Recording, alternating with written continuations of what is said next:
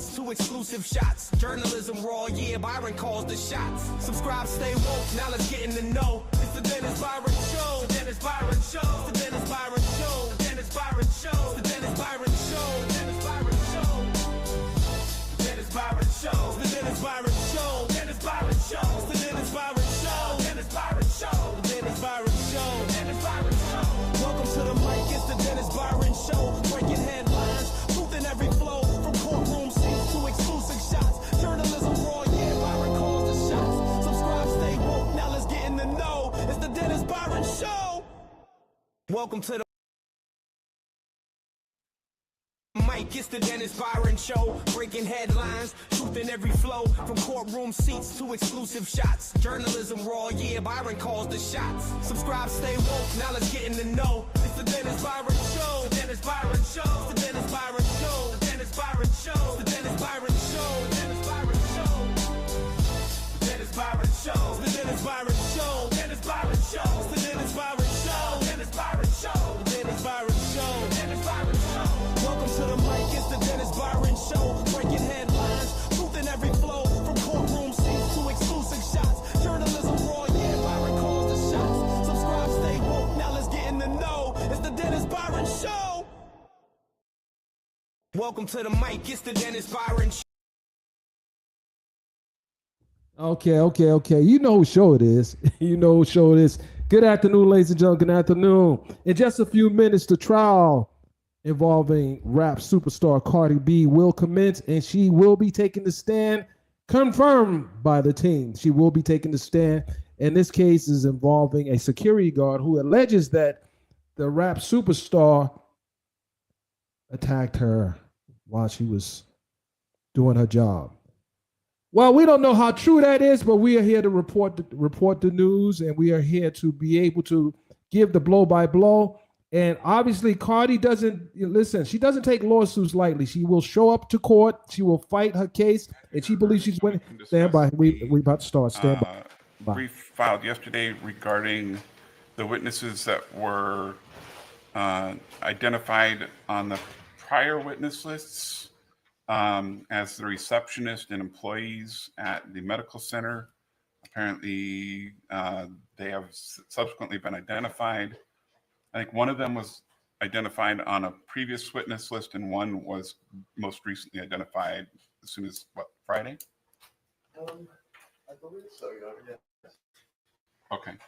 I had a chance to look at the... Did you see my opposition, Your Honor? I have not. Did you file one? Yes, I did. I gave it to the clerk this morning. It was filed early this morning. You asked me to brief it, and I spent the time to do that. And I wish to be heard. Okay, go ahead. So, Your Honor, discovery was served on the defendant in 2022. Exhibit 1 are the form interrogatories which were served on for prior counsel September 30th of 2022. Prior counsel asked me for extensions several times so they could get the information that I wanted. And they finally responded on January 17th of 2023. If the court goes to Exhibit 2 on page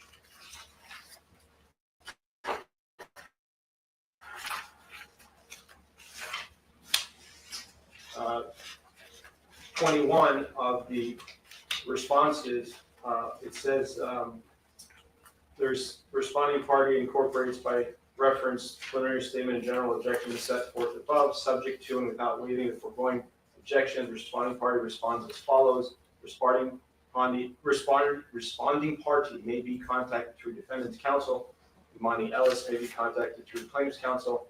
Unknown staff employees at Cedars-Sinai Medical Center, including at least 2 such persons who intervened during the incident. Discovery is continuing.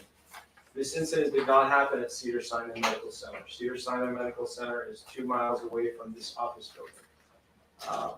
This was, in my opinion,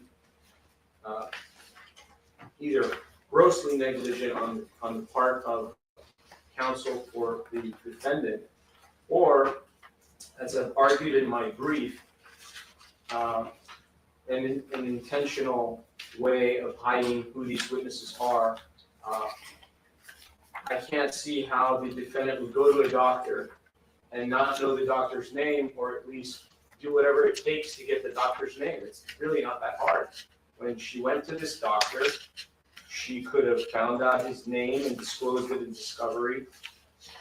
Okay, so your point's taken on the defendant likely knowing the name of her own doctor. What about the receptionist?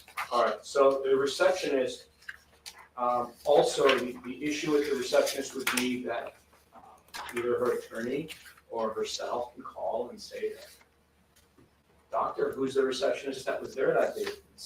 Again, she's the patient, they would have to tell her. And I would like to also add, Your Honor, I did exhibit 3, question number 15. Again, same thing. They refused to produce the witness information, and I was not able to take the deposition of these people. I don't know what they're going to say. It's highly prejudicial. It goes against the Discovery Act, and it should not be allowed. And they're arguing that I shouldn't be able to bring my witnesses. They're making the same argument that I'm making. So it would only seem fair that if the court's going to exclude mine, the court should exclude theirs. Okay. So there's a hearsay statement in the defendant's brief, and I'm acknowledging that it's hearsay, but they contend that the witnesses both testify or both were identified that they had been contacted by you, and you're just saying that that's not true. So yeah, that's not true. I never contacted them. Not in 28. I never went to the building, even though it's across the street from my house. I did not go there till a few days ago to take 22 pictures. I took it on a Friday night, maybe around 6 or 7 p.m. Went back one more time to take a couple more pictures. But I never. The client testified she took the pictures. No, I took the pictures with her together. We were together. Okay. I did not go back. Okay, I did God. not know about the doctor. I did take a picture of the doctor's sign after they, a month ago or a couple weeks ago, told me there's this doctor. But this is not the way to do the work. This is not the way to do business here. You have to disclose who the doctor is. It's her treating doctor. It's as if plaintiff would not disclose her treating doctor. It's the equivalent of that. And then isn't it fair to say that the receptionist was identified in prior witnesses? Never identified. It just says random person. There's not even a name there. So I would say this, Your Honor, I don't know what the doctor is going to testify to. He may just say, I was in my office and I heard a disturbance outside. Okay, well, fine. So I don't get to depose him, not a big deal. So this random person that they're bringing up, that was never even named. We don't even have an actual substance name. The only time I learned about this person's name was yesterday, when in their defendant's memorandum, they brought up this person, Tiara Malcolm. It's not even on the witness list.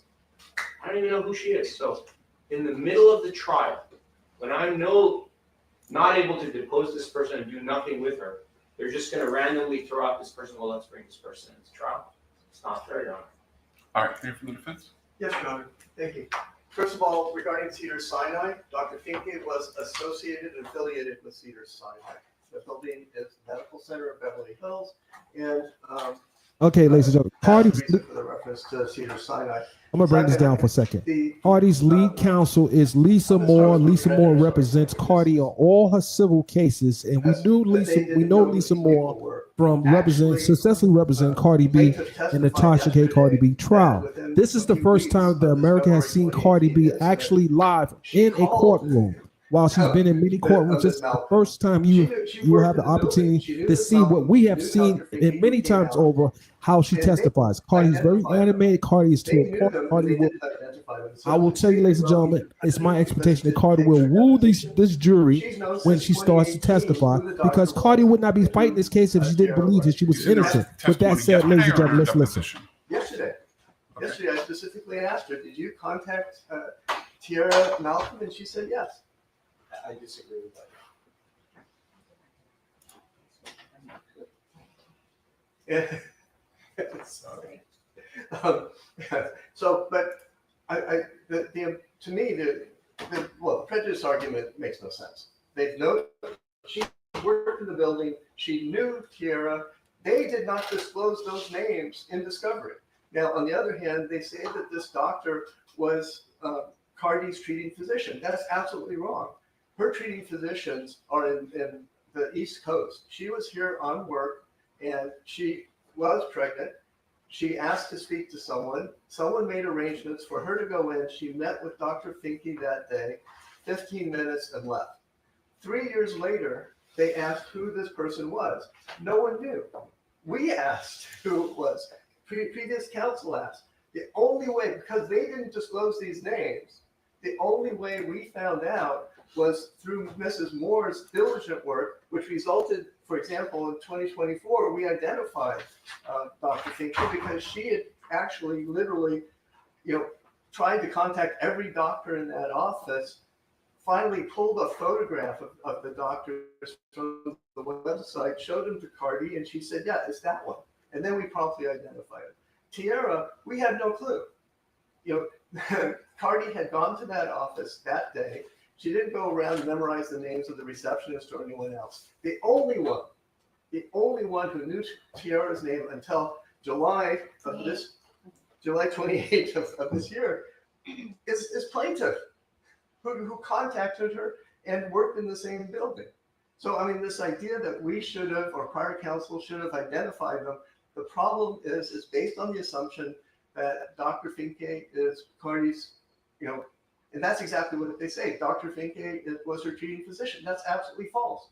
She was traveling. She went in to see him. She saw him one day, and that was the end of it. And then 3 years later, someone asked, well, what was his name? And she said, I don't know his name. Now, I'm sorry, so is it Finke? Finke, or Finke. That person was on the prior witness list? Yes, Yes. Your Honor. That was served in 2024. By then, Ms. Moore had tracked him down.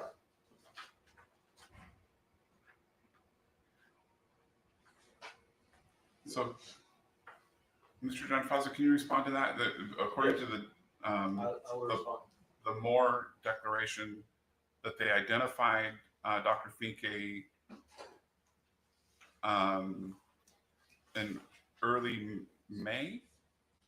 I will look at that, Your Honor, right now, but to paint the picture that a plaintiff knew Tiara Malcolm's name is false. To paint a picture that you go to a doctor's office and you're not their patient is also false. It would be an impossibility for that to occur. And I'm sure Dr. Finke will testify that Cardi B is his patient, Your Honor. Dr. Finke, I can make an offer of proof, will testify that he met her that day, saw her that day. They had minimal contact, 15 minutes, and have never heard from her again until we contacted him and added him to the witness list. I also would note Dr. Finke will testify that counsel went into his office multiple times, including by not only going through the reception area, but going through the back door, asking everyone there, do you know anything about this incident? Do you know anything about this incident? Repeatedly tried to contact Dr. Finke over the last 4 or 5 years. That's what Dr. Finke will testify if he's called upon to do so. Okay, so let me do this. We got the jury's getting checked in. Do you have a rough from yesterday regarding that testimony? I think we have a actually final, I believe, and so I'm not sure we have it with us, but we will submit it. Okay, I want to see the testimony, and so we'll resume the argument on this issue because we won't plan on calling them today, correct? Depends on what. Yeah, that's It's fine, correct. but because we're here now, I want to add a sentence, Okay. okay, because it's about me, okay? I'm declaring under penalty of perjury, I did not go into his doctor's office. Okay. That is an absolute lie and false. Okay. And I don't think that's right. Could I say one last thing? Sure. Okay. This whole case is about, even by her own testimony, an altercation, an argument when two people came out of the doctor's office. When that was all the prior counsel knew and that party knew, that's what she stated in the interrogatory response in January of 2022. That that witnesses included two people who came out and separated them. The only person who knew that was plaintiff, and she failed to disclose. Okay. All right. I think we're still checking in our witnesses. Jurors. She checking in now?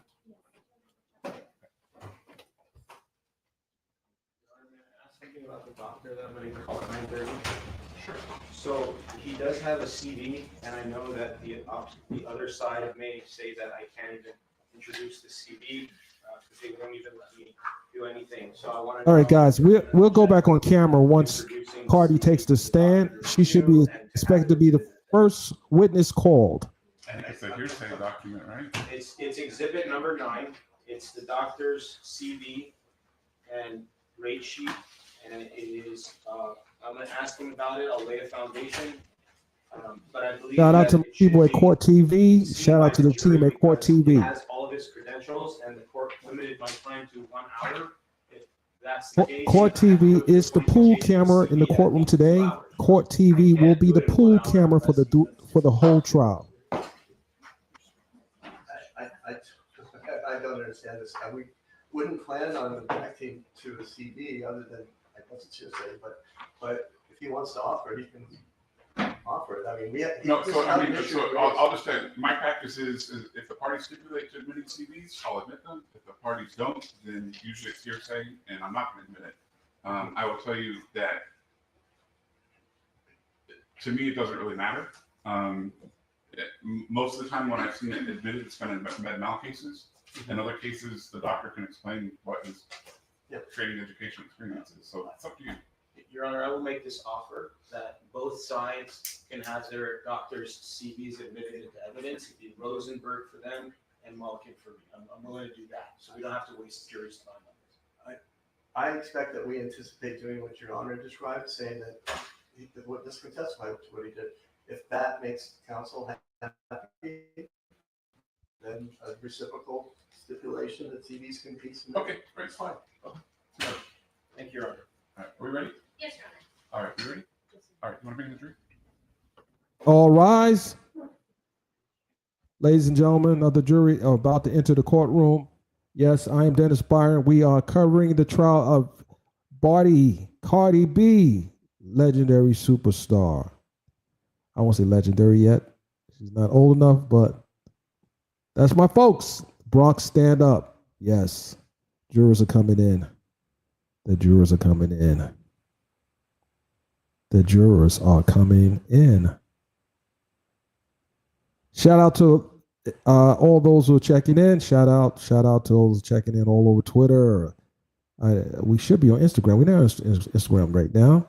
But shout out to those on Twitter, Instagram, YouTube.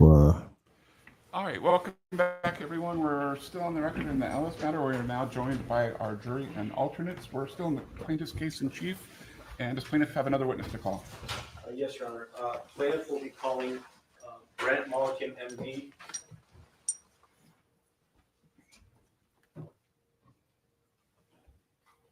Can I get him real quick? Sure.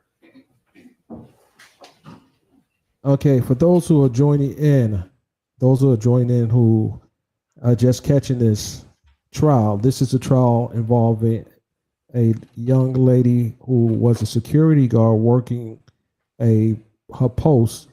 There she go right there. That's Imani, who is suing Cardi B. She alleges that Cardi assaulted her. And Cardi said, I didn't do it. You didn't do it. And where are the photos at, ladies and gentlemen? If you've been assaulted and you had to get plastic surgery, wouldn't the plastic surgeons take pictures before? And when you take pictures?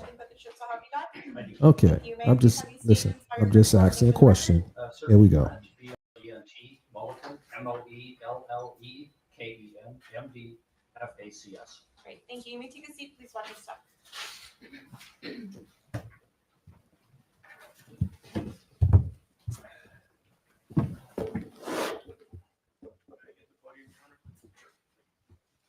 Okay.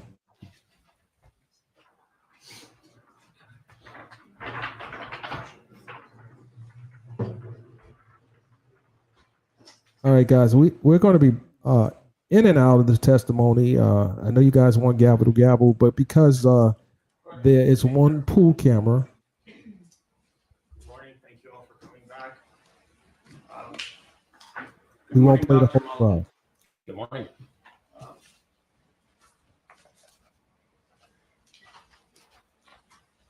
Were you the treating doctor for Imani Ellis, who's sitting to my right here today?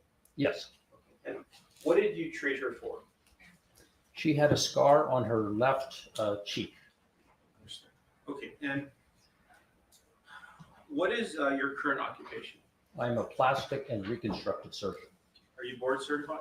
Yes, For how many years have you been a plastic and reconstructive surgeon? since 1995. It's about 30 years? Yes, Okay, and early on in your, I'll strike that. Where did you go to undergraduate school? to Purdue University for 2 years, And where did you go to medical school? at Yale Medical School. And you did some work at Harvard as well? Yes, Can you tell us a little bit about that? yes. So I finished undergraduate in 2 years, and then I took a a position at Harvard University. It was a graduate position in literature, German and English literature. So that was for 1 year. And then I went off to medical school at Yale. And you're also a clinical associate professor at UCLA? Yes, Can you tell us a little bit about what that is? yes. So I've been, since 1995, I've been affiliated with UCLA. That means I'm a clinical professor there. So you teach the residents who are learning plastic surgery, and you teach the medical students at UCLA.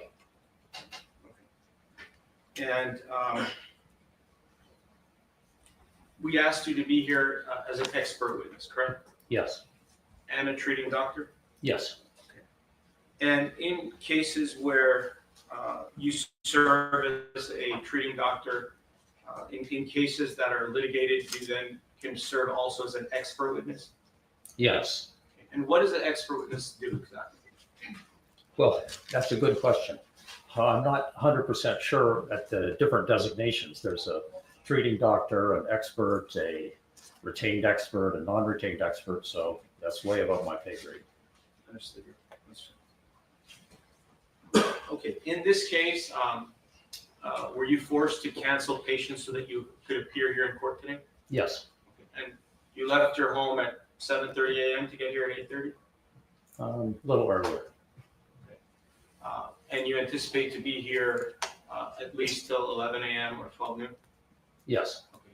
And did you cancel all of your patients for today? yes.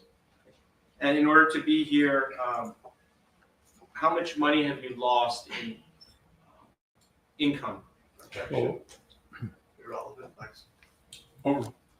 so I would estimate 20 to 30,000 in the procedures we would have performed, and the patients we would have seen and scheduled. And the reason you did that is because you want to help your patient, correct? Yes, And in order to be able to offset some of the loss, you're charging $2,000 an hour to be here as an expert witness. that's correct.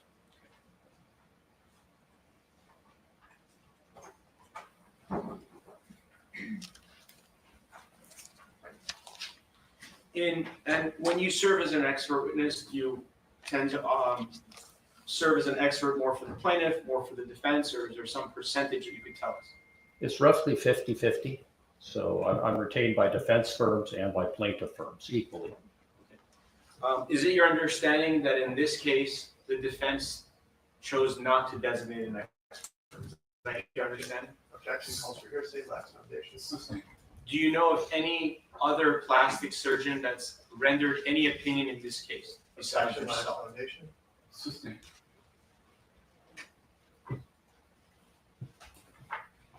Have you seen any medical reports or any type of documentation from a different plastic surgeon No, related to this case? no,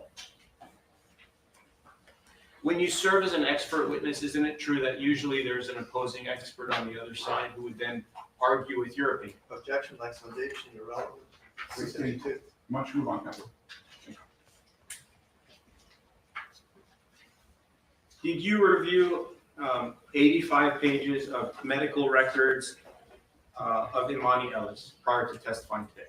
yes, And if you were to look at your exhibit book that's in front of you, the one on your right, if If you can go to Exhibit 1-004.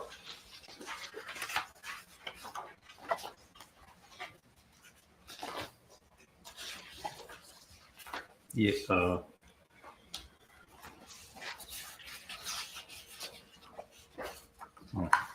At the bottom corner, it will say Exhibit 1-001, and then 2, 3, and 4. I think the exhibits are over here. Can I approach, Your Honor? Come in. Yes. Yeah. So it's actually.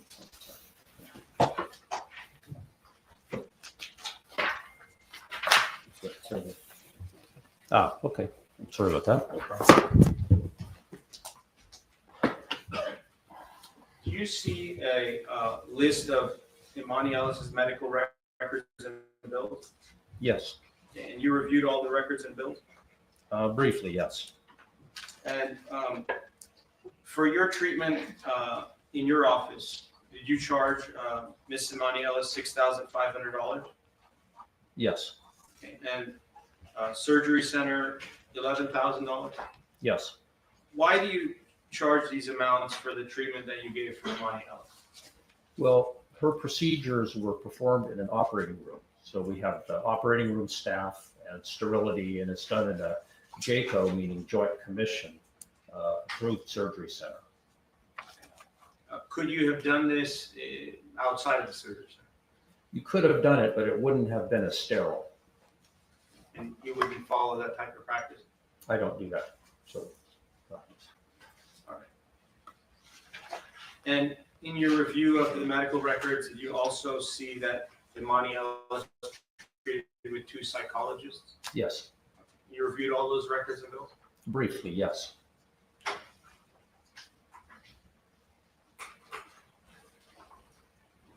If we can just go to Exhibit 9, which is your CV. I just wanted to go over your CV a little bit.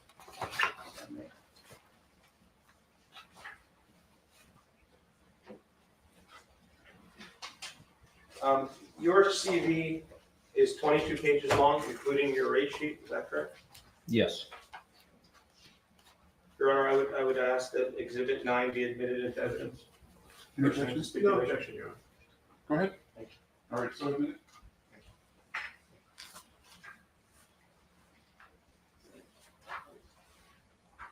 She's going to take the stand. That's how she's going to prove it, ladies and gentlemen. This is the first page She of has your asked, CV, how's correct? Cardi going to prove it? Yes. She's going to take the stand.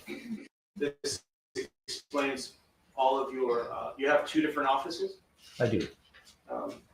Why do you have 2 offices? Well, just one in Beverly Hills and one in Santa Barbara. So, Okay. And if you look through your CV,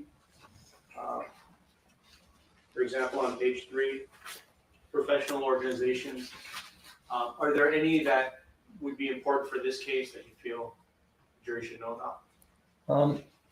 well, I became board certified in general surgery and trauma surgery before doing my training in plastic surgery. So I then became board certified in plastic and reconstructive surgery. And I've done 2 additional fellowships, one in aesthetic surgery and one in microsurgery. So that's 10 years of residency after 4 years of medical school. And on page 4, you have hospitals affiliations. Can you tell us your affiliations with these 2 hospitals? Yes, so I'm currently an attending at UCLA Medical Center. And previously I was an attending at Cedars-Sinai Hospital, but I gave up those privileges and now I'm exclusively at UCLA.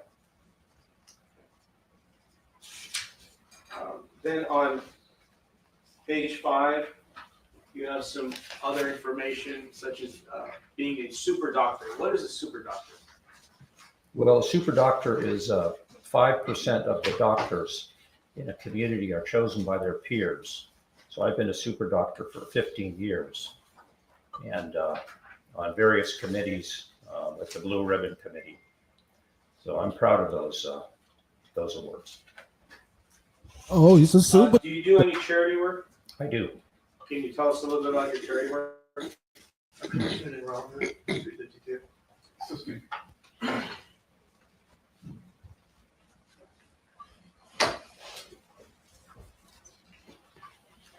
Is there anything else about your education that you would like to add?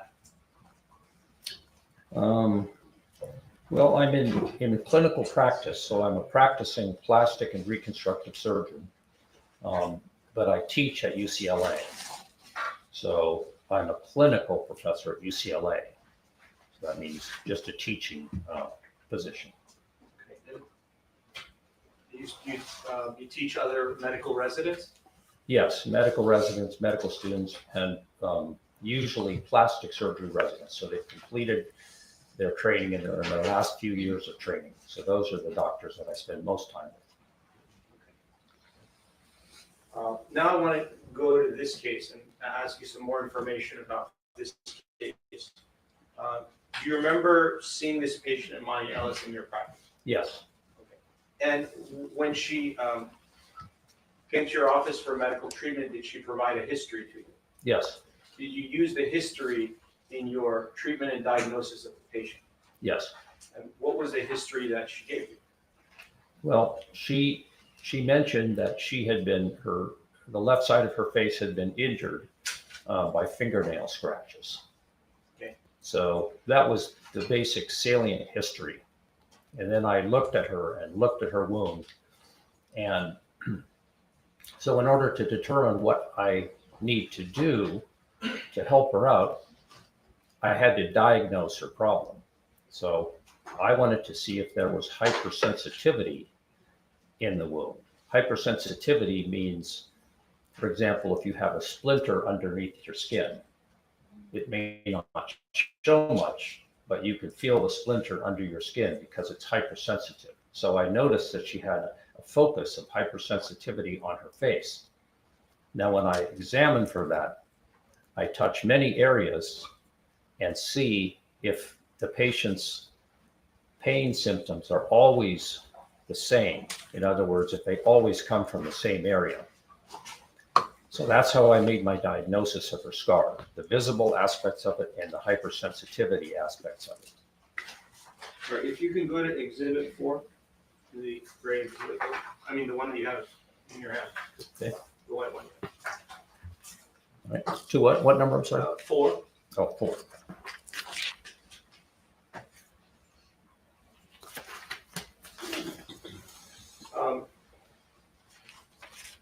In your medical evaluation of the patient, you saw her for the first time on November 4th, 2022.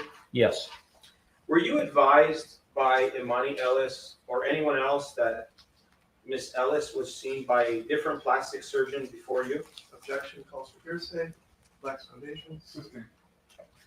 If you go to Exhibit 4-009, at the bottom, can you read for us what it says in handwriting? yes. Objection, hearsay. Excuse me. Are you aware that Miss Imani Ellis saw a Dr. Scher before you? Objection, hearsay. Excuse me. Is it important to you when treating a patient if they've seen any prior doctors? Objection, irrelevant, lacks foundation, 352. Over. No, it's very important if they've done treatment. If they've done treatment, then I need to know what treatment they did. Okay, so in order to do your work with this patient, Imani Ellis, you would need to know if any other doctor, such as a plastic surgeon, did any other work on Imani Ellis, correct? Yes, And when you asked Miss Imani Ellis if she got treatment, did she tell you she saw a different doctor, Dr. John Scher? Objection, hearsay. Excuse me. Do you know it? Do you know the Dr. Scher? Do you know him?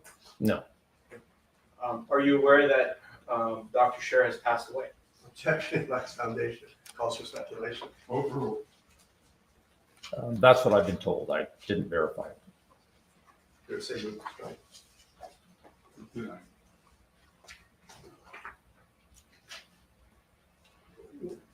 For a patient such as Imani Ellis, the kind of injury that she sustained, Is it true that if Imani Ellis had came to you within a couple of months after the incident, that you would advise Imani Ellis to wait 1 to 2 years to determine if the cut would become a scar?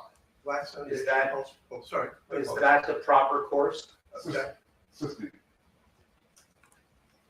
For a patient like Imani Ellis who sustained a cut, how long should she wait before getting plastic So surgery? counsel, why don't you establish that there are different treatments, what type of cut it was, how deep the cut was, whether it was likely to scar, what he knows about the scar, establish some foundation before you ask him opinions. Okay, yeah, thank you. Can you describe for us the scar that Imani Ellis had when you examined her on November 4th of 2022 for the first time?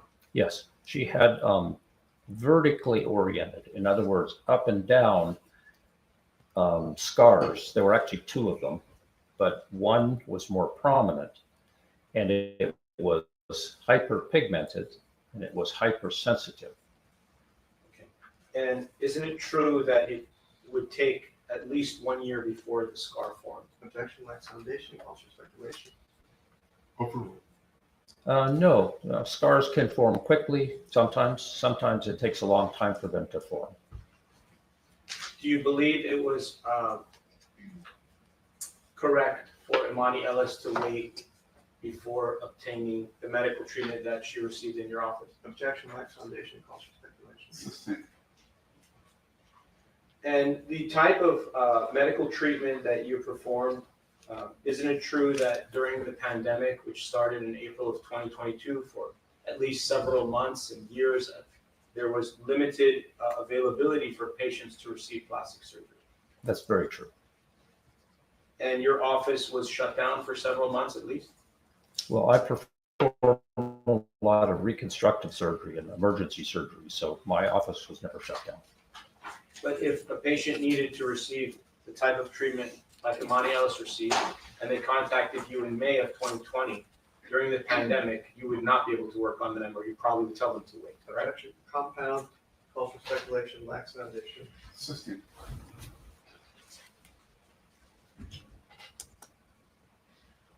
Isn't it true that a scar such as Imani Ellis's, when she came to you in 2022, the scar would basically never have gone away unless you performed some type of medical treatment, correct? Objection, leading, calls for speculation, wax foundation. Assistant. Can you tell us in your, on 4-001 in the HPI, can you read the four lines there, please? Your report. In the which line, I'm sorry? It's hearsay, counsel. Why don't you move on? In when you treated Miss Imani Ellis, did she tell you that she was assaulted and battered by Cardi B? Objection, hearsay. Overruled. Yes. Did she explain to you that Cardi B placed her long fingernails with sharp objects in her face? That's what you told me, yes. Did she state to you that her face was red and hot after the incident? Yes. And can you tell us, when you personally examined Imani Ellis, did you see 3 lines on her face on the left side of her cheek? Objection, leading. Overruled. Yes. What is the significance of the 3 lines? Well, it's typical for a fingernail injury when you have parallel lines going from the top to the bottom. So that's vertically oriented, so up and down rather than horizontally. So typically that's how fingernail injuries manifest. Is it your expert opinion that Imani Ellis sustained an injury to her left cheek from fingernails? Objection, leading. Assistant. I'm sorry? It's assistant. Oh.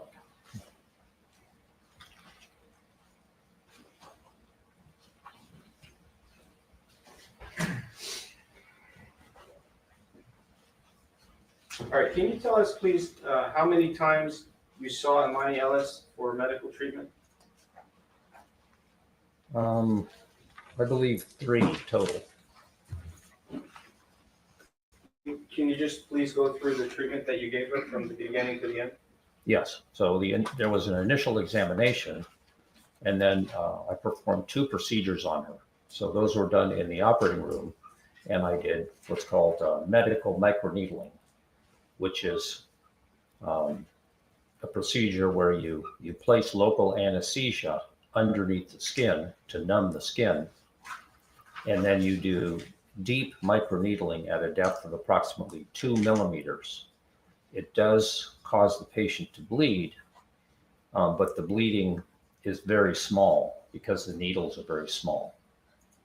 So then we apply various creams to prevent infection.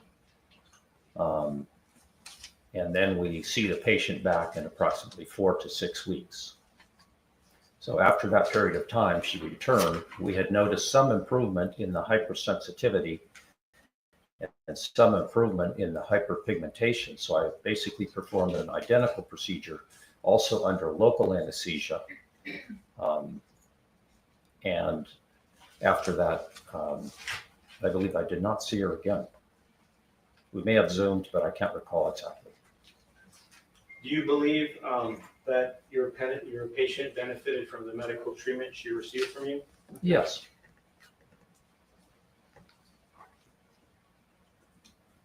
And you're familiar with the billing procedures and charges from your office and other medical providers such as plastic surgeons and surgery centers and the like? Yes. Is it part of your practice to review the medical bills for your office and other types of medical providers? Well, it's a part of my, I'm sorry. Objection, compound, and hearsay. Oh. As to the one part. so it's my function as a medical director of a surgery center, which I've been for 25 years, to know the fees that are charged at the various institutions like UCLA or Cedar or in similar institutions in the community. And when you examined Damani Ellis on November 4th of 2022, you performed an examination, you wrote a 4-page report, you reviewed medical records and medical bills, you spoke with the patient for how long approximately? Well, we maybe spent 45 minutes total with her, but that includes the assistant going in, asking the questions, and then she transcribes it to an iPad, and then I go in the room, I do the examination, I record the results of my examination, and then correct anything on the iPad that I want to add to. And to write the report of 4 pages, review all the medical records, review all the documents, see the patient, everything. That one day on November 4th of 22, you charged $1,500, is that correct? That's correct. And if you were to make that same examination, go through all those steps today, you would actually be charging $2,500, correct? Objection, leading. You can, That's correct. the fee has gone up because of inflation and the cost of medical care? Just, Objection, leading. You can, yeah, that's what it costs. So you have to. all right. charge And the medical procedures that you did on February 20th of 23 and March 20th of 23, the 2 procedures, each one you charged $2,500, is that correct? That's correct. And the same procedures today, what would you charge? Well, it would be approximately $6,500. If you notice in my initial report, that's the amount I quoted, but for some reason it was billed at $2,500. So that was an error, but it is what it is. So then in fact, the $2,500 charge should have been $6,500 Correct. twice. That's what it costs to perform surgery, in a surgery center. And approximately how long does it take from the time the patient comes into the office, gets prepared for surgery, and is sent home for each of the 2 surgical procedures you did? Well, approximately 2 to 3 hours. And the surgery center has to be booked for a certain period of time, Yes. and you got to prepare it, do the procedure, clean it, make sure it's good. How long does all that take? How much time do you book the surgery center for Miss Amani Ellis on those? Well, occasions?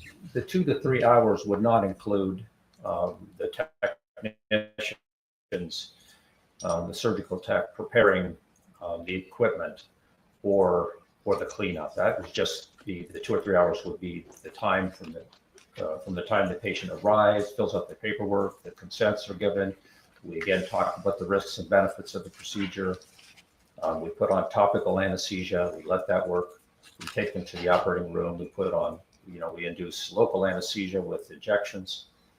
We do the procedure. We watch her postoperatively to make sure she doesn't have any allergic reactions or trouble with her skin. And then we make sure she's dressed properly, has postoperative instructions, and then she's discharged. And there's obviously different types of skin that you deal with in your practice, correct? Yes. There's lighter skin, darker skin, rough skin, soft skin. Can you just tell us a little bit of the difference in procedures that you would do to the different types of skin? Yes. So there's a grading scheme from 1 to 5, and 1 would be a patient with very delicate skin, for example, a redhead who might have very delicate skin and would not tan at all. It would just burn. So that would be Fitzpatrick 1. And then Fitzpatrick 3 might be Asian patients, Hispanic patients, patients of mixed race, and then up to Fitzpatrick 5, which would be black skin. So depending on the coloration of the skin, that determines what lasers you can use, what procedures you can use in a safe manner.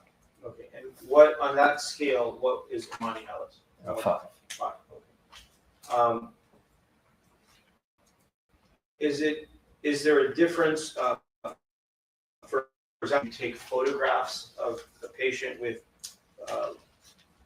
5 on the Fitzpatrick scale, if you take photographs of their skin versus someone with a 1? Yes, in general, in black patients, the lesions are less visible just because of the coloration. And when you examined Amani Ellis for the first time on November 4th of 22, did you, with your own eyes and your equipment, you saw the scars, correct? Yes. And how many scars did you see?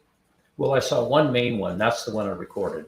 But I saw other things that were, differences in the skin, differences in the pores, an adjacent scrape mark.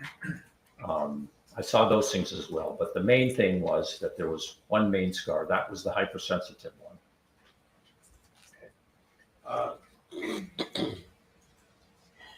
Is it your expert opinion that Imani Ellis sustained injuries to her left cheek from fingernails? Objection, well, that's foundational speculation. Consistent. What is your opinion as to where Imani Ellis obtained the scar in her left cheek? Well, the most likely, Ridiculous. Consistent.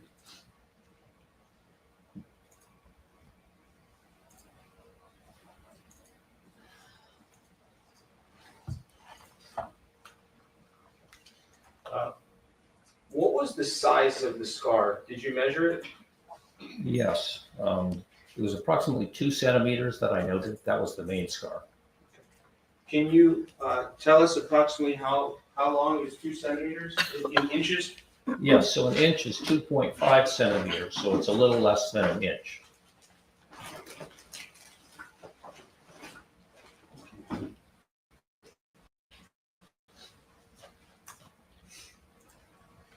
Two centimeters is approximately 1 inch, or a little less? 2.5 2.5 centimeters is 1 inch. is about an inch. Yeah. Why was it? Why was hypersensitivity important in this case? Well, hypersensitivity is a very unpleasant sensation, and it's often associated with scars. So my job is not just to make the scar look better, but it is to reduce the hypersensitivity. That's in some respects the most important thing, is to reduce the hypersensitivity in the scar.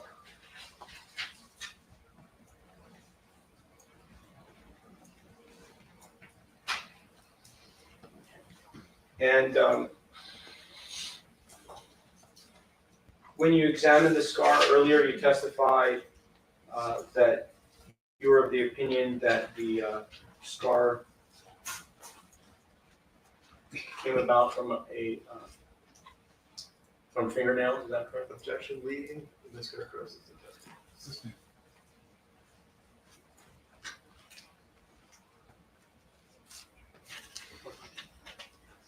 What is your expert opinion as to where the scar came from on Imani Ellis's left cheek?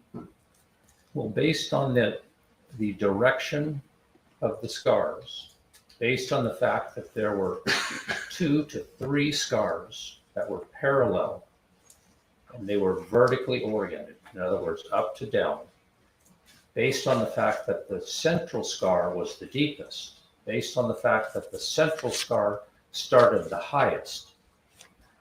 This is a pattern that is most closely associated with fingernails because the middle finger is longer than the index finger and the ring finger. So when the fingers are drawn down, the middle finger causes the deepest scrape, and the other scars cause a lesser deep scar. And they also begin later than the middle finger, because the middle finger being longest, it grips the skin first. So it's the highest. The central scar is the highest. And the fact that they're parallel is highly suggestive of a fingernail injury. Is that to a degree of medical certainty? Yes. And what does it mean for the jury, if you could explain, what does medical certainty mean when an expert makes that type of 51% or more. It's the most likely explanation.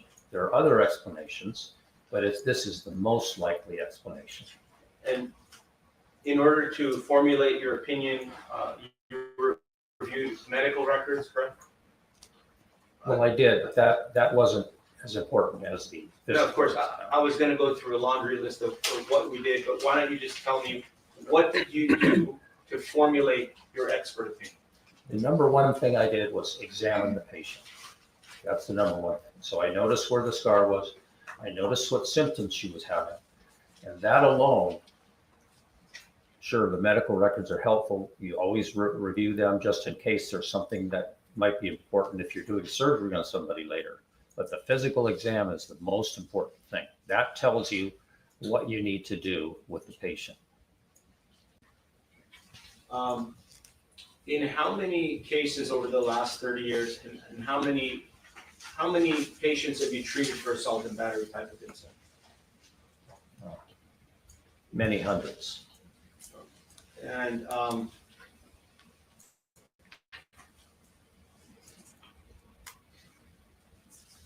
is there an emotional component that goes along with this type of injury? Objection, outside the scope of his designation, by foundation, cultural speculation. Assistant.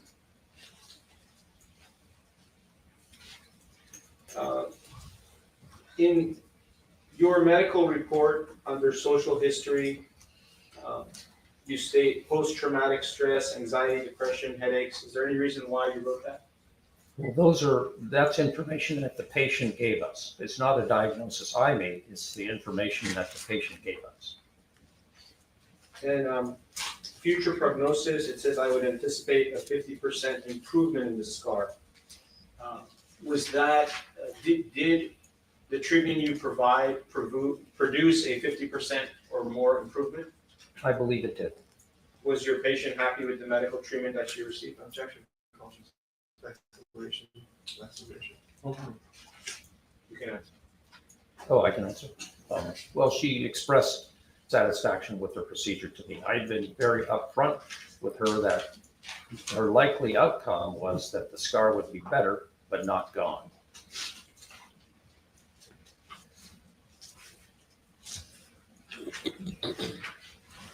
I just want to ask you a few more questions about the medical bills.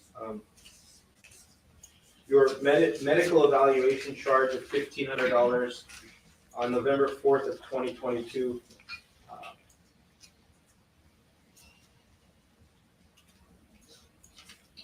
You reviewed that bill, correct? Yes. Do you believe that the medical treatments on November 4th of 2022 in your office were reasonable and medically necessary? Yes, Do you believe that the medical treatments in your office on November 4th of 2022 were related to this incident of February 24th of 2018? Objection calls for speculation, lacks foundation, outside the scope of this designation. Assisting.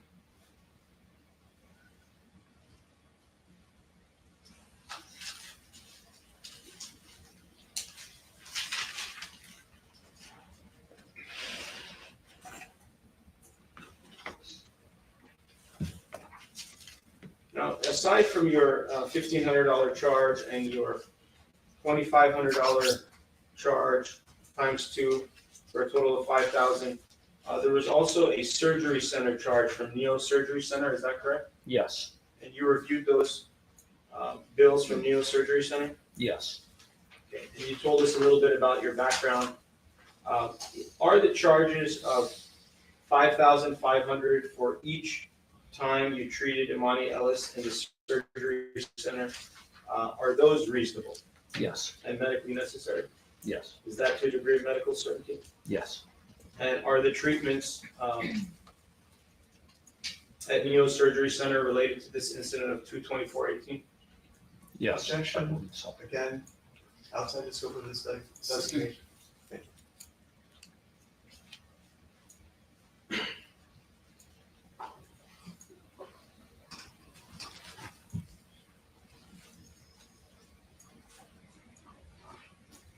And just so there's clarity on the other 3 bills, the $1,500 one and the $5,000 for 2 procedures, you testified that those were reasonable and medically necessary, correct? Yes, Is that to a degree of medical certainty? yes,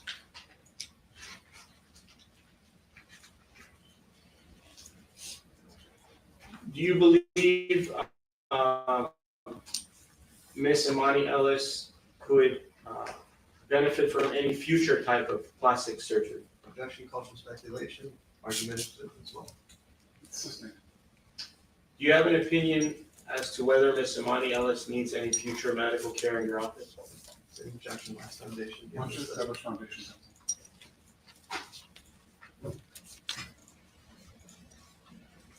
In reviewing all the records and bills from the past that you've seen, and diagnosing the patient and seeing the patient, do you have any opinion as to whether Miss Imani Ellis needs future medical care? Objection, lacks foundation, calls for speculation. Assisting. Do you plan to provide Miss Imani Ellis any future medical treatment? Objection, speculation, lacks foundation. Open. You can answer.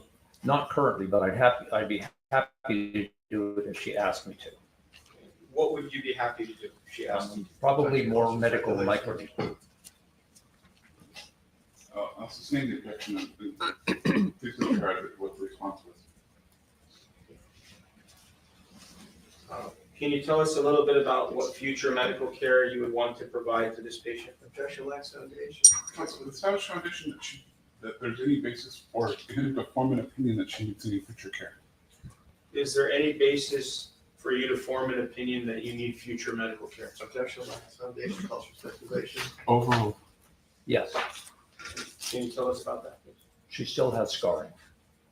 And what could she get, what could she benefit from? She could, Objection, calls for speculation, lacks foundation. Open. she could benefit from some more medical microneedling. How many more treatments? Objection, calls for speculation. Lacks foundation. Assisting. If she received one more procedure, what would the cost be for the entire process, which would include your charges and the surgery center charges? Objection, lacks foundation. Open. Well, it'd be approximately $6,500 for the professional fee and then $9,500 for the surgery center fee.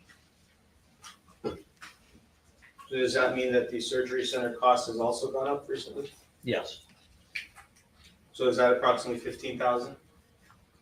approximately. And how much better do you believe the scar would be if she received that treatment you just told us about? Objection, lacks foundation. Calls for speculation. Assisting. Do you have an opinion as to what benefit the treatment would give Miss Imani Ellis if she had one more microneedling procedure in your office? Objection, next foundation. Overruled. I would estimate she would have an additional 15 to 20% improvement. Is there any way to get to as close as you can to 100%? Objection calls for speculation, lacks foundation. Sustained. Do you have an opinion of how Miss Imani Ellis can make her scar better than just 15 to 20%? Well, she will never, Sustained. Give us have some foundation. Witness knows the answer.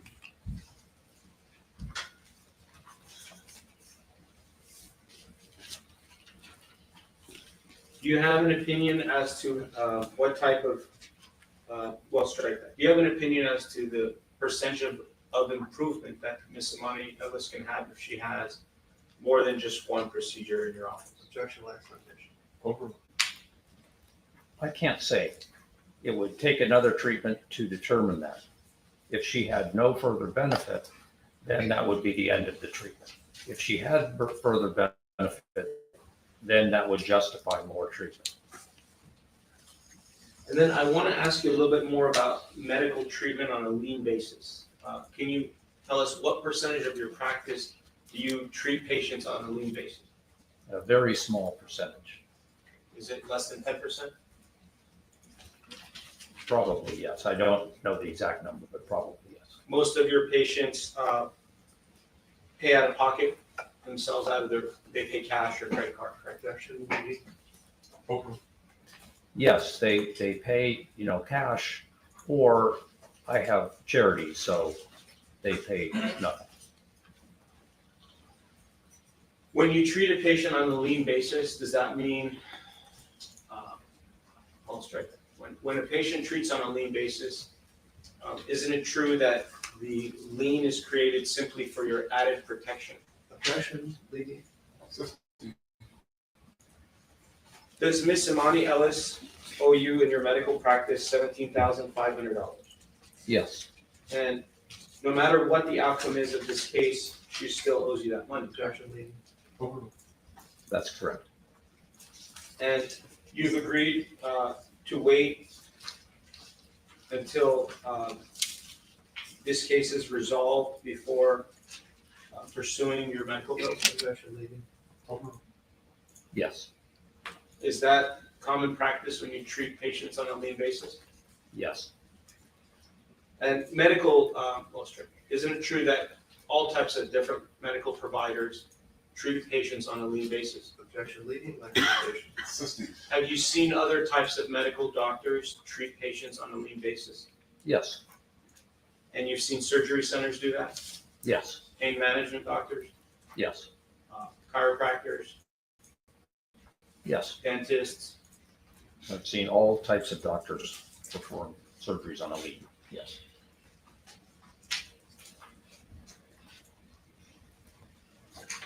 If you can go to exhibit number 5, please, in your book.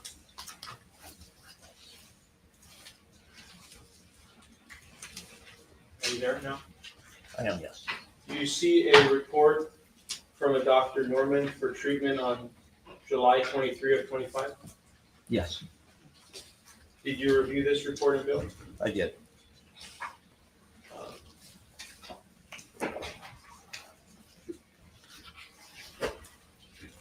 Is this the most recent medical visit that Imani Ellis received to your knowledge? I'm sorry? Is this treatment at Dr. Norman's office the most recent medical treatment that you're aware of? Objection, Your Honor, this is an excluded So, document It has not been excluded. and the, lacks foundation. so you're asking him if he knows whether she saw another doctor after this visit? In reviewing, How do you know that? in reviewing the medical records and bills, the 85 pages, I want to establish that this is the last medical visit that the plaintiff has received How does he know that? by reviewing the medical records. Your Honor. That's sustained.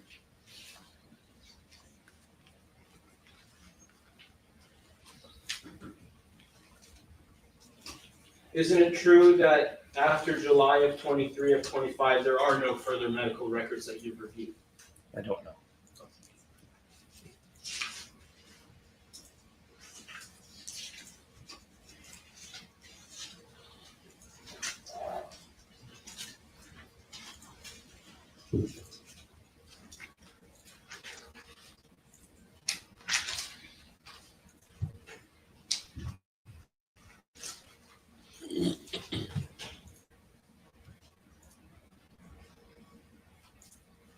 Did you take photographs of the patient when she first came in on November 4th of 22?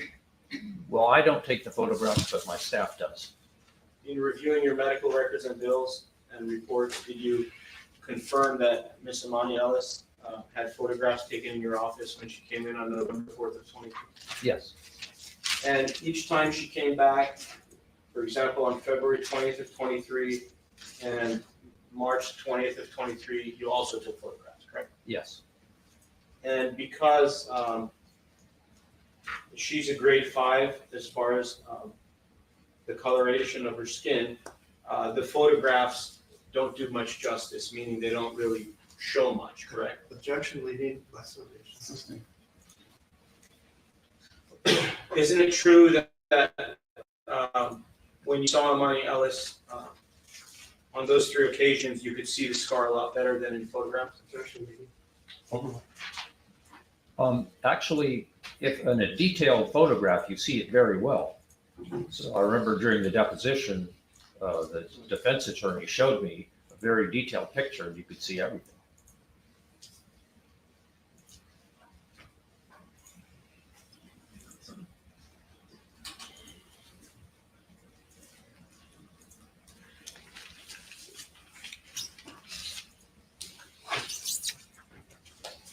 If you can go to Exhibit 6 in your exhibit book. Okay,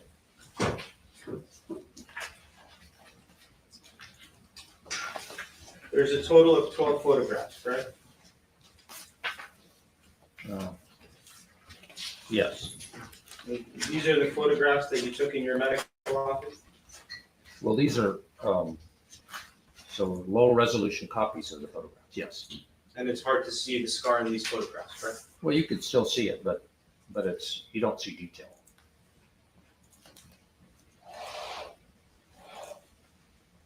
Is it common practice to take photographs of your patients when they come in before they do procedures? Yes. Why is that important?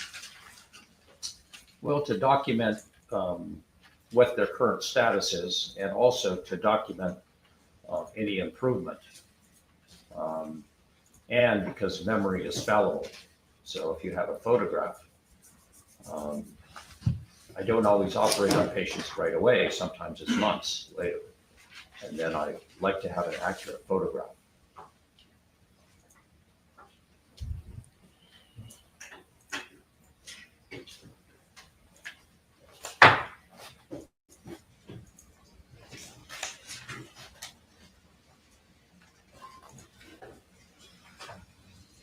Your Honor, if I may show the doctor some of these photographs in Exhibit 6 on the Elmo.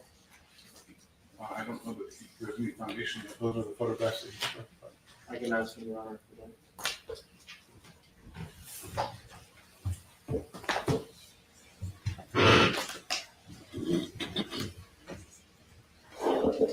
Will counsel stipulate to the photographs? Which one? Why don't we not propose stipulations in front of the jury? Sorry.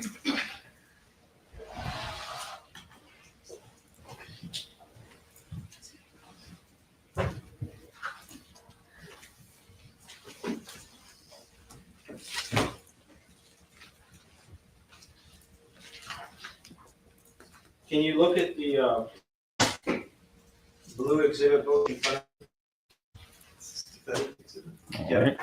Defendant Exhibit 228?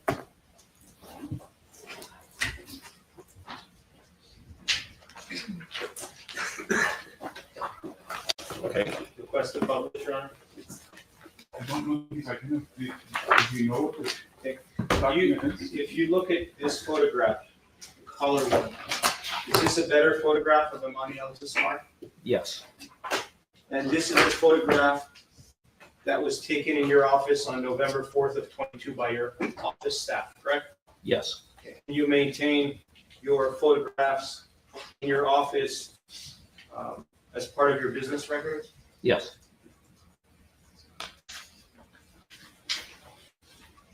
Your Honor, I'm requesting to show the witness Exhibit 228 on the Elmo so he can confirm details about this photograph, Your Honor. Objection? No, Your Honor.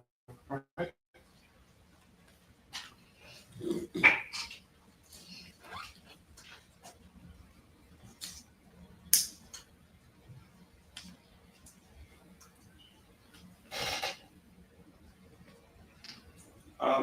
going to use the pen, and if you can tell me where on her face you see the scar. Council, there's a pointer there. If you would just want him to get down and give you the Sure. pointer on the screen. There's a pointer there behind you. And if you could just show us Also tuning in where to the watch scar the is. trial of Cardi B. Put a one in the chat. If you can hear the sound of my voice, put a one in the chat. No, it's not. Okay, there's the main scar here. And this entire area here shows differences in the skin, sort of a general area that's very different from the rest of the skin. And there's a little linear mark here, and there's another one over here. So those are the three marks that I was talking about. This is the main scar down the center, and this is another mark to the side. Here's another mark on this side. So those are the scars, and this is the whole area that's affected. So it has a little bit different, the pores are of different size, and they're a little washed out and a little, they've lost some of the normal undulations of skin, which are called reed pegs. But that happens often with scarring. Okay, and if we look at this, this photograph, can you tell that in the photograph, Imani Ellis was wearing some makeup? It appears she is, yes. She has lipstick. Stop leading the It witness. appears she's. And that's not black skin. That's brown skin. Thank you.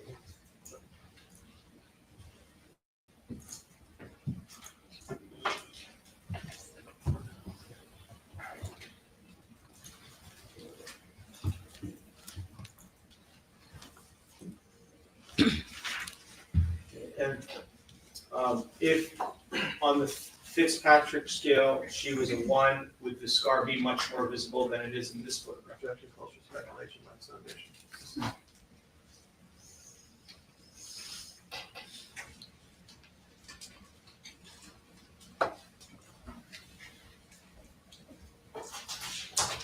Did, in your medical opinion, did this type of injury cause Miss Ellis to suffer pain or discomfort? Objection, black foundation, non-foundation. Did Miss Imani Ellis advise you in your examination of the patient that she suffered pain from this injury? Objection, hearsay. Yes. And if you could just tell us again a little bit about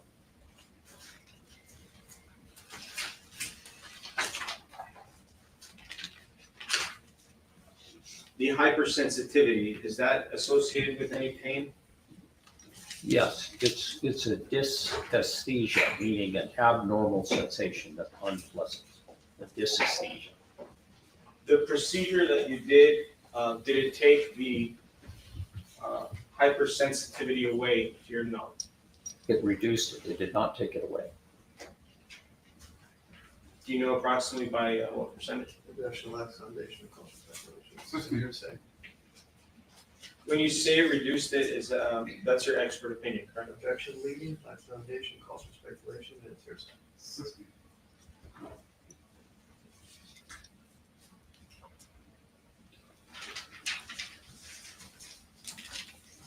Of course, it's speculation. Then I just want to ask you a little bit more about whether the type of injury from fingernails would cause a break in the skin or cause there to be blood. Do you have an opinion about that? Objection, black foundation, culture, speculation.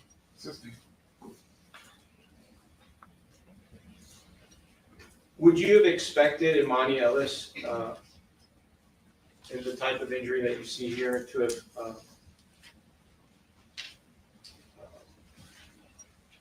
suffered any blood loss? Objection, culture, speculation, black foundation.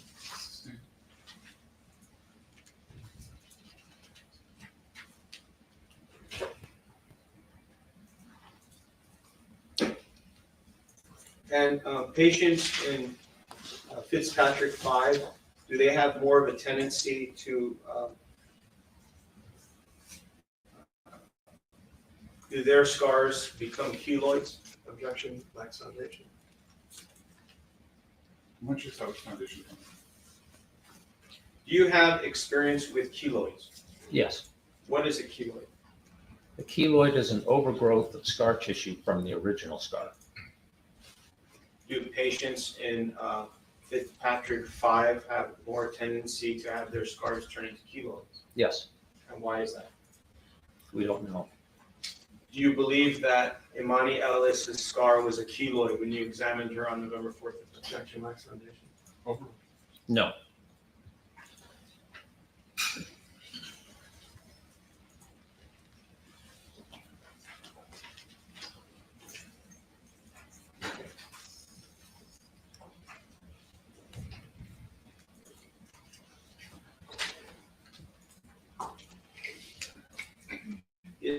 Are there any future appointments for Miss Imani Ellis to see you in the future? I don't believe so. Thank you. No further questions at this time. All right, folks, why don't we take our morning break? Why don't we take a 15-minute break? We'll be back at 10:45. In the meantime, please do not discuss the case with anyone, including other jurors. Don't form any opinions or do any research. We'll see you at 10:45.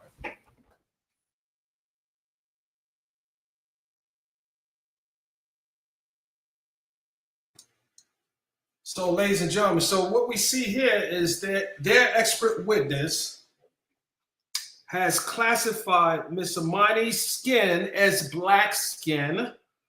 While I never met a person who had black skin, maybe this is a medical term that they're using. I would prefer to say caramel, brown, tan, but that's just my opinion, ladies and gentlemen. I have never met a person who had white skin. But again, this must be something they do in the medical field, but I have to defer that question to one of my doctor friends.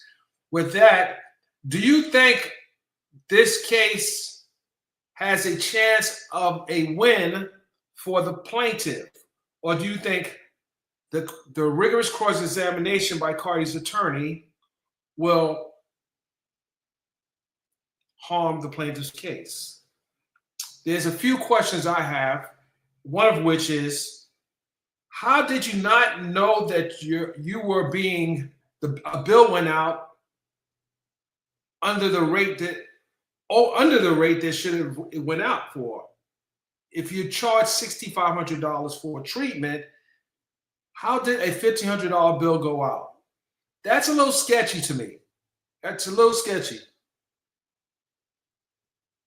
I mean, if you are billing in for 2 different days, and no one knows that a in-office treatment is $6,500, but now we learned that there was a error in the billing, so that $1,500 each day that you were billing the plaintiff, it should have been much more. Something doesn't feel right about that, but let's leave it up to Cardi's attorney to cross-examine. Let's leave that up to Cardi's attorney to cross-examine. Hold on a second, ladies and gentlemen. Hold on a second. Hold on. Let's see how this plays out. Let's see how this plays out.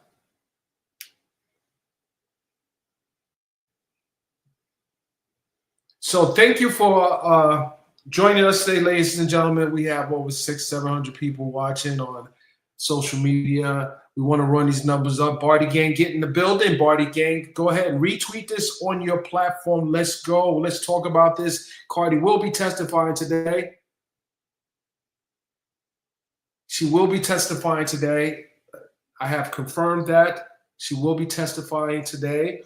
And the defense will likely rest at some point.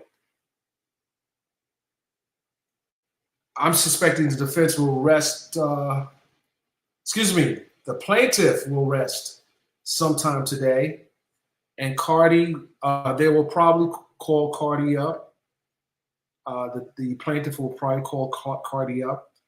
And then Cardi will be cross-examined by her own counsel at some point today. So let's see how this plays out. I've seen Cardi in the courtroom. I've seen her under direct examination and under cross-examination.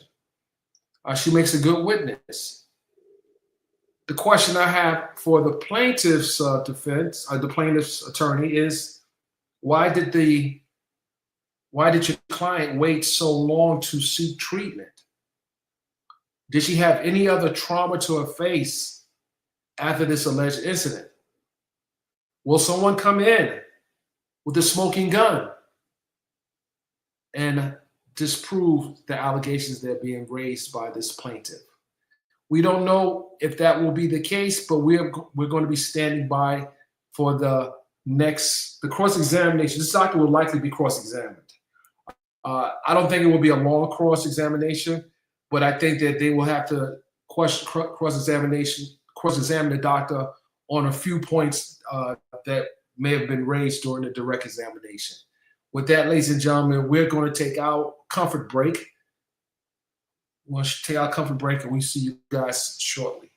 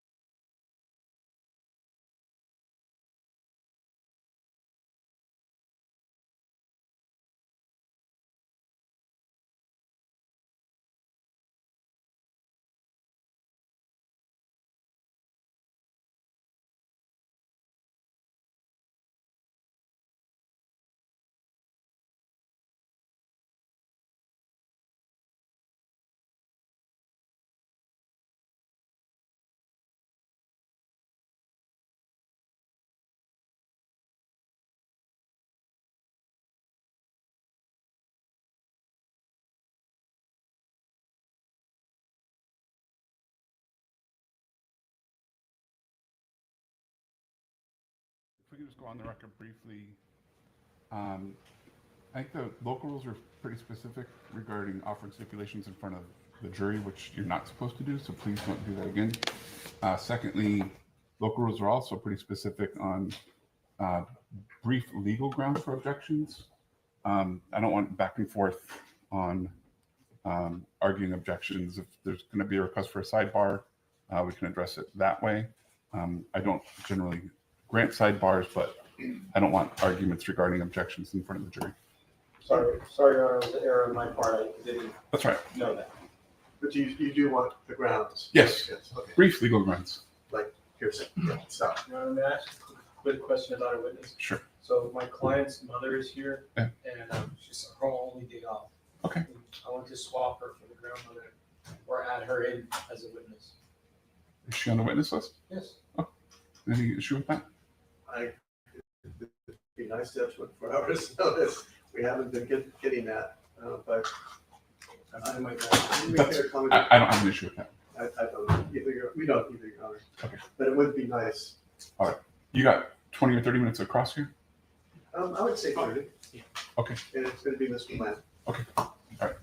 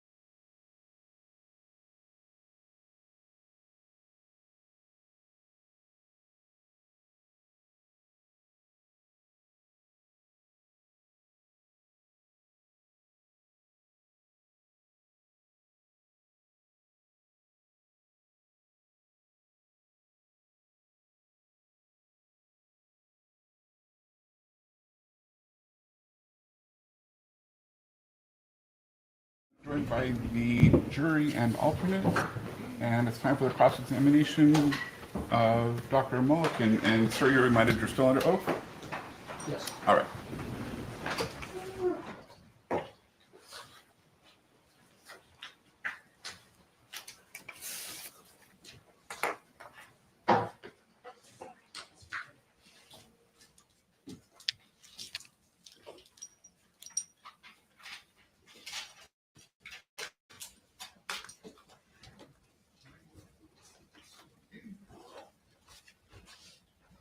plaintiff come to you for evaluation or treatment in 2018? No. The first time you saw a plaintiff was not until 4 years later in November 2022. Your voice is very soft. Very sorry. No problem. The first time that you saw the plaintiff was not until 4 years later in November 2022. Is that correct? Correct. And the photo that we looked at, trial exhibit 228, that was taken in your office before any treatment. Is that correct? Yes. It was taken the first time that you saw Miss Ellis. Correct.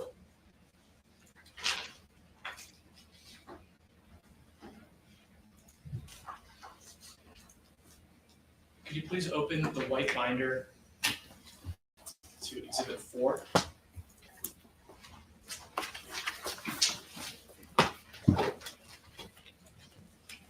And looking at the first page. Yes. Thank you. This is your medical evaluation document, is that correct? That's correct. Everything on the first page of this document was reported to you or your staff by Ms. Ellis, is that correct? Yes. So for example, you're not diagnosing Ms. Ellis with headaches or depression. Correct.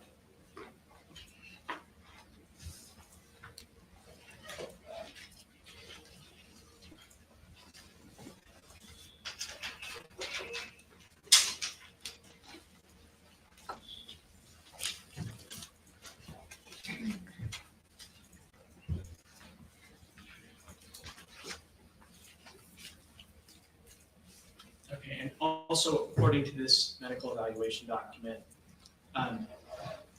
plaintiff told you or your staff that the scar was caused by another individual who placed their long fingernails with sharp objects in her face. Is that correct? Yes.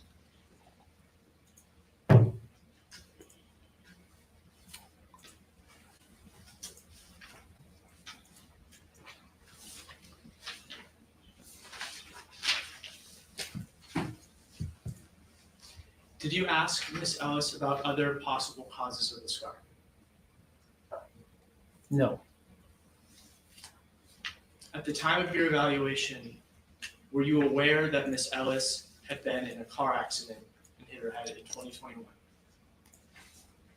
I'm not sure if I knew then. I don't think I knew that.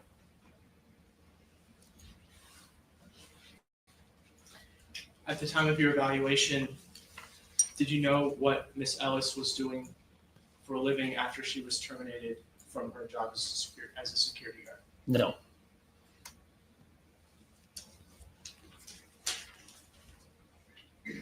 Do you recall answering my questions in your deposition in this case? Yes. You were under an oath to tell the truth in that deposition, is that correct? Correct.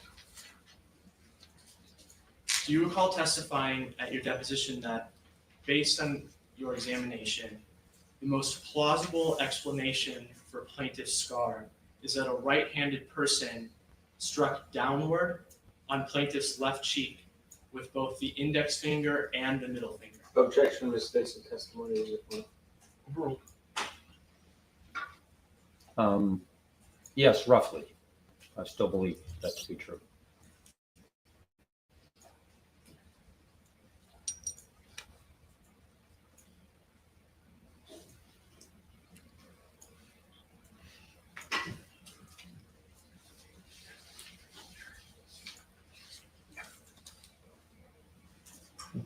Sorry.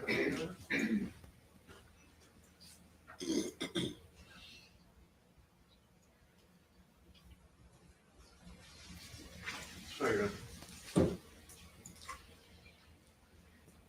In your previous answer, you testified that that was roughly what your testimony was at your deposition. But that was your exact testimony, wasn't it? Oh, I don't know. I don't have the transcript here. I can't remember exactly what I said.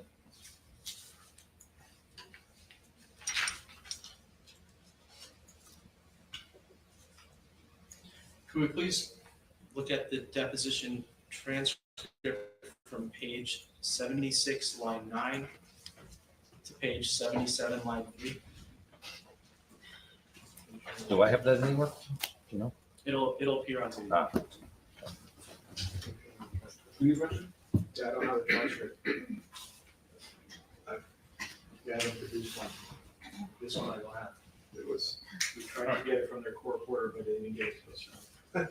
I haven't seen objections in the deposition, so go ahead. Thank you, Your Honor.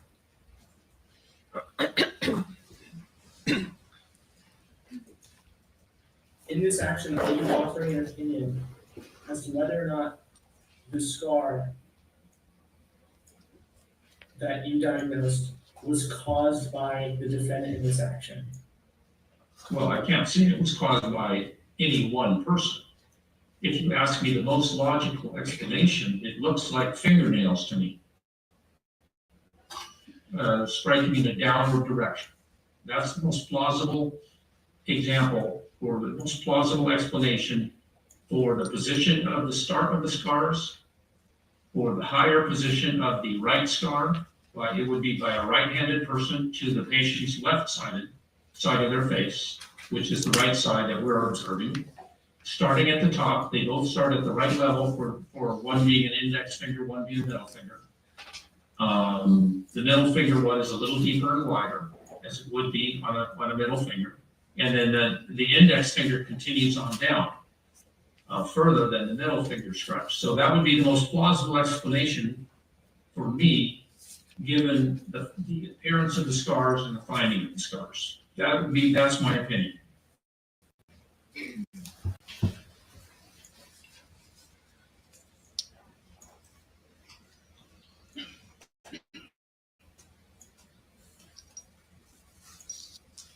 The only treatment that you provided to Ms. Ellis was 2 sessions of microneedling, is that correct?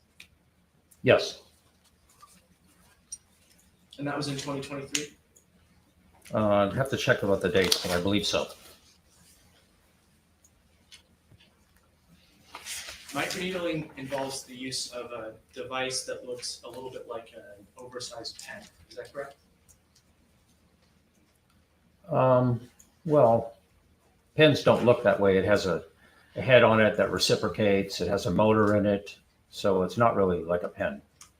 It's something that you hold cylindrically shaped. Yeah, you hold it in your hand, yeah.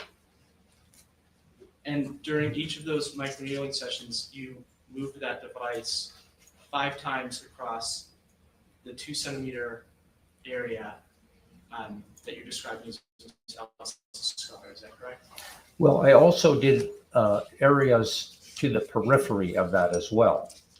So there was as I explained to you in the deposition, there was, and showed on the photograph, there's a larger area of changes of the skin, which I would characterize as scarring. So I did those areas as well. So it wasn't just on the main scar, it was also on the area to the periphery of that scar. It was not, the microneedling procedure was not done on the plaintiff's entire face, though, is that correct? No. Sorry, we had a double negative there. Triple. You said it. Triple negative. Thank you, Your Honor. Let's see, I forgot my face. Did you do it over? Yeah, thank you. Did you use the microneedling device on the plaintiff's entire face? No.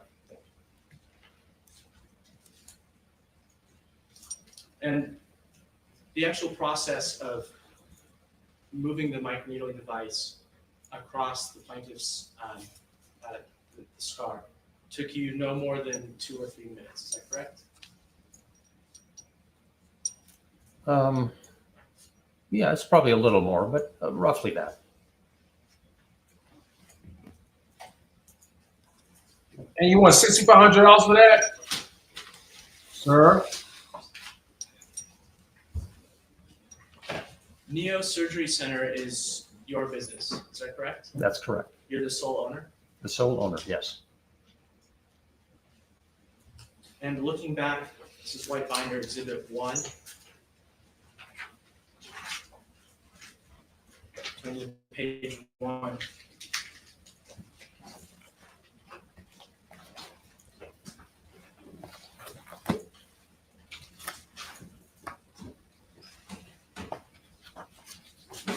Which binder, blue or white? White. Oh, okay.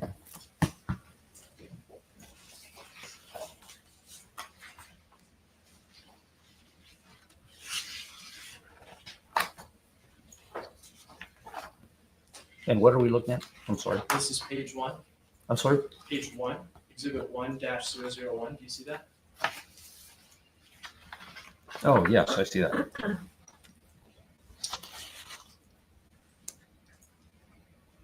Did you create this document? No. Is it correct the total amount of charges in this case between you and your neosurgery center is $17,500? Yes, And I believe you testified earlier that $1,500 of that amount was for your initial evaluation. Is that correct? that's correct. That leaves a combined total of $16,000 for the 2 microneedling sessions. Is that correct? Yes. And that's $8,000 per microneedling session. Well, it was a surgery done in a surgery center with surgery staff. So it wasn't really a microneedling session. It was a surgery. I'll move to strike as non-responsive. Please disregard the past response. Your fee was $8,000. Scratch that.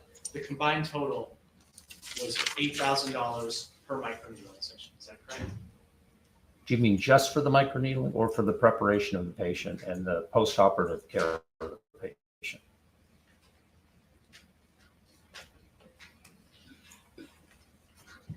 I'm not sure. I just don't understand your question. Are you required to be a board certified plastic surgeon to perform microneedling? What kind of microneedling?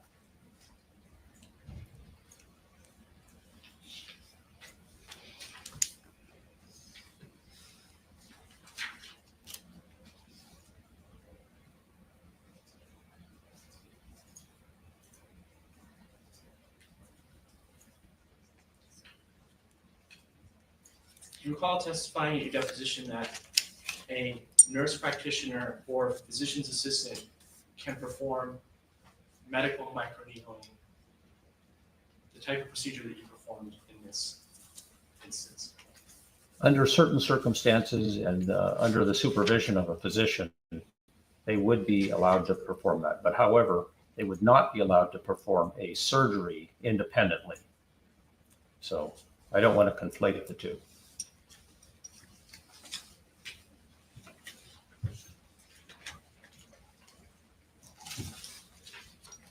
You also testified at your deposition that there's no particular formula that you used to calculate this $16,000 fee. Is that correct? Well, it's based on my experience as a medical director for 25 years of what the usual and customary fees are for these procedures. So it's not just randomly chosen. And it's your testimony that the fee you charge is usual and customary in this community? Is that correct? Yes. You also testified earlier that the plaintiff was charged for your services on a lien basis. Is that correct? That's correct. And by lien basis, do you agree that means that if the plaintiff wins this case and is awarded money, you have a right to collect your fees from the award? Objection misstates the testimony of the witness. Well, I don't believe that's what happens. I believe the patient owes the money for the services rendered, regardless of the outcome of the case. So it's not just if the patient wins, it's regardless of the outcome of the case. Has Ms. Ellis paid you for your services today? No. Objection, ask and answer.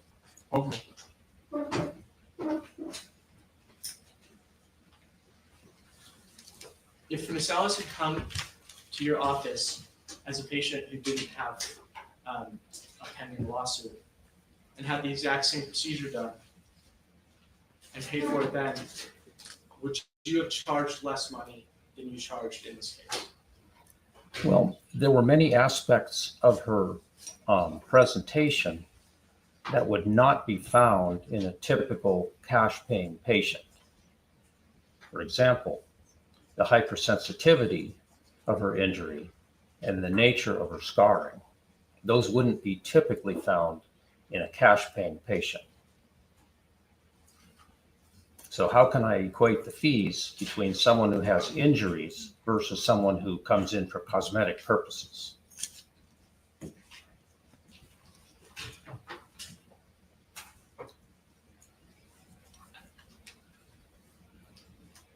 You can't scratch that. Are you saying that there's no possible hypothetical in which the plaintiff could have come in and presented the same injury and not have been involved in a lawsuit and just paid you cash for your services? Do you mean pay cash or pay cash 3 years later? Paid cash. On the spot? Yeah. Yes, they would probably have a discount of approximately 20%. So in other words, you charge 20% more because this was on a lien basis. Yes.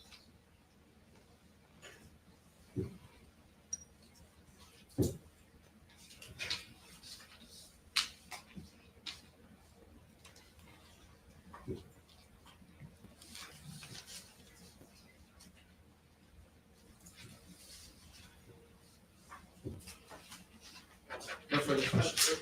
Oh, sorry.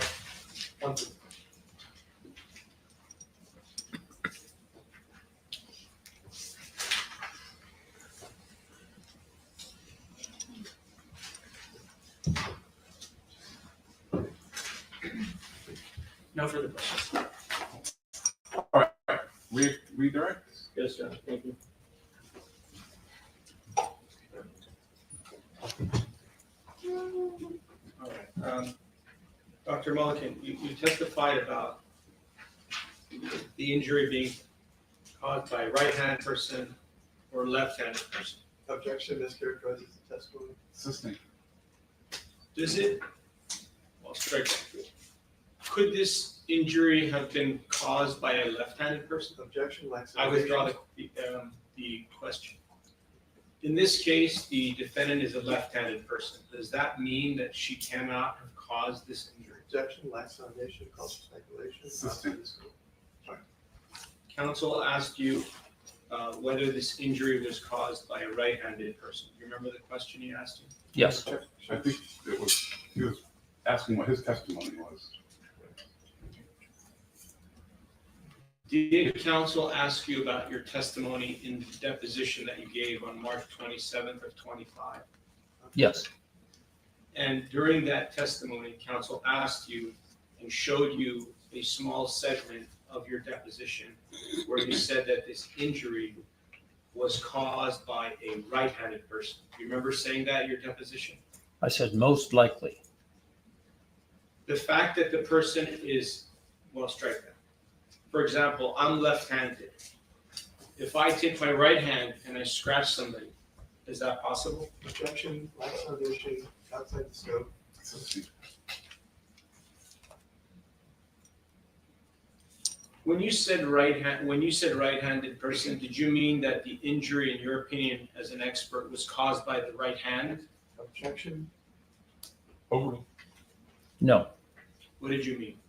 Well, if it's on the left side of the face, the most likely explanation is that it was done by the right hand of the perpetrator, for want of a better word. And Just based on the positioning of one person, assuming one person was in front of the other. and if you look at the perpetrator there, Objection, Your Honor. or I'm sorry, I withdraw that. If you look at the defendant, Cardi B sitting there, she has two hands, right? Objection, Your Honor. Take a look, doesn't she? Objection, Your Honor. Does the defendant have two hands? You need to wait for the court to rule on the objection. The objection is over. You can look. Please don't. Yes, she has two hands. She's a perpetrator now? Wait Cardi a B, minute. I will represent to you as left-handed. In your testimony at the deposition, if you were to take that the way that they want you to take that, it would be impossible for a Cardi B to have caused this injury. However, there's no question. The question is this: isn't it true that Cardi B, who is left-handed, could have used her right hand to scratch Imani Ellis on the date of the incident? Objection, lacks foundation, outside the scope. Beyond the scope, counsel. What's that? I'm sorry. Is that consistent? When you testified that it happened by a right-handed person, did you mean that the person He actually testified- writes with their right Counsel, hand? he said it was most likely caused by, that was his most likely explanation. He didn't say who caused it or how. When you said most likely caused, did you mean it was caused by someone using their right hand or the fact that they write with their right hand? Objection, compound. That's my question. My apologies. Objection, compound, lacks foundation, outside the scope. Overruled. It doesn't matter. I mean, in my opinion, it doesn't matter. It's just the left side of the face was scratched. With the So right hand. typically, if people are facing each other, it would be the right hand. It's hard to reach across with the left hand unless the person was standing to the side, which may or may not have happened. I don't know. And in this case, the defendant could have used both of her hands to scratch Imani Ellis if she wanted to. Isn't that true? Objection. Consistent. He's not a causation expert, I don't think, right? No, this, Okay, so let's stop talking about causation. okay, sorry.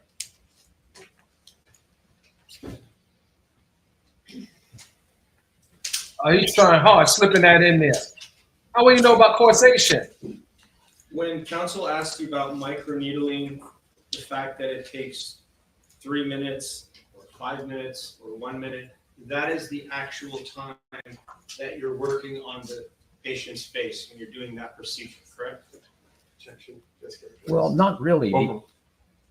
Yes, not really at all, because you can't just walk up to somebody and stick a needle in their face. You have to prep them. You have to make sure you're working on the right side of the face. You have to make sure your equipment is there. You have to make sure that the person is calm, that they're numb, that they've been numbed by topical agent, that they've been numbed by a needle with lidocaine in it, and the patient is comfortable.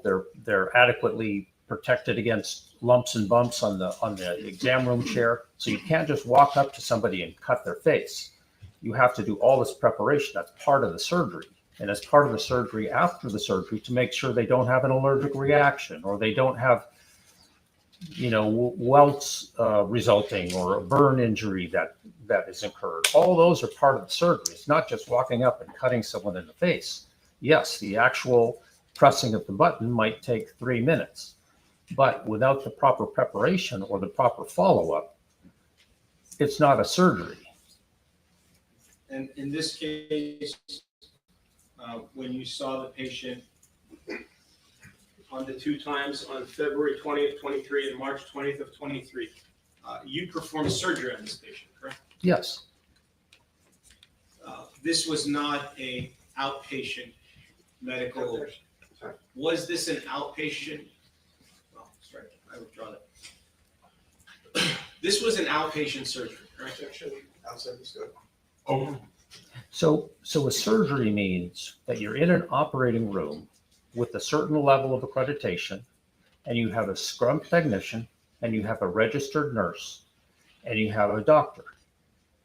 So those are necessary for the procedure to be performed as it is. And that's very different from doing a cosmetic microneedling where the depth is 1/2 of a millimeter, not 2 millimeters. So 1/2 of a millimeter doesn't break the skin. It doesn't draw blood. But when it's 2 millimeters, that's as deep as the microneedling goes. That goes through the dermis and causes blood. So that's very different than a cosmetic microneedling. It's totally different. And it's done in a different setting. So you can't confuse the two. They may be called microneedling, but they're very different. One is a surgery, one is an outpatient procedure done for cosmetic purposes. And for the 2, if you can look at your exhibit book number 4 in the white binder, Yes. 4-005 or 4-006, that's a 2-page document which says operative note.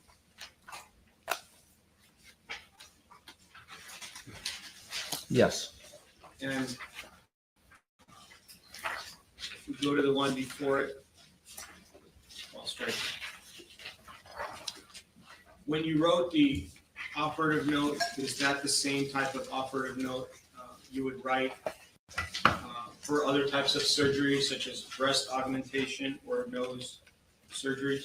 Objection, irrelevant, outside the scope. Assistant. And back to the 3-minute question that you were asked earlier. From the 3 minutes, if we were to subtract the 3 minutes out of the whole procedure from the start to finish, how much time elapsed when Imani Ellis came to your office and left, if you understand the question? Estimated at 2 to 3 hours. 2 to 3 hours? Yes. And you were required to use your operating room during those 2 to 3 hours? Yes. The operating room or the recovery area. And you used local anesthesia? Use topical anesthesia first and then local anesthesia. Okay, and the reason you charge 20% more for patients that are treated on a lean basis, is that because of the fact that you're required to wait for payment? Objection, leading. Overruled. Yes, 3 years. You have to wait 3 years. Okay, and in this case, not only have you had to wait for 3 years, you also have to suffer the consequences of the fact that the bill was billed $4,000 less, according to your earlier testimony, times 2, correct? Objection, lies foundation. Assistant. Earlier, you testified that your bills of $2,500 should have been billed at $6,500. Is that correct? That's correct. That's my fault. That's mine. And That's my if the procedure is going to be done again, or at this time, if the same procedure was done, it wouldn't be $6,500. It would be $9,500. Objection, outside the scope. Assistant.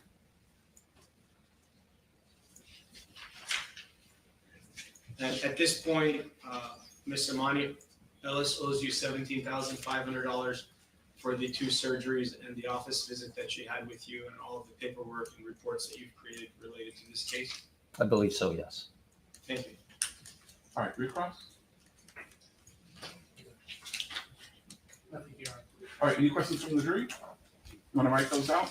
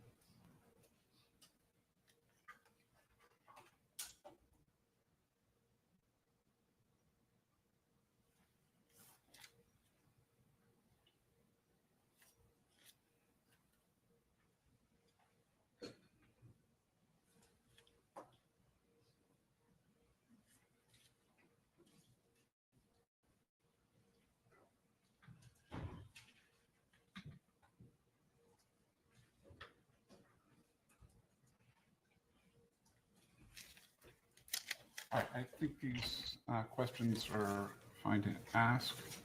Judge, sorry, can I add one? Sure.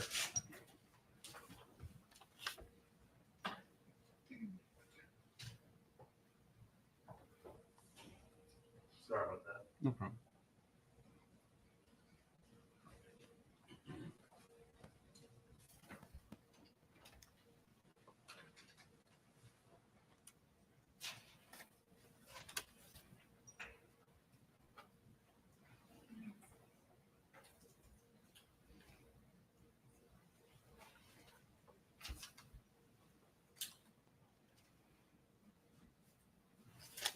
All right, some of these overlap, and so I'll try and combine them.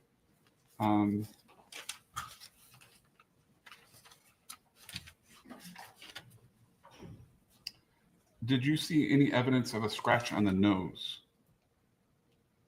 No. Can you tell whether the scar that you examined was caused by jewelry? It could have been. The most likely explanation, given the trajectory, is fingernails, but it could have been jewelry. All right, can you offer an opinion as to the approximate age on the scar on her left cheek? It's impossible to know because after roughly a year, the scar is mature. So it really wouldn't change very much. So you can't tell the age of the scar. You used the term medical necessity, or I think it was asked during a question. What is your definition of medical necessity? If the patient is likely to derive a benefit from a procedure, then you could say there is medical necessity. If they're likely to derive a benefit from it. Generally, can a scar form without breaking the skin? Yes, a scar can form by scrapes or by breaking the skin, either one. But it definitely can occur in superficial scratches. So the court's going to ask its own follow-up with regard to that. So can you describe how a scar can, or what the difference is between an abrasion and actually breaking the skin? So the skin has basically the epidermis, which is the recycling layer, and then the dermis, which is the thick layer. Most of the blood supply is in the subdermal plexus, just below the dermis. That's where the main blood supply is. So the bleeding typically happens most when that dermis is completely breached. So a laceration that went all the way through the epidermis to the dermis and down to the subdermal plexus, that would cause a lot of bleeding. But for example, when we harvest a skin graft, for example, in a burn patient, we go through the dermis. So we take a thin piece of the dermis and it's a bloodless plane, meaning there's not a lot of bleeding when you go through the superficial dermis. But yet we know that people who donate have a donor area for burns. That area can scar considerably, even though the dermis is never perforated. So yes, a minimal dermal injury may not bleed, but can produce scarring. I think you identified a scratch and then some additional scratches on the cheek. Is that correct? Yes. And is it your opinion that all of the scratches came from fingernails? Well, that's the most likely scenario given the patient's history. Could it have been a dwarf with sharp toes who jumped up? Possible, not likely. But it could have been most likely fingernails. But there are many other things that would leave 3 linear marks. But just given the patient's history, that's the most likely scenario. And I'm going to just rephrase this question. Is it fair to say that when you agree to treat on a lien, you're deferring payment until the resolution of the pending litigation? Yes. So we defer the patient paying the bill until the case has settled. but it's fair to say that, at least according to the terms of the lien, that the patient is responsible regardless of the outcome of the litigation. Yes, the patient is responsible for the bill. All right, thank you. Plaintiff's counsel, do you have any follow-ups based on those questions?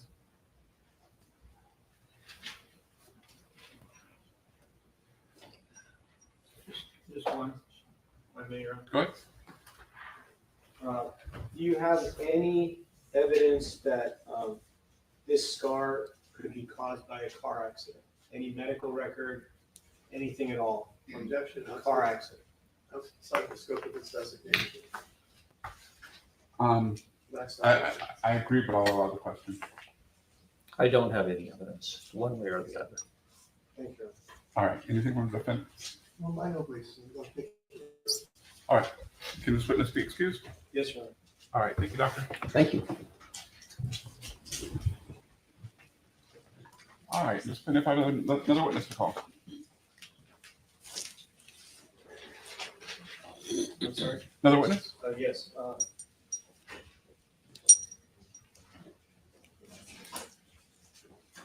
Your Honor, plaintiff is calling Imani Ellis's mother as the next witness. Does she have a name? That's right. Ms. Schmidt, what's the first name? Leanne Schmidt. All right. Thank you.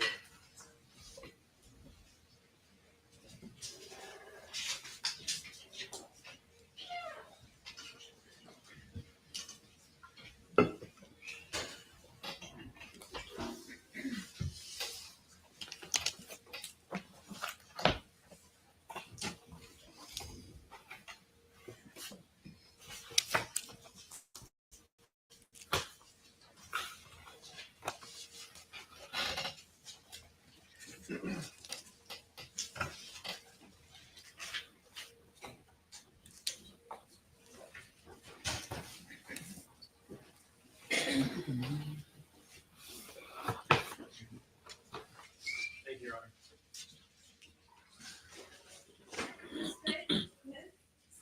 Schmidt. Go ahead and raise your right hand, please. Do you solemnly state that the testimony you may give in the cause not pending before this court shall be the truth, the whole truth, and nothing but the truth, so help you God? I do. Thank you. May I please have you state and spell your first and last name for the record? Leanne Schmidt, Leanne, last name Shmidt. Great, thank you. You may take this seat. Please watch your step.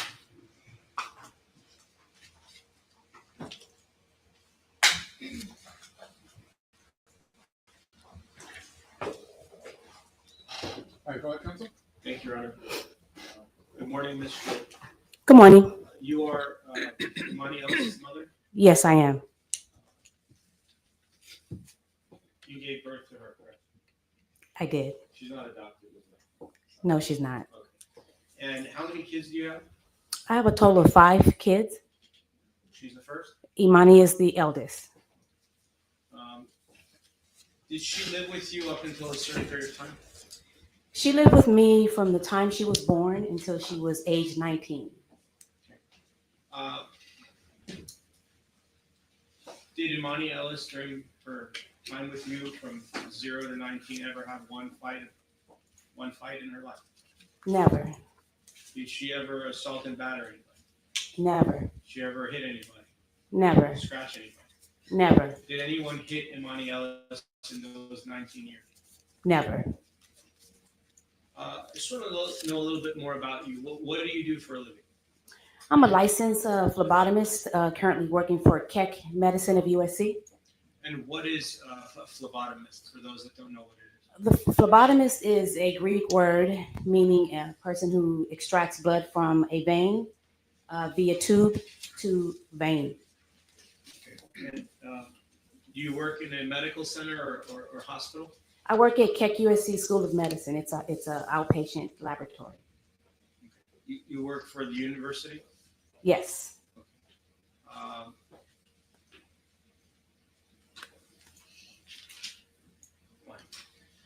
As far as, are you aware of the facts of this case? Yes, I am. And what is your understanding of it? Why are we here today? Objection here, sir. Assisting. Do you have any information about an assault and battery that occurred to Imani Ellis? Objection, hearsay, last foundation. Counselor, unless she was there. Were you there? I was not, Were you there in spirit? of course. Okay. What is your understanding about your daughter's profession in 2018? What was her profession, to your understanding? Objection, hearsay, last foundation. I'm not sure where this is going on, so why don't you move on? Was Imani Ellis a security guard from 2014 to 2018? Yes, she was. And how do you know that? Objection, hearsay. Overruled. You may answer. Can you repeat the question, please? Was Imani Ellis a security guard from 2014 to 2018? Yes, she was. And how do you know that? I was there when she went on her interview, not physically there, but she did notify me of the interview and she notified me of her hire date. Okay. And, was her plan to continue in security and law enforcement?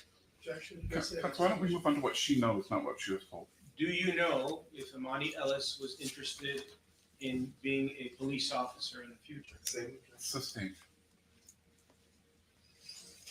Did you notice some changes in Imani Ellis after this incident of February 24th, 2018? Yes, I did. What were the changes that you noticed?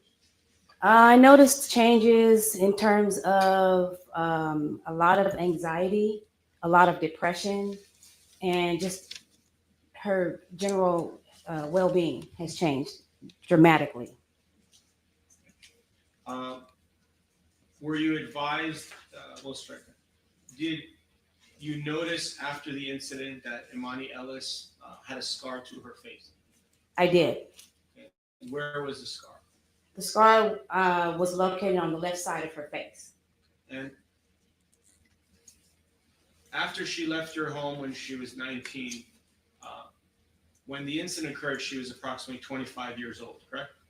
She was, yes, correct. So in those 6 years where she didn't live with you full time, how far away was she, and did you see her on a regular basis? Objection, compound.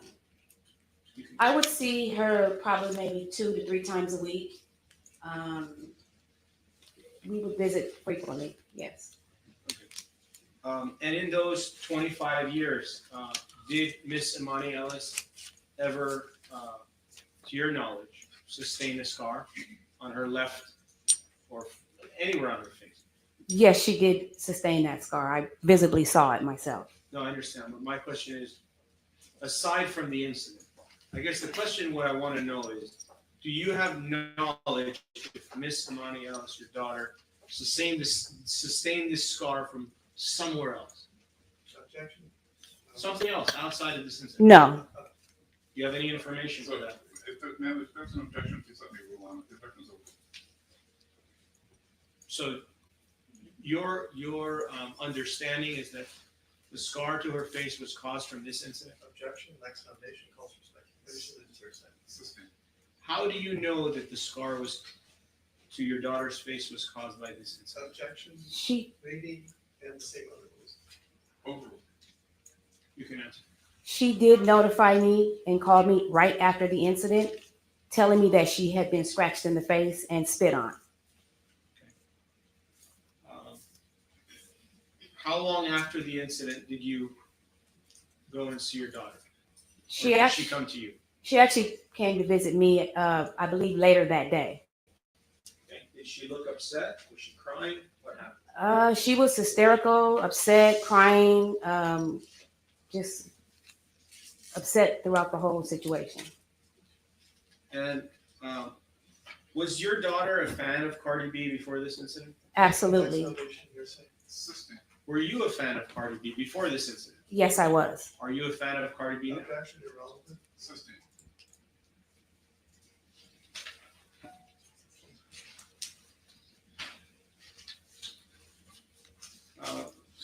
When you said that your daughter was spit on, did your daughter tell you that? Did you see that? How did you learn it? Your Honor, this characterizes the testimony of calls for hearsay and this is Lex Foundation.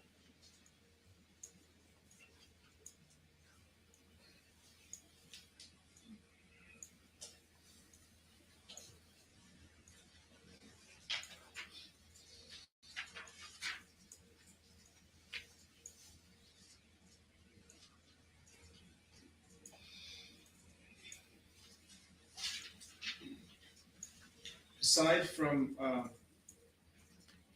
strike that. Are you aware if your daughter had any car accidents? Objection, cultural hearsay. Hearsay and I withdraw the question. Were you advised that your daughter had a car accident in 2021 and 2023? Objection, hearsay, lacks foundation. Do you know if your daughter sustained injuries in any car accidents? Objection, lacks foundation.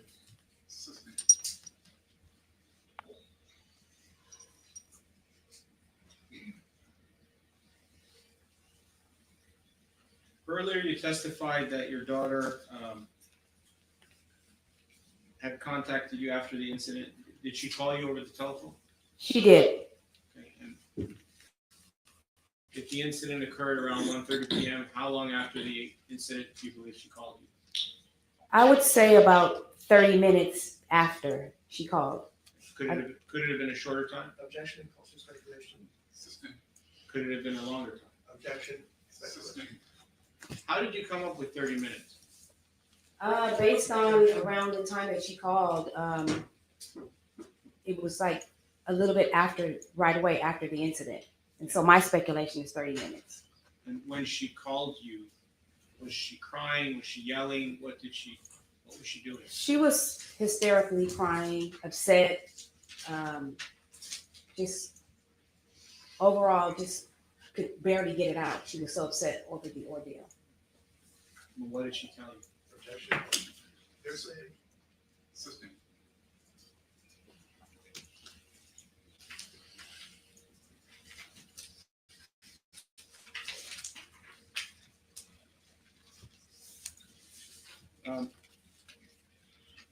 Just so we're clear, your daughter is now 32. Correct. In these 32 years, have you seen your daughter fight physically with anybody? Not one fight, not even in school. Okay. Would you consider her a peacemaker? Objection, lacks foundation, cultural speculation. You can. Absolutely. And why is that? Imani is a very compassionate person. I believe that she has very good, she has very good character in terms of having a sense of sensitivity to others and how they feel.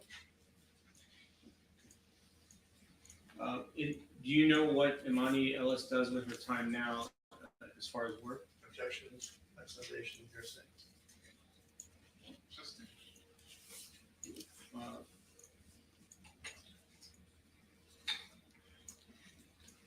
Do you ever speak with Imani Ellis about her current profession? No, not really. And if she's currently somewhere in the medical field, is that correct? Objection, lacks foundation, cultural speculation, and subject.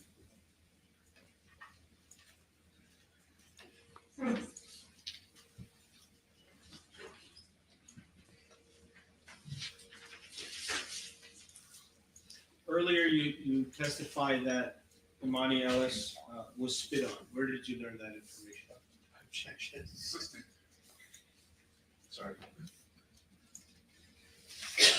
Have you ever seen Cardi B before today? On television. How many times? Too many to count. More than 5? Yes. More than 50? Objection, relevance. When you saw her in television, isn't it true that her nails are always very long? Objection, lacks foundation, cultural speculation, and relevance. Does if you look at the defendant now, you see her fingernails? Yes. Would you consider those short, long, or medium fingernails? Objection. Short. Lacks foundation. Did you, when you saw Cardi B, did she ever have fingernails that size? No, they were always very long. How long? 2 to 3 inches long. So what you see now is not normal, correct? Correct. No further questions. All right, promise. Thank you, Your Honor.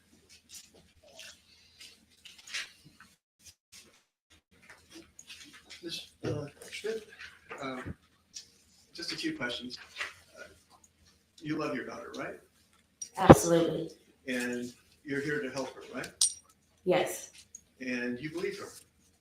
Yes. And you believe her even if you don't need evidence to believe her, do you? I believe her. Okay. Were you aware that when she was, when this happened, 2 days after the alleged incident, that your daughter wrote her boss and admitted yelling and cursing, well, yelling at Cardi? Can you repeat the question, please? Objection, hearsay. Are you aware that your daughter, in an incident report to her boss 2 days after the alleged incident, admitted to her boss, to her supervisor, that she had gotten into a screaming match with Cardi and had yelled at Cardi? Objection, misstates the document.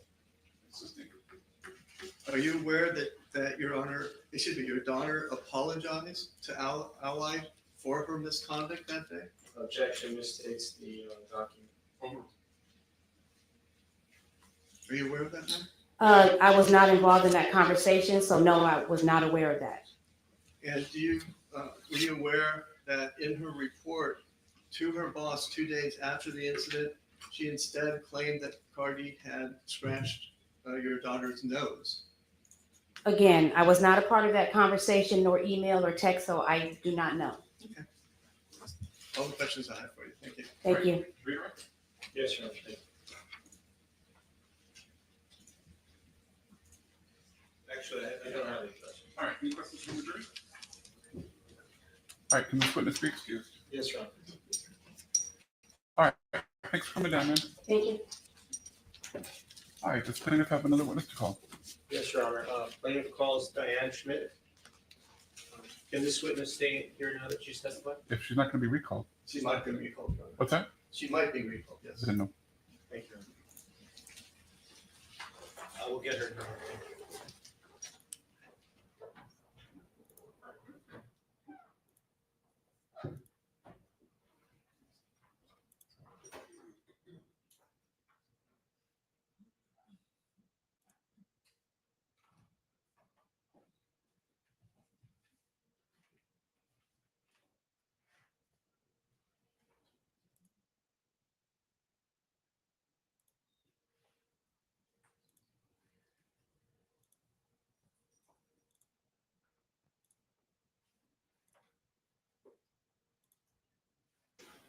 In the mom's defense, she will say whatever she has to say for her daughter.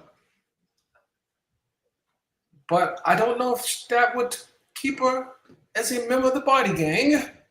Ladies and gentlemen.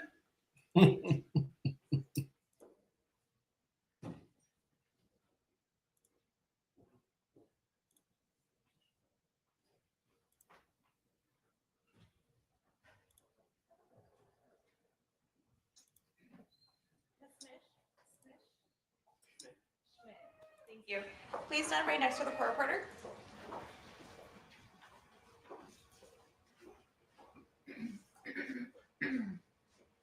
That's fine. Right there. That's fine. Thank you. Please raise your right hand. Do you solemnly state that the testimony you may give in the cause now pending before this court shall be the truth, the whole truth, and nothing but the truth, so help you God? Thank you. May I please have you state and spell your first and last name for the record, please? Diane Schmidt, DIANNESHMIDT. Great, thank you. You may take a seat. Please watch your step.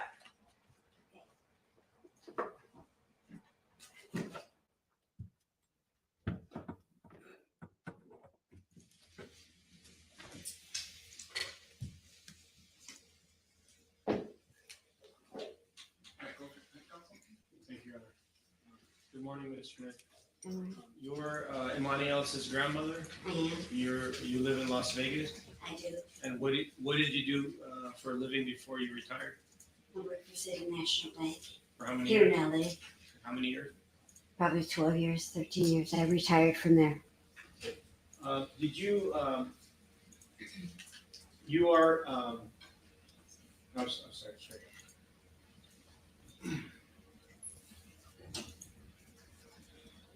On how many? What type of basis would you see Imani Ellis over the last 8 years? She tries to come see me every month. unless business takes her other way, elsewhere. She's there almost every month. What if we go a little further? When she was born in 1992 up until the present, you saw her regularly? I saw her every week.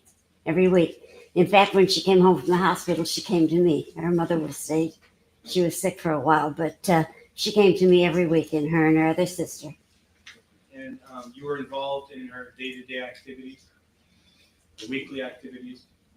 Sometimes when she asked or whatever. Did she ever get in any fights, to your knowledge? Never. She was always the mediator. She always tried to keep things calm. She has 5 brothers and sisters. She's trying always to keep it. She's the eldest, so.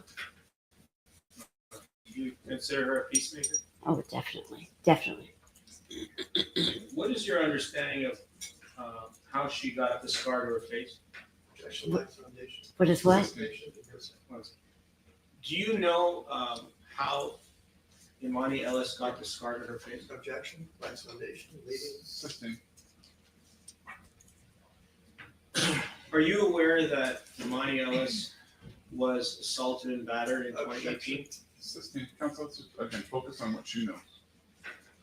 Do you know if Imani Ellis was ever assaulted? Yes, I do. She called me almost after it.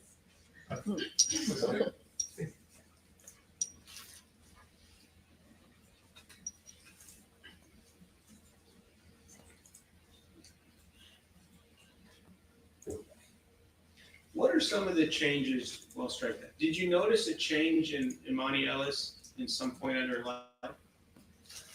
Well, after this incident, she was depressed. She was really disappointed. I think she liked Cardi before the incident, and she was shocked that she was reacted that way, and she just was depressed. And every time she relived it, listening to her music on the radio, and it was kind of she couldn't really avoid it. So it affected her because she couldn't make it right. And the incident you were just telling us about, when approximately did it happen, to your knowledge? Well, it was right after my birthday, but it was, I don't know what the year was, but it was a long time ago. When is your birthday? February 16th. If I told you the incident happened on February 24th of 2018, would that refresh your Yeah, recollection? that sounds pretty clear. I don't know. You said 2018? Yes. Yeah, that's about right. And you noticed a change in your granddaughter after 2018, Yeah. right after your birthday? Yeah. Did you see the scar to Imani Ellis's face after February 24th of 2018? Objection, Lights Foundation, leading. Over. You can answer. I can't? Yeah, I did. She was, she's a pretty girl. She wants to maintain her face, and it was like felt it damaged her face, and she was trying to make that right. All right. Now, let's take it from birth, 1992 up until February 24th of 2018. Okay. In that time period, did Imani Ellis, to your knowledge, ever sustain a scar to anywhere on her face? Not that I know of. Did you ever see a scar during that Never. time frame? And after this incident on February 24th of 2018, you with your own eyes saw the scar to her face? Oh, yeah. I saw it. Okay. And when she got plastic surgery from Dr. Mulliken, did it improve? Objection, Oh. Lights Foundation. Over. You can answer. Yeah, he was actually a very good surgeon. He covered it very well. And it is still present now a little bit, correct? Very slightly, but she's lucky. No further questions. Thank you. All right, Rob. Thank you, Your Honor.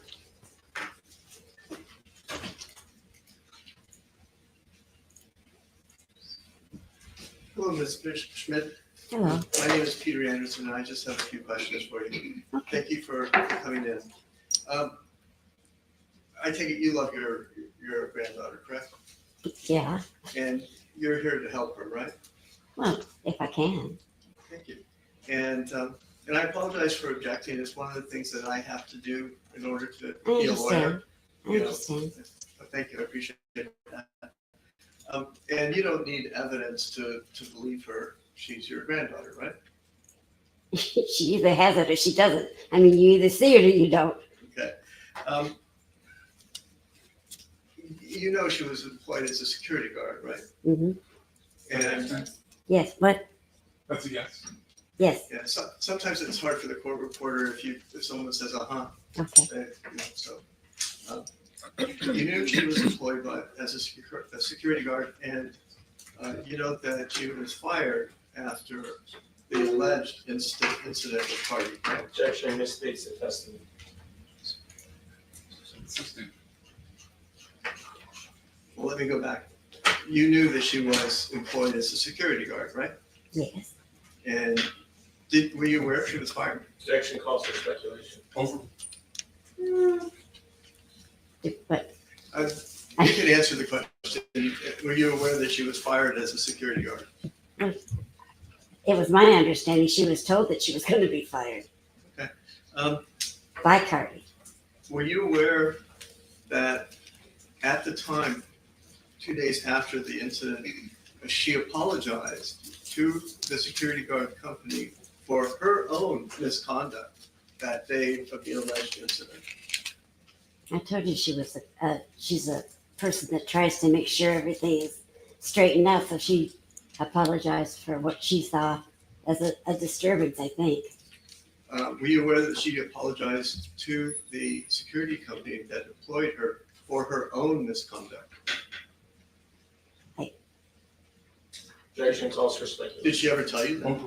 No, I didn't discuss that with her. Did she ever tell you that she told the company that employed her that Cardi scratched her on her nose, not her cheek?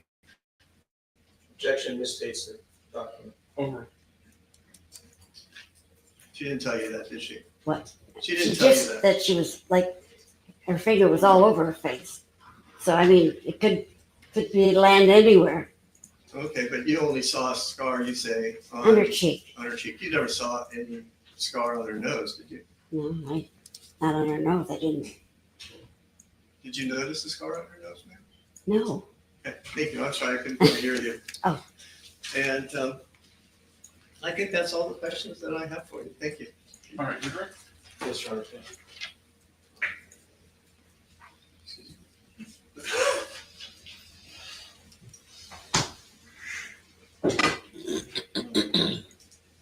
Are you aware that in the incident report that counsel asked you about, your granddaughter expressed that he pointed her 3-inch acrylic fingernail into her face? Objection outside the scope.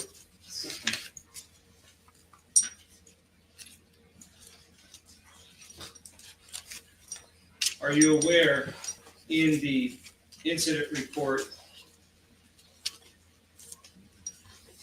which counsel represented that your granddaughter apologized, are you aware that she apologized for being belittled? Objection. I'm sorry. Objection that this characterizes the document outside the scope. Consistent. Are you aware that she apologized for being called?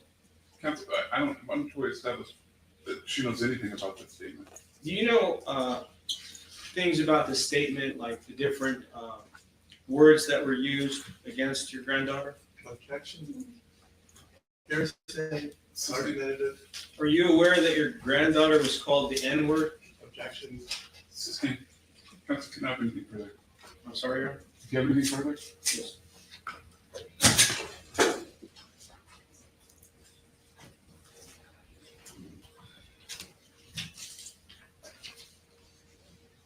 If your granddaughter apologized, could she have been apologizing for her part of the incident? Objection. License. Consistent. Isn't it true that in every incident, there's two parts, Objection. and people are responsible for their Counsel, side she's of a the fact street? witness. Do you have any questions about facts?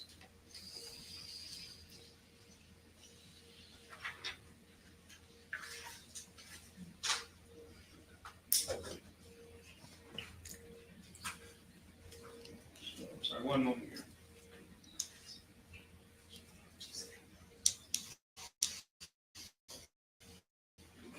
That's all, Your Honor. Thank you very much. All right, any recross? No, Your Honor, thank you. All right, questions from the jury? You want to break that up, please? Do I?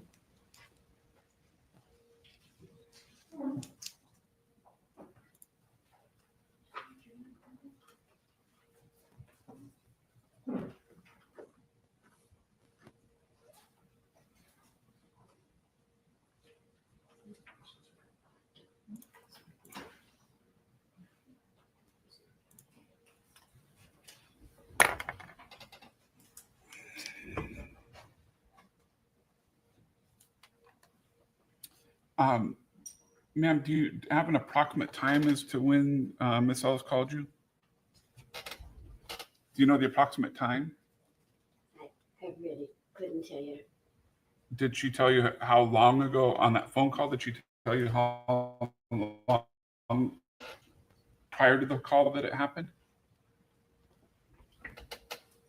Or in other words, should you say this just happened or it happened earlier? Well, she called me right after. Right after? And she was humiliated, so she Okay. was crying. Okay. Any follow-up questions? Did she during that call tell you that she was cut on her face by Cardi B? Objection. Assisting. Yes. Did she tell you on the call that she Counsel, the question was about the time. It's not. We're not going to reopen a new area of testimony. Okay, Your Honor, I understand. Did she call you the same day of the incident? Objection. Lies foundation calls for speculation. Hearsay. Overruled. Your answer? Yes. And that was February 24th of 2018? Yes. Thank you. No further. Ma'am, could you please give us the last 4 digits of your phone number in 2018? The number that Ms. Ellis would have called? I had a different phone then. 818. Do you remember the previous? Wow. What was the area code? Area 818. Any of the other numbers? Objection, asked and answered. I'm sorry. I really don't remember. I probably couldn't remember mine, but thank you very much. It took me a long time to remember the new one. Yeah, I know how that is. Thank you, ma'am. All right. Can this witness be excused? Yes, Your Honor. No, Your Honor, we may have to recall. Okay. All right. You can step down in. Thank you. All right, ladies and gentlemen, that brings us to our lunch break. We're going to resume promptly at 1:30. As always, please do not discuss the case with anyone else, including other jurors. Don't form any opinions or do any research. We'll see you at 1:30.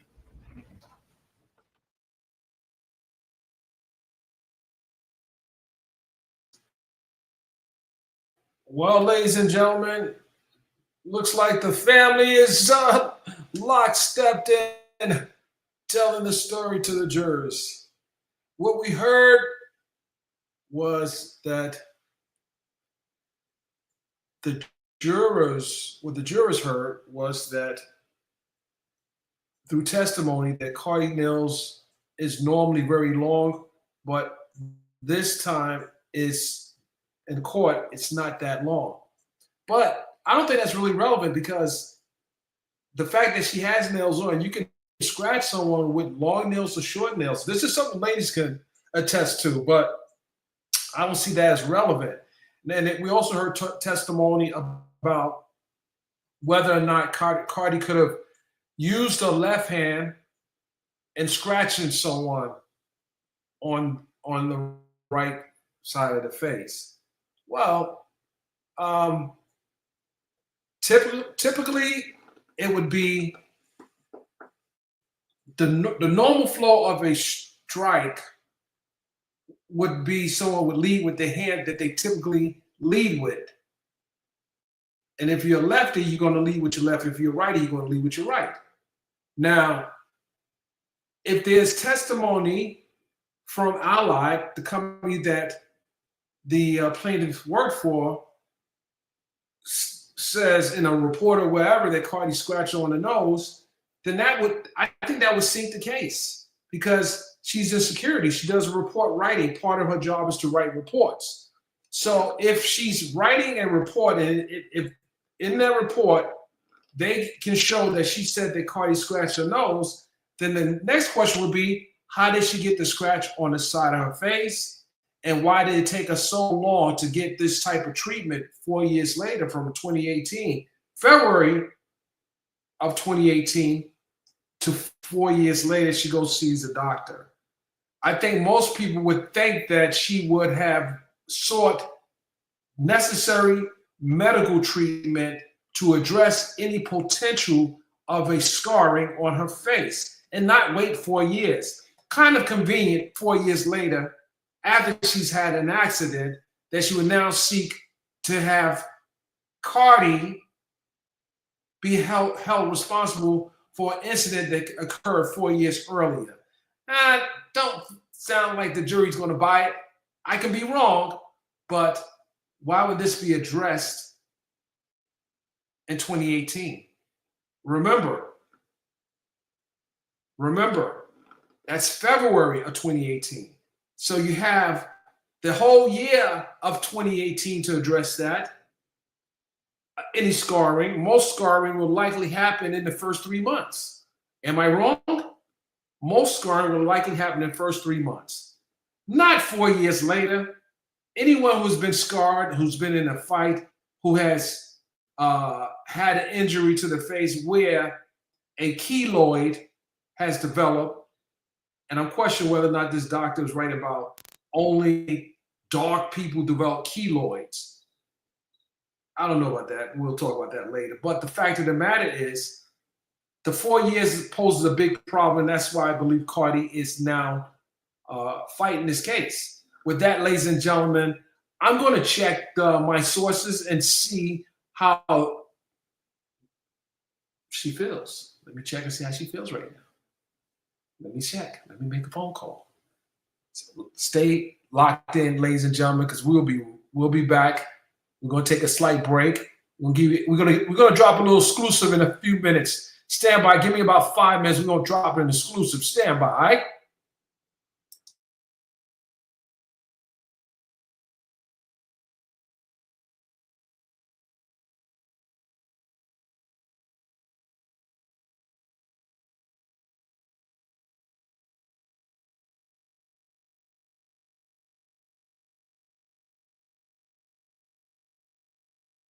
Breaking headlines, truth in every flow, from courtroom seats to exclusive shots. Journalism raw, yeah, Byron calls the shots. Subscribe, stay woke, now let's get in the know. It's the Dennis Byron Show. Dennis Byron Show. It's the Dennis Byron Show. Dennis Byron Show. It's the Dennis Byron Show. Dennis Byron Show. Dennis Byron Show. It's the Dennis Byron Show. Dennis Byron Show. It's the Dennis Byron Show. Dennis Byron Show. The Dennis Byron Show. Dennis Byron Show. Welcome to the mic, it's the Dennis Byron Show. Breaking headlines, truth in every flow, from courtroom seats to exclusive shots. Journalism raw, yeah, Byron calls the shots. Subscribe, stay woke, now let's get in the know. It's the Dennis Byron Show.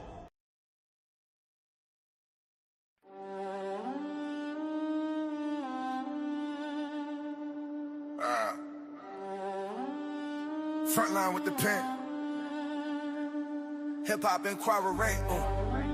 I've been front row from the ciphers to the chains. Dennis Byron the name. Hip hop inquiry the flame. We the voice of the block, pen sharp like a sword, breaking truth from the booth to the courtroom floor. Byron been riding 3 decades strong. Hip hop inquirer, the real never wrong. Yeah, we dig, we expose, we press, we reveal. From the legends to the lies, we keep it real. Byron with the facts, no time for the cap. He on the map, run and tell that. Started with a Nikon, chasing down a spark. Snapping shots of Biggie before we left the park. ATL to the BX, I kept it authentic. From rap beats to court seats, I really been in it. I ain't TMZ, I'm the G with the sources. Breaking exclusives, live from the horses. Wrote the script while they mimic my tone. Interviews with icons, yeah, I built this alone. Why they blog for clout, I report for the streets. Facts over fiction, receipts on repeat. Byron been official since cassette tape days.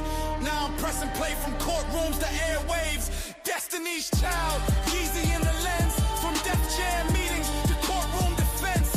YouTubers fake it, I lift every frame. Journalists of record, remember the name. We the voice of the block, pin sharp like a sword. Breaking truth from the booth to the courtroom floor. Byron been riding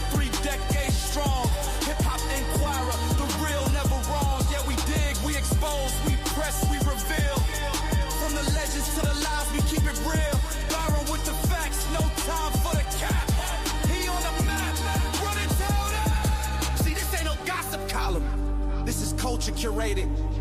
Hip hop documented, verified, celebrated. This is Hip Hop Inquirer, where receipts matter. So hit that sub, join the ride with a vet, from the studio to trial. Ain't no regrets, breaking stories while they sleep in the booth. Dennis Byron got the lens on the truth. We the voice of the block, pen sharp like a sword, breaking truth from the booth to the courtroom floor. Byron been riding 3 decades strong. Hip Hop Inquirer, the real, never wrong. Yeah, we dig, we expose, we press, we reveal. From the legends to the lies, we keep it real. Byron with the facts, no time for the cap. Yeah, they on the map, run and tell lies.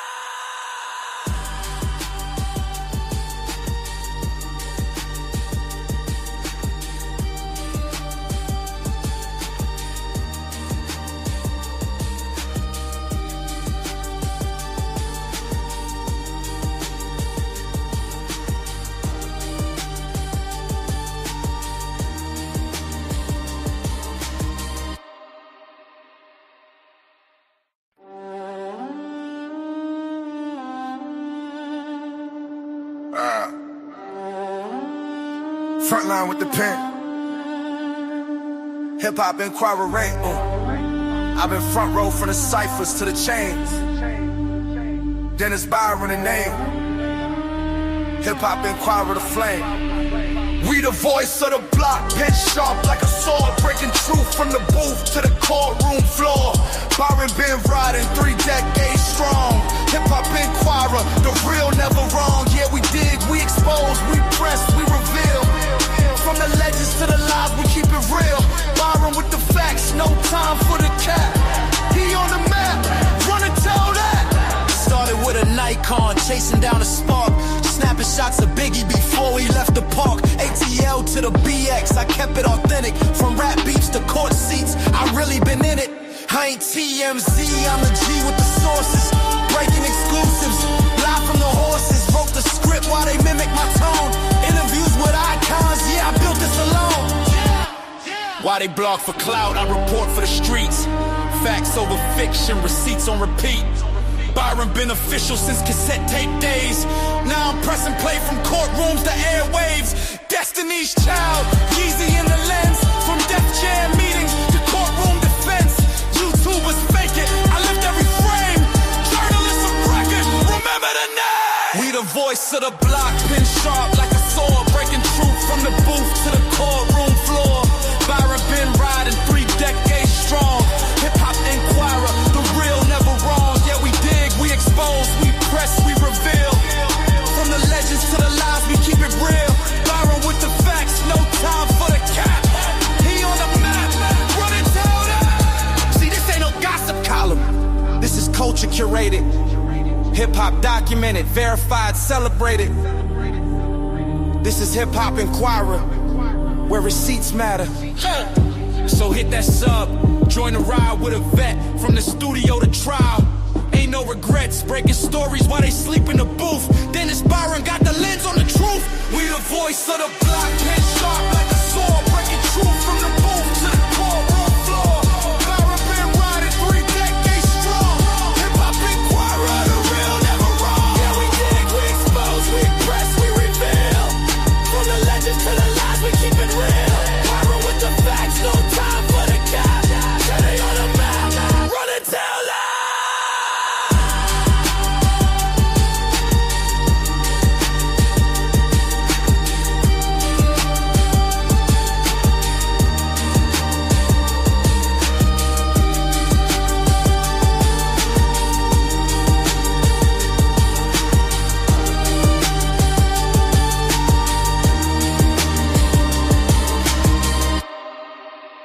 So I was like, I'm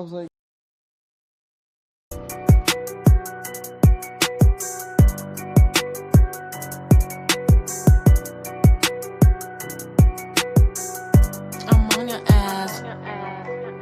Y'all bitches can't fuck with me. Y'all niggas can't fuck on me. I fuck with real rich niggas. I fuck with real OGs.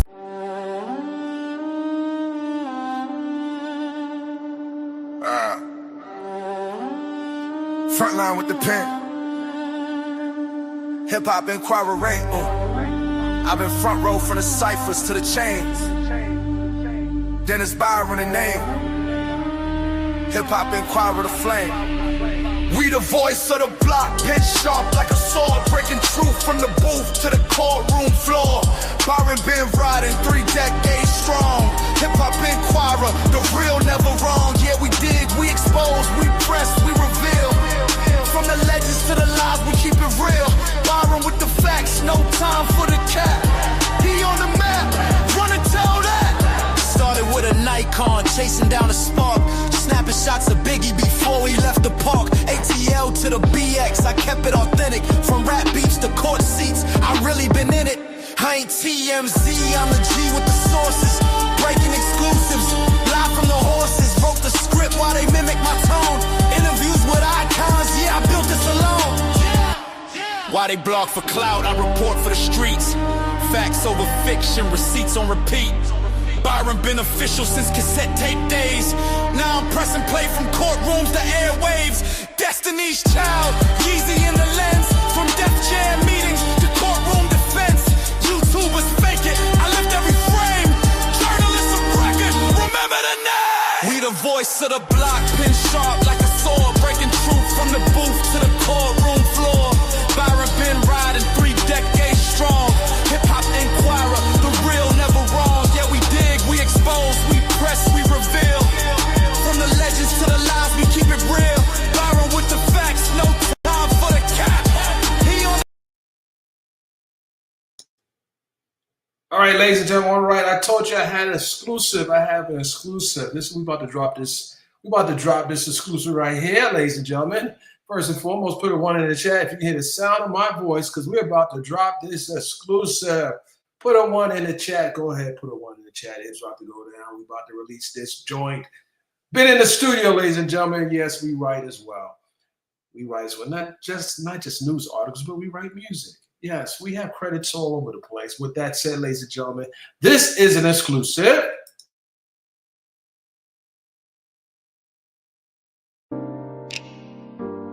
Some of you call him Diddy. Some of you call him Puffy. Some of you call him Brother Love. But the world knows him as Sean Combs. Music mogul, fighter, survivor. They tried to take him down, but God had another plan.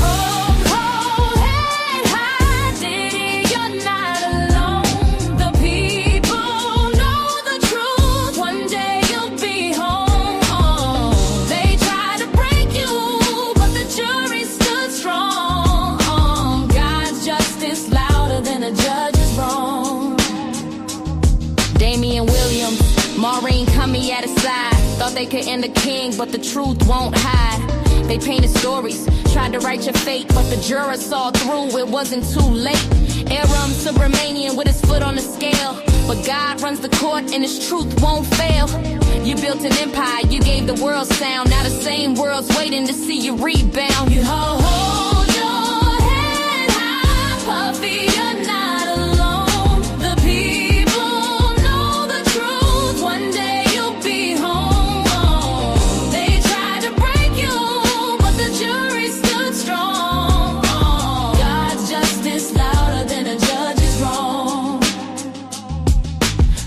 To the charts, your legacy's wide. They can cage a man's body, but not his pride. Brother love spirit can't be contained. Your name's etched forever in the Hall of Fame. The system's heavy, it was built to crush, but faith beats fear when you trust enough. The world's still vibing to the tracks you made, and your victory echoes, it'll never fade. But not guilty on the RICO, truth had the floor. They tried to write an ending, but God wrote more. Stand tall, Sean Combs, your crown's still near. The world's got your back, your freedom is clear. Head high, Diddy, you're not alone. The people know the truth, one day you'll be home. They tried to break you, but the jury stood strong. God's justice louder than a judge is wrong. Yeah. Brother love, the fight ain't done, but victory's yours and the war is won. One day soon you'll walk back free, cause no man's bigger than God's decree.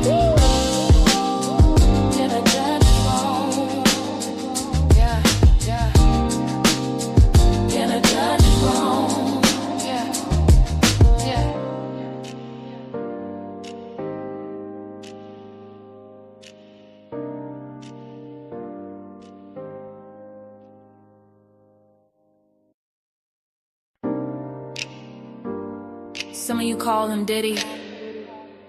Some of you call him Puffy. Some of you call him Brother Love. But the world knows him as Sean Combs. Music mogul, fighter, survivor. They tried to take him down, but God had another plan.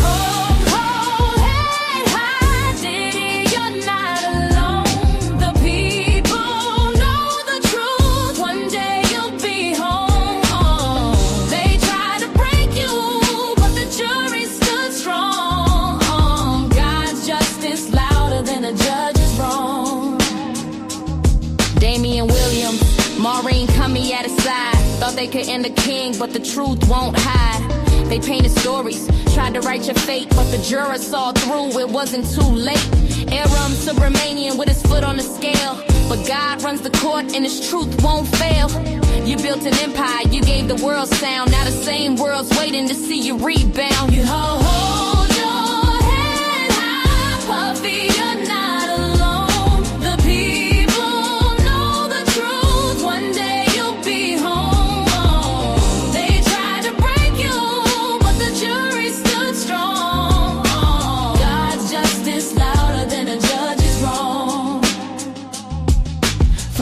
to the charts, your legacy's wide. They can cage a man's body, but not his pride. Brother love spirit can't be contained. Your name's etched forever in the Hall of Fame. The system's heavy, it was built to crush, but faith beats fear when you trust enough. The world's still vibing to the tracks you made, and your victory echoes, it'll never fade. But not guilty on the RICO, truth had the floor. They tried to write an ending, but God wrote more. Stand tall, Sean Combs, your crown's still near. The world's got your back, your freedom is clear. Oh, head high, Diddy, you're not alone. The people know the truth, one day you'll be home. They tried to break you, but the jury stood strong. God's justice louder than a judge is wrong. Yeah. Brother love, the fight ain't done, but victory's yours and the war is won. One day soon you'll walk back free, cause no man's bigger than God's decree.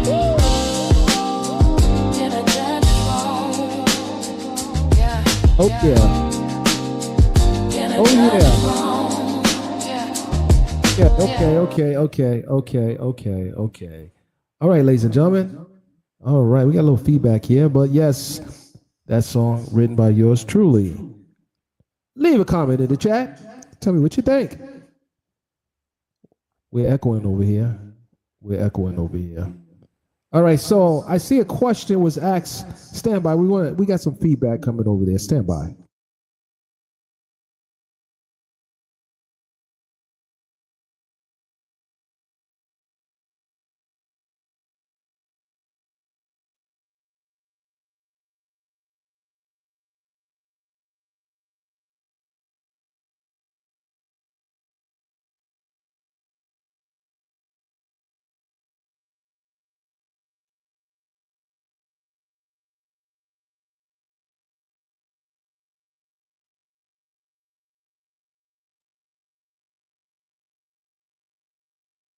Okay, that should be better. Okay, we're back. Okay, I saw a question being asked. Hold on, before we go. October 3rd is sentencing day for Mr. Sean Combs. We will be in the building, but right now, this is about Cardi. Let's go. So the first question I saw asked was by, well, there are a lot of questions, but let me see this one here. So that's a good question. Do you think they will show Cardi throwing a show? Okay, I think you're asking, do I think they will show video of Cardi throwing a microphone?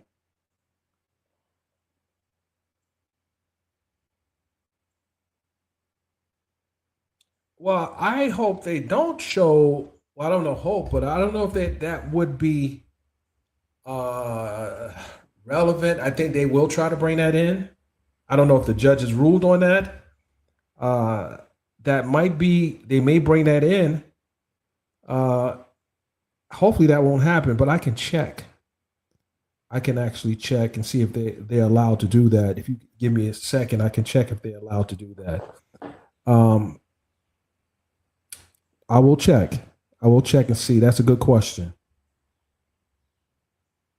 How do you guys think Cardi's doing? You know, like her demeanors. You know, while she turns around a little, she looks at behind her. How do you think she's doing? I guess does she look comfortable in the courtroom from your perspective? And this is for people that are watching.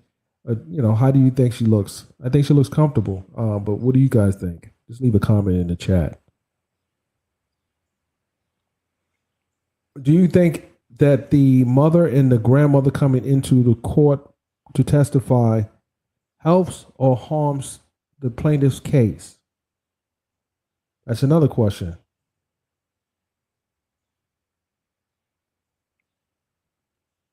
I think the driving factor in Cardi taking this to trial, well, the girl's suing the Cardi Cardi didn't settle, is because there's a 4-year opportunity for this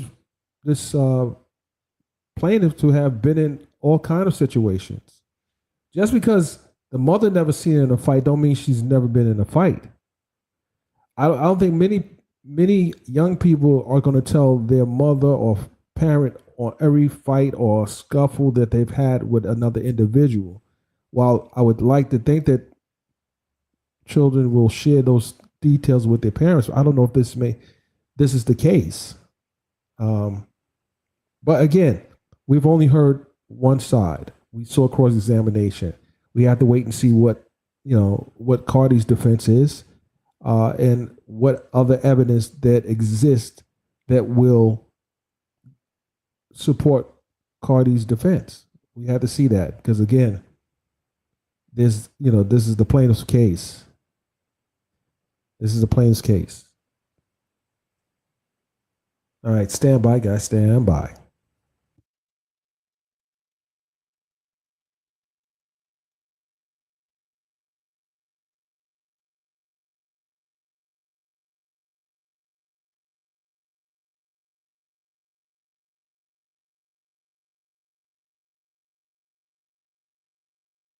Okay, shout out to those close to 1,200 of you watching on Twitter. Shout out to those on Twitter. Yes, we see you over there. We see you. Twitter, you can type in a comment. If you have a comment or question, you feel free to type it there, and we'll see if we can answer the question. Stand by.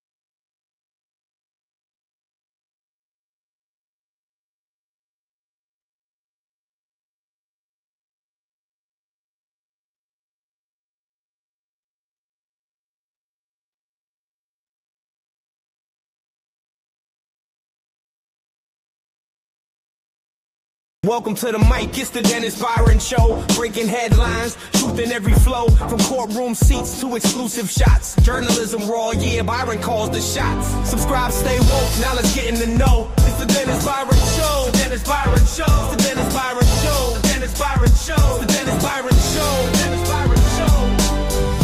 The Dennis Byron Show. The Dennis Byron Show. Dennis Byron Show. The Dennis Byron Show. Dennis Byron Show. The Dennis Byron Show. Dennis Byron Show. Welcome to the mic, it's the Dennis Byron Show. Breaking headlines, truth in every flow. From courtroom seats to exclusive shots. Journalism raw, yeah, Byron calls the shots. Subscribe, stay woke, now let's get in the know. It's the Dennis Byron Show.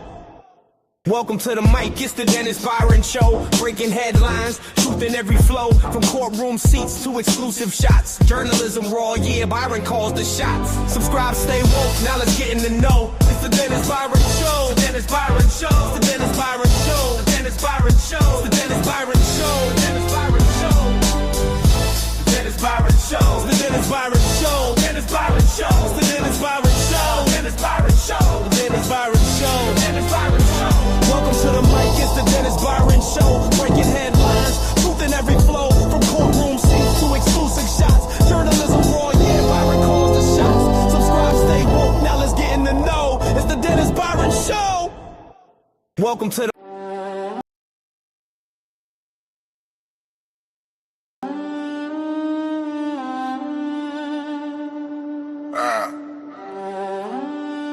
Frontline with the pen. Hip hop inquiry. I've been front row from the ciphers to the chains. Dennis Byron the name. Hip hop inquiry the flame. We the voice of the block, pen sharp like a sword, breaking truth from the booth to the courtroom floor. Byron been riding 3 decades strong. Hip hop inquirer, the real never wrong. Yeah, we dig, we expose, we press, we reveal. From the legends to the lies, we keep it real. Byron with the facts, no time for the cap. He on the map, run and tell that. Started with a Nikon, chasing down a spark. Snapping shots of Biggie before he left the park. ATL to the BX, I kept it authentic. From rap beats to court seats, I really been in it. I ain't TMZ, I'm a G with the sources. Breaking exclusives, live from the horses. Wrote the script while they mimic my tone. Interviews with icons, yeah, I built this alone. Why they blog for clout, I report for the streets. Facts over fiction, receipts on repeat. Byron been official since cassette tape days.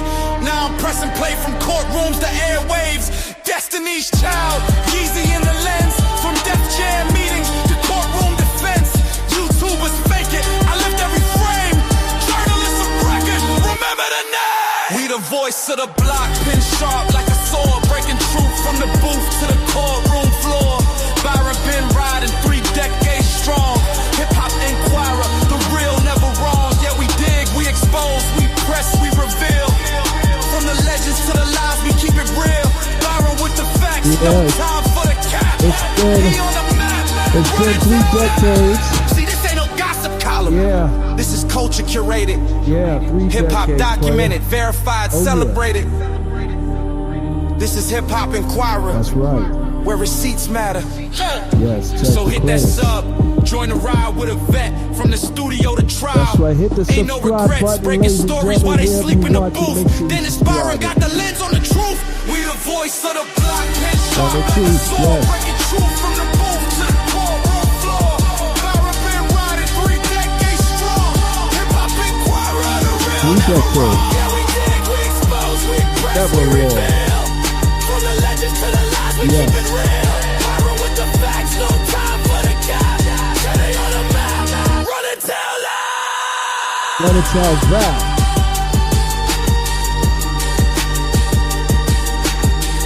Hey.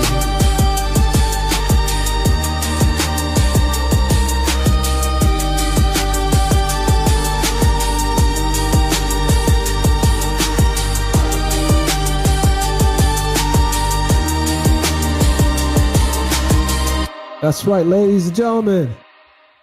3 decades, many celebrities, many stories, many bylines, published in every national publication you can think Frontline of, with the pen. from the top to the bottom, from the left to the right. Hip hop Yes, inquiry. ladies and gentlemen, just look at the credits. I've been front row from the ciphers to the chains. Dennis Byron the That's name. right, from Jay-Z to Kanye to Hip hop Beyonce inquiry to the flame. Destiny's Child to We the voice of the Ludacris block, pen to- sharp like a sword, breaking truth everybody. from I the just booth look to at the it, shots in the courtroom dude's floor. face. Quick Byron fly. been riding Flash 3 out. decades strong. Oh, my Hip hop goodness, inquirer, okay, the come on. real never wrong. Yeah, we dig, we expose, we press, we reveal. right, From the from legends to Cardi the B. lies, we keep it real. Byron with the facts, no time for the cap. He on the map, run and tell that. Started with a icon, chasing down a spark. Snapping shots of Biggie before he left the park. ATL to the BX, I kept it authentic. Right. From rap Notorious beats to court B.I.G. seats, I really been in it. Tupac Shakur. I ain't TMZ, I'm the G with the sources. Breaking exclusives, live from the horses. Wrote the script while they mimic my tone. Interviews TMZ, with but icons, yeah, I built this TMZ. alone. Why they block for clout, I report for the streets. Radar Facts Online, over fiction, receipts on repeat. Byron been official since cassette tape days. Now I'm pressing play from courtrooms to airwaves. Destiny's Child, Yeezy in the lens. From Def Jam meetings to courtroom defense. YouTubers fake it, I lift every frame. Journalists of record, remember the name. We the voice of the block, pin sharp like a sword. Breaking truth from the booth to the courtroom floor. Byron been riding 3 decades strong. Hip-hop inquirer, the real never wrong. Yeah, we dig, we expose, we press, we reveal. From the legends to the lies, we keep it real. Byron with the facts, no time for the cap. He on the map, run and tell that. See, this ain't no gossip column. This is culture curated. Hip-hop documented, verified, celebrated. This is Hip-Hop Inquirer. Culture where receipts curated. matter. Pay attention. So hit that sub, join the ride with a vet. From the studio to trial, ain't no regrets. Breaking stories while they sleep in the booth. Dennis Byron got the lens on the truth. We the voice of the block, head sharp like a sword. Breaking truth from the booth to the courtroom floor. Byron been Wait a minute. We got some breaking. Wait, hold on. We got some exclusive coming.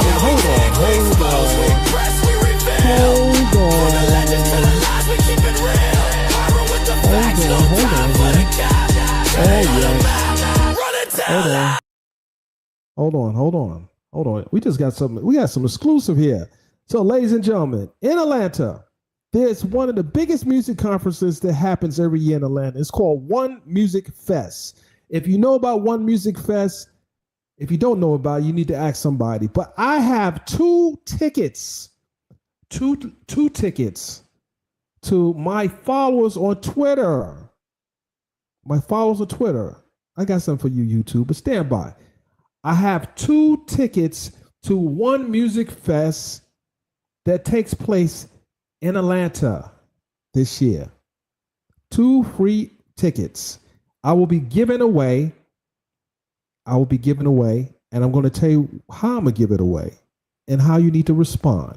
But I'm giving 2 tickets. I don't want to give like one ticket. I need to give it to a couple. So it's for if you, your girlfriend, your boyfriend, or your mother, your father want to go to One Music Fest in Atlanta. Listen, you know who's already performed there. Kendrick Lamar, Lil Kim, Kodak Black. The list goes on. So many people performed. As a matter of fact, I'm going to post the flyer for One Music Fest, but I'm giving 2 tickets away. Now, you know those tickets are hot. They're going for hundreds of dollars. I'm giving away to my loyal followers, and I'm going to lean in. For my YouTube subscribers, members, I'm going to also have 2 tickets for you. But I'm doing it for my Twitter today. I'm going to do it for my YouTube subscribers sometime this week. But this is going down. One Music Fest, one of the biggest festivals in the nation, is taking place. And all the details will be revealed shortly. I think we even have a trailer coming in, but I'm giving 2 tickets away. I want you guys to make sure you're locked in. If you're in Atlanta, listen, if you're not going to be in Atlanta for these tickets, don't even ask for them. Don't ask for them because it could go to somebody who really, really want to go. I'll tell you the lineup shortly. As a matter of fact, stand by.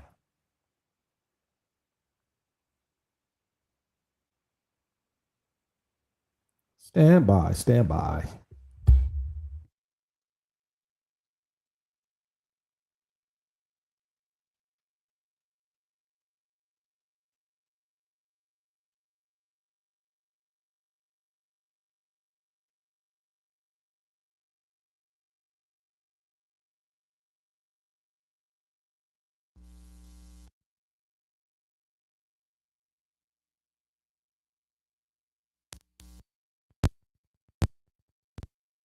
Hey, Teresa, can you hear me?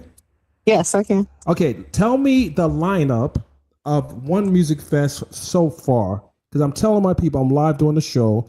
Tell me how exciting this One Music Fest will be for this year. I'm dealing with one of the most notable celebrity publicists in the nation. Teresa, tell everybody how important for them to check out One Music Fest this year.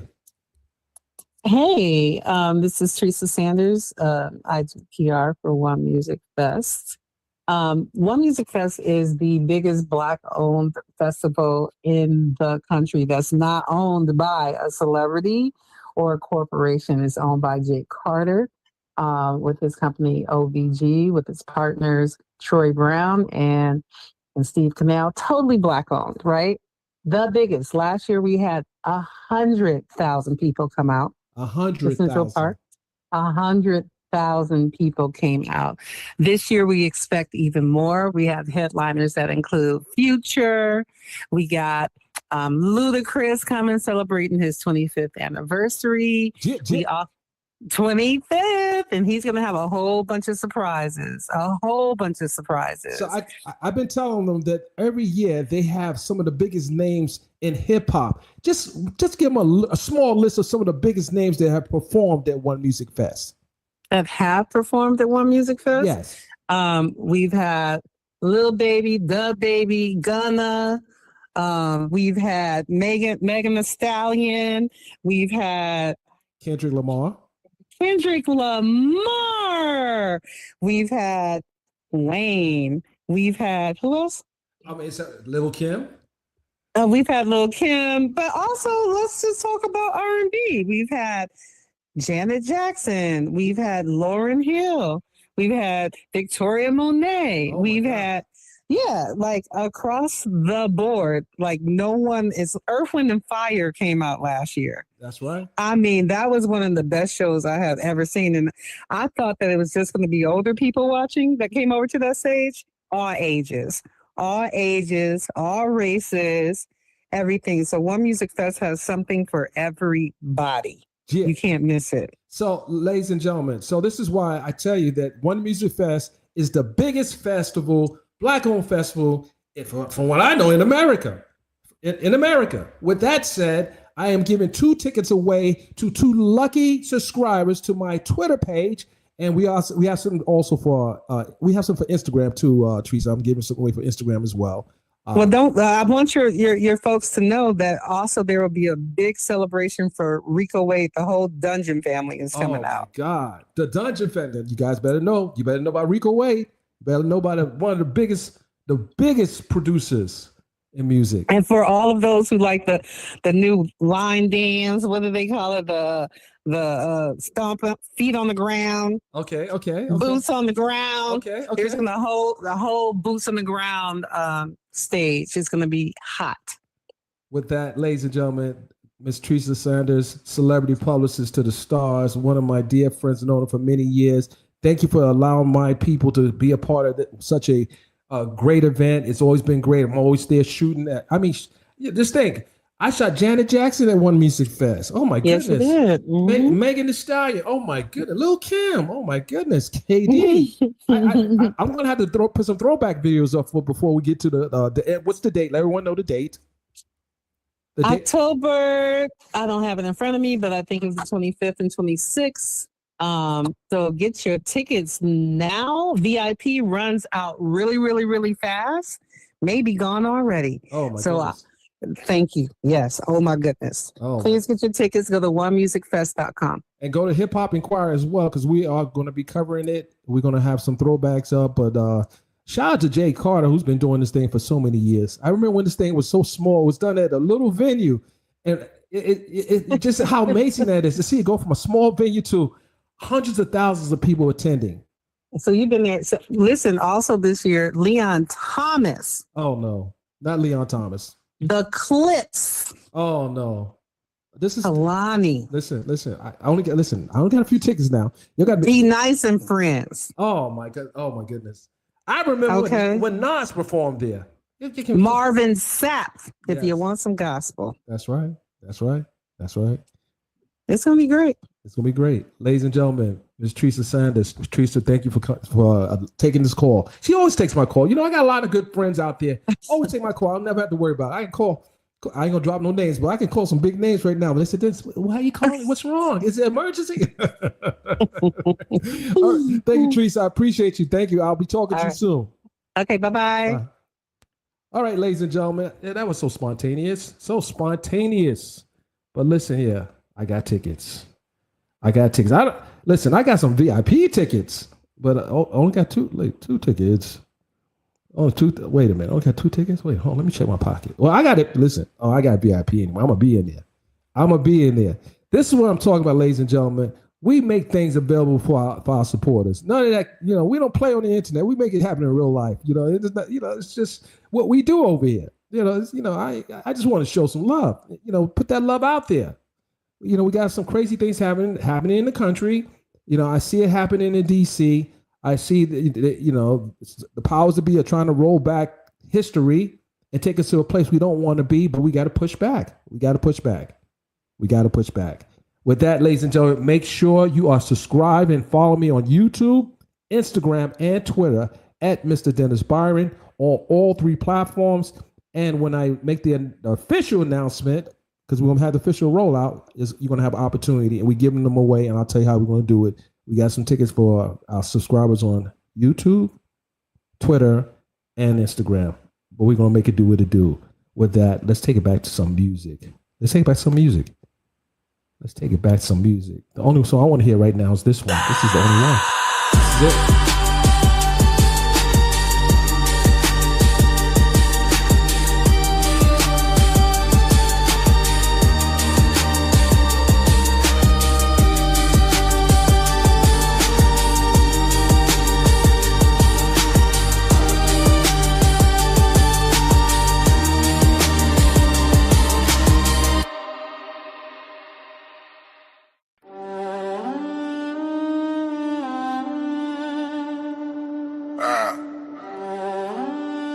Frontline with the pen. Hip hop inquiry. I've been front row from the ciphers to the chains. Dennis Byron the name. Hip hop inquiry the flame. We the voice of the block, pen sharp like a sword, breaking truth from the booth to the courtroom floor. Byron been riding 3 decades strong. Hip hop inquirer, the real never wrong. Yeah, we dig, we expose, we press, we reveal. From the legends to the lies, we keep it real. Byron with the facts, no time for the cap. He on the map, run and tell that.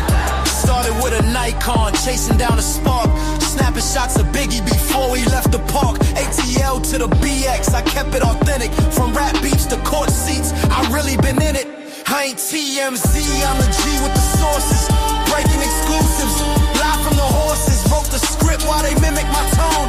Interviews with icons, yeah, I built this alone. Why they blog for clout, I report for the streets. Facts over fiction, receipts on repeat. Byron been official since cassette tape days. Now I'm pressing play from courtrooms to airwaves. Destiny's Child, Yeezy in the lens. From Def Jam meetings to courtroom defense. YouTubers fake it, I lift every frame.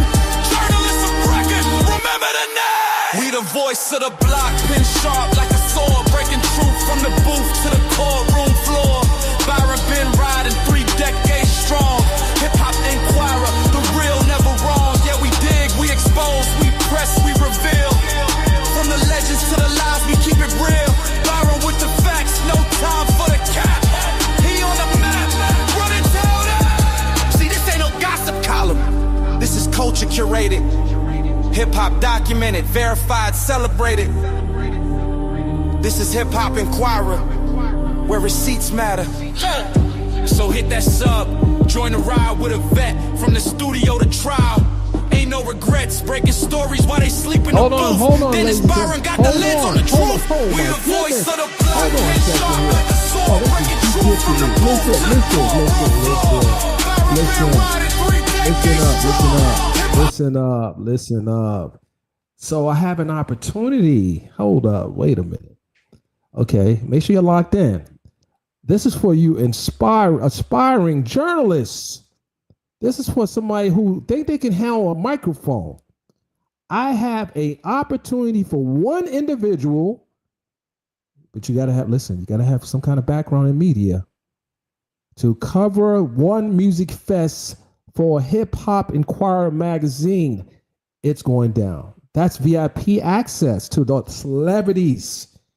I have one opportunity for someone to cover it with Hip Hop Inquirer magazine. I will be in the building. I'm looking for a host. I don't care if you're man or woman, but you better have a reel. If you have a reel, that helps a lot. I've brought other people out to cover events. This is an opportunity for someone who wants to be at one of the biggest festivals in the nation. That is going to be so fire. Ludacris is celebrating his anniversary in music. Rico Wade. Listen, it's going down. So if you believe that you have what it takes to host the red carpet, do celebrity interviews, here's an opportunity. Shoot me an email at news@hiphopinquirer.com. And I have an opportunity for you to come out to cover the One Music Fest with yours truly, Mr. Dennis Byron. It's going down. Yes, ladies and gentlemen, no cap. This is going down. This is going down. Yes. But listen, I got to get your name in there. So send your reel. Send me your demo reel. Let me see if you got what it takes to interview some of these stars. Listen, lights, camera, and action. It's going down.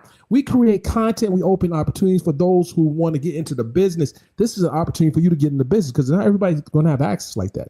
Not everybody's is not going to have access like that. Let me shout out to my good friend, Lovely T, because she came to One Music Fest. She was there. I made sure she was in that building. Yes. Make sure you are locked in. If this is what you think you want to do, you think you got what it takes, come on out. No play. This is for serious people. Not, you want to play on the internet, you go and do that. Y'all go and do that over there. But if you want an opportunity to be in the building with some of the biggest celebrities, you actually can ask those questions that people want to ask. Now, they may not answer them, but you can ask the question. This is an opportunity for you. Make sure you send the email to news@hiphopinquirer or .com, or hit me in my DM with a link to your reel on Twitter at Mr. Dennis Byron, or on Instagram at Mr. Dennis Byron, or on Instagram at Hip Hop Inquirer. But make sure you hit the DM, talk about what we're talking about. This is One Music Fest going down in Atlanta. Don't wait till 2 days before the event. Say, Mr. Byron, I heard you was no. I'm asking you to do it right now. This is the opportunity for you right now. Don't be slow to make the move. Be on top of it. Make sure you have your reel. Make sure you send me a sound clip of what you can do, and then we'll do that. We'll tell you what the next step is. But it's going down. If you want to be one of the people that will be doing celebrity interviews at One Music Fest, yes, we got access. And I tell you guys, the business is about having access. Having access. You too can have access, but don't come here playing. We don't do that. Don't come here playing. It's a long 2 day, I think it's about 2 or 3 day event. But for those 3 days, once you get the date, let me know if you want to come down. That's what it is. This is separate from the tickets. I need someone to join the team for that day. With that, ladies and gentlemen, let's get back to the music.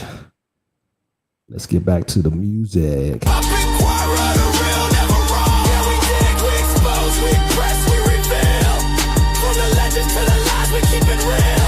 Viral with the facts, no time for the cap. Turning on the map, run and tell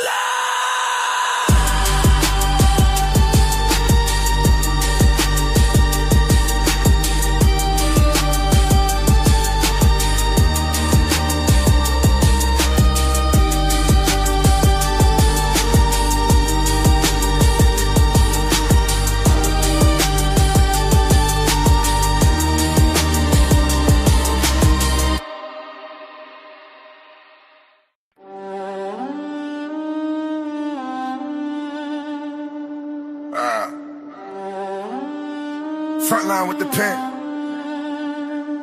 Hip Hop Inquirer rank. I've been front row from the ciphers to the chains. Dennis Byron the name. Hip Hop Inquirer the flame. We the voice of the block, pen sharp like a sword, breaking truth from the booth to the courtroom floor. Byron been riding 3 decades strong. Hip Hop Inquirer, the real never wrong. Yeah, we dig, we expose, we press, we reveal. From the legends to the lies, we keep it real. Byron with the facts, no time for the cap. He on the map. chasing down a spark. Snapping shots of Biggie before he left the park. ATL to the BX, I kept it authentic. From rap beats to court seats, I really been in it. I ain't TMZ, I'm the G with the sources. Breaking exclusives, live from the horses. Wrote the script while they mimic my tone. Interviews with icons, yeah, I built this alone. While they blog for clout, I report for the streets. Facts over fiction, receipts on repeat. Byron been official since cassette tape days. Now I'm pressing play from courtrooms to airwaves. Destiny's Child, Yeezy in the lens. From Def Jam meetings to courtroom defense. YouTubers fake it, I lift every frame. Journalists of record, remember the name. We the voice of the block, pin sharp like a sword. Breaking truth from the booth to the courtroom floor. Byron been riding 3 decades strong. Hip-hop inquirer, the real never wrong. Yeah, we dig, we expose, we press, we reveal. From the legends to the lies, we keep it real. Byron with the facts, no time for the cap. He on the map, run and tell that. See, this ain't no gossip column. This is culture curated. Hip-hop documented, verified, celebrated. This is Hip-Hop Inquirer, where receipts matter. So hit that sub, join the ride with a vet. From the studio to trial, ain't no regrets. Breaking stories while they sleep in the booth. Dennis Byron got the lens on the truth. We the voice of the block, pin sharp like a sword. Breaking truth from the booth to the courtroom floor. Byron been riding 3 decades strong. Hip-Hop Inquirer, the real never wrong. Yeah, we dig, we expose, we press, we reveal. From the legends to the lies, we keep it real. Byron with the facts, no time for the cap. They on the map, run and tell that.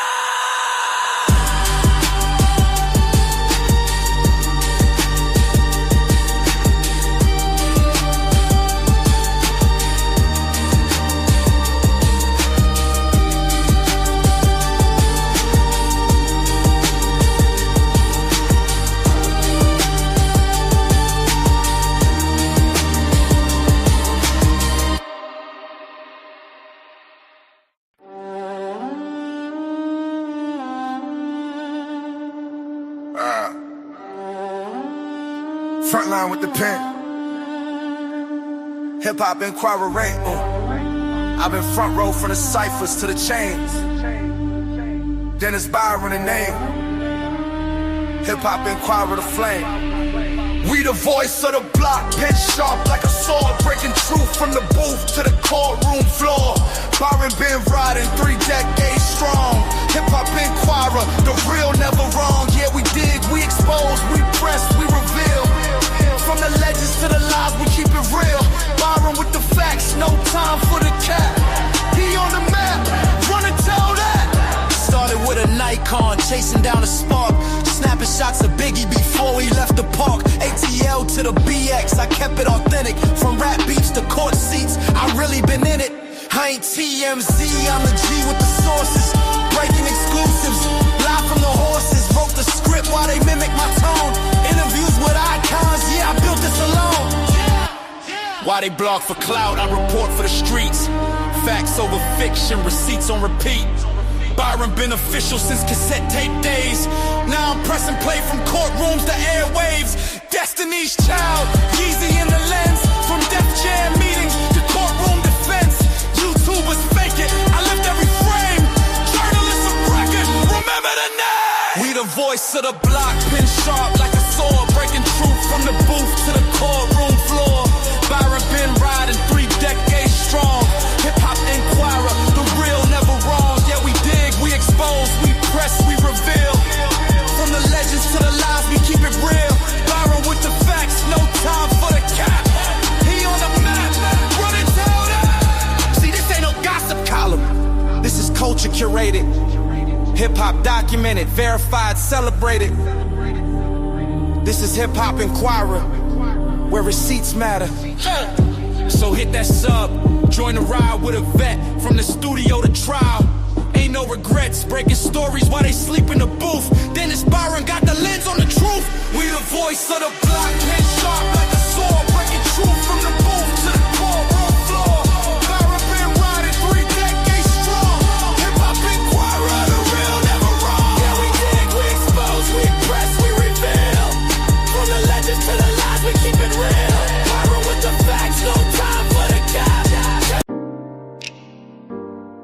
Some of you call him Diddy.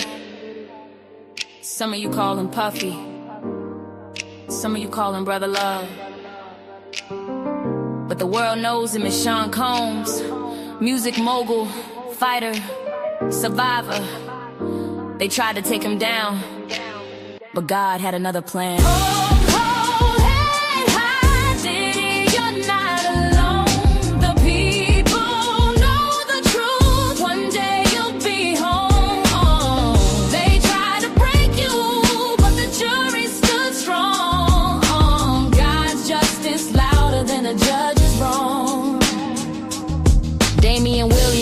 Maureen coming at his side. Thought they could end a king, but the truth won't hide.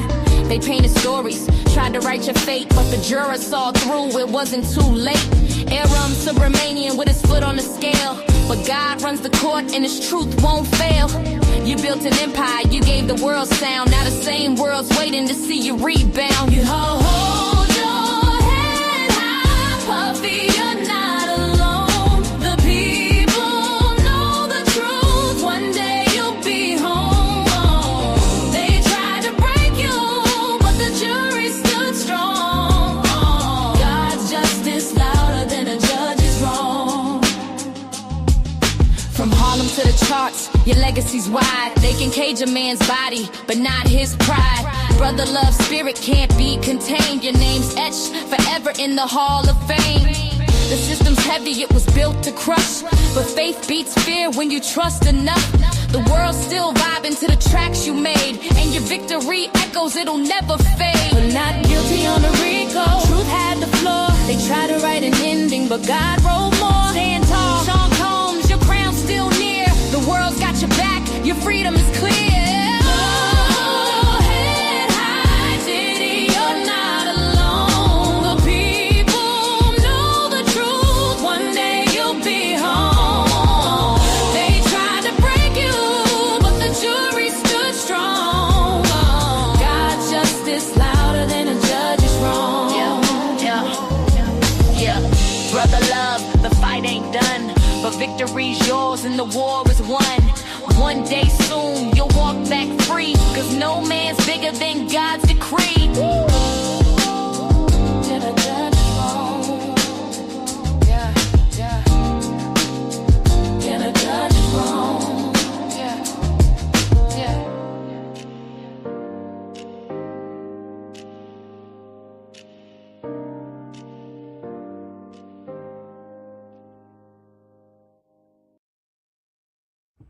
All right, ladies and gentlemen, trial is about to, in a few minutes, we're about to be back in the courtroom. Well, not physically, but we'll be back. The jurors will be back in. The next witness will be taking a stand.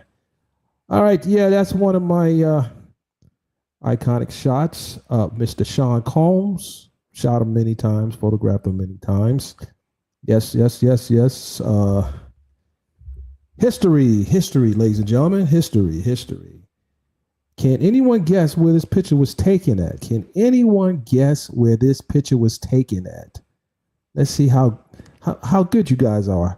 Can anyone guess where this picture was taken at? Let's see who know history. Can anyone guess when I know you know the year I took the picture, but can you guess where it was taken at? If you can guess where this photo was taken at, this will be cool. If you can guess, because I never told anyone I took this picture at. If you can guess where I took this photo at, you get 2 tickets to one music fest. How about that? I think that's good. If you can guess where I took this photo at, you get 2 tickets to the greatest show happening in Atlanta, the One Music Fest. If you can guess where I took this picture at. Should I give you a bigger hint? Do you need a hint? Do you need a hint?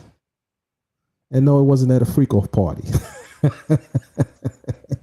Because they never existed. The freak off parties never existed.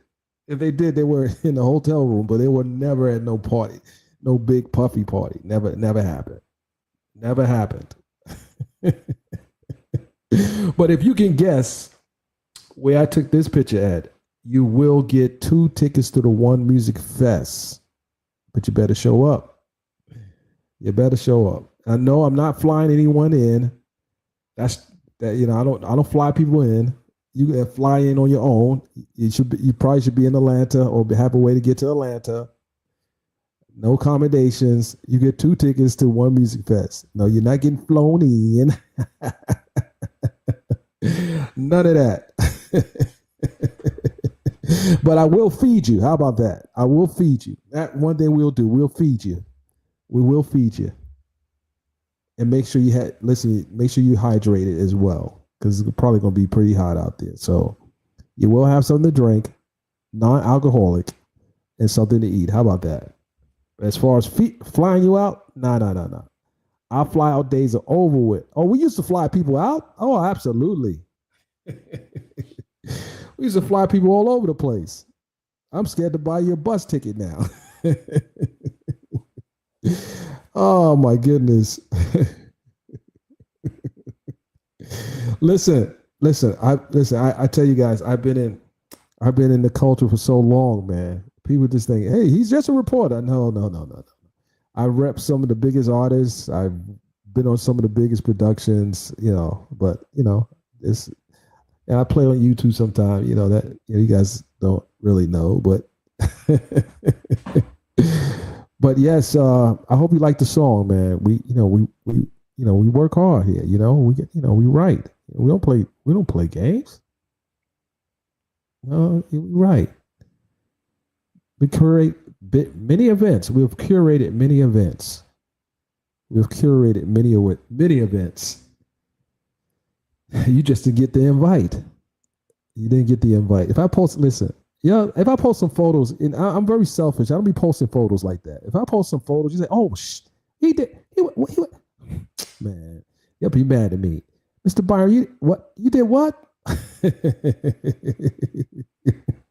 Listen. I'm not giving you a skateboard to the One Music Fest. You better figure it out. You better figure it out. Ain't buying this. That's it. We ain't doing that. Yeah. No. I could buy a bus ticket, but there ain't gonna be no X involved. It's not just the transportation, it's what you do when you get there. It's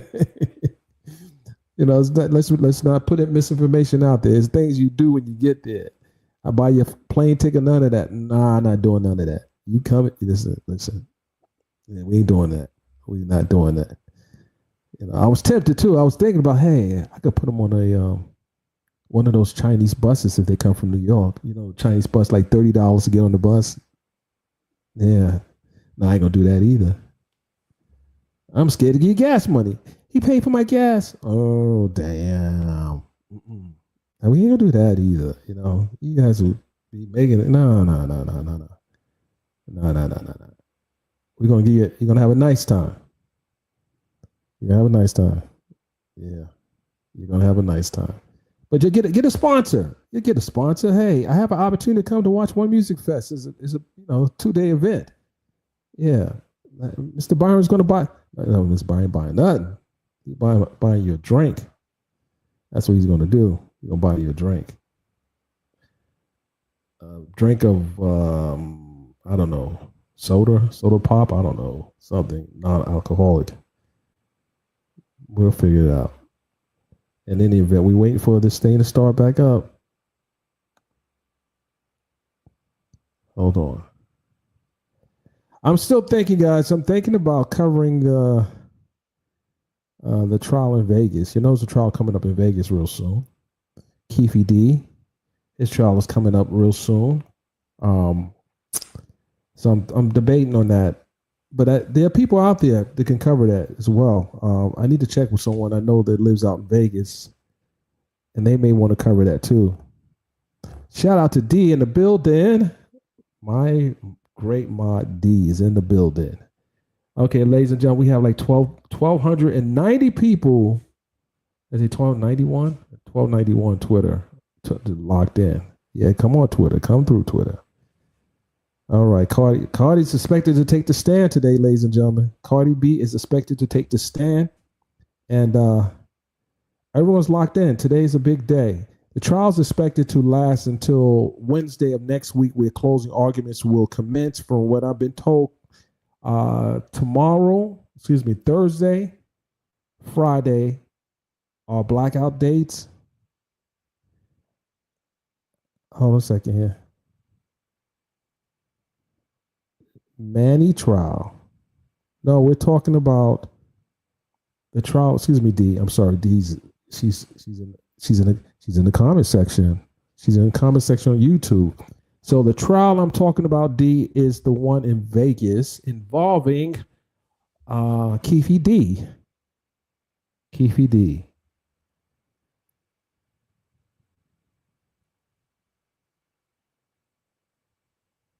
Well, hold on. Oh, you talking about he killed the 2 content creators? You talking about that trial? Do Nevada have the death penalty? Does Nevada have the death penalty? Nevada has the death penalty? Oh my goodness. Well, that would be if there was a death penalty, that would be it. That would be it. You walk up to someone, and from what I'm hearing, he was looking for them, found them, and shot them both on the strip. Oh my goodness. You guys, I tell you, gotta be careful out there. You can't be doing stuff and think people don't. There's some really sick people out here. They pull up. Not to say their pull up is justified, but you got to stop playing on the internet. People don't care if you don't care about anything. Once they snap, they snap. So stop provoking people. Yeah, it's just people must be in a bubble. And I say this all the time. People do the weirdest stuff, and then they wonder, why did that person react? Oh, it's free speech. Nah, you have to be smart about your free speech. You just can't be just saying anything and think someone will not try you. Some people just don't give a damn. They lose it. Not to say any of that is right, but you got to be careful how you play with people on the internet or in real life, for that matter. Or in real life, you got to realize that some people come from a different environment, and not as necessarily the environment that you come from. You may come from a very nice, very peaceful, very surreal environment, and the person that you're messing with comes from a different environment. It's just weird. So you kind of just be careful out there. I say that to anyone and everyone that is applicable to. Be careful out there. Because like this person that we're talking about, he stalked, he found the content creators, and he killed them. And he broadcasted as he killed them. He obviously didn't care. And he might have been trying to send a message to others, because the fact that triggered him, sticks and stones may break my bones, but words never hurt me. That's something of the past. People react to malicious behavior. Because once they get the drop on you, they got the drop on you. Like those 2 were standing out there. They didn't think this guy was going to pull up. He tracked them. He got the drop on them. Just think about that for a second. And I think the elements may be there for a death penalty. Yeah. Be prepared. If you take someone's life, be prepared for your life to be taken. That's the way the ball bounces. If you take someone's life, be prepared for your life to be taken. So if you're really, really about that life, be prepared for that to happen. Reverse Uno style. All right, guys, we are still waiting for the judge to come in. But we'll see. Yes, D, he took 2 lives. Yes, he did, D. He took 2 lives. I saw the video, very tragic. I saw the reaction. It wasn't a movie, it was real life. And, They reacted. And I think people should be reminded that there are people out there that react. They react.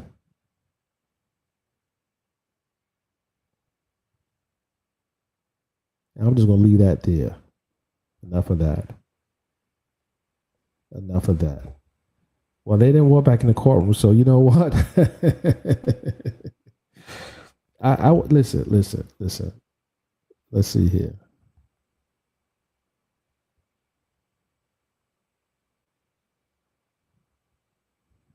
Thank you, D. Thank you. So, by the way, I got the biggest endorsement in one of the biggest endorsements in the music. Shout out to Jermaine Dupri. He gave your boy that thumbs up. He really liked the song.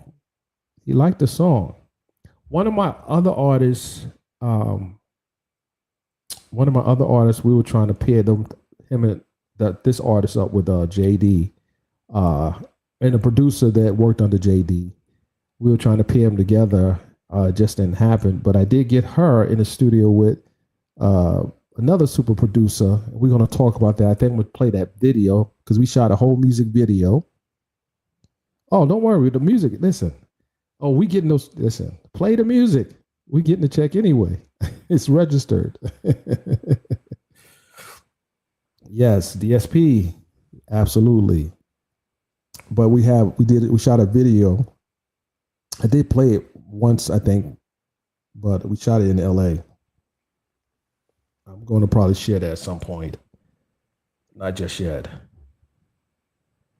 And also, ladies and gentlemen, while I'm here before the trial starts, back, hold on. We did have a casting for New York Fashion Week that takes place next month.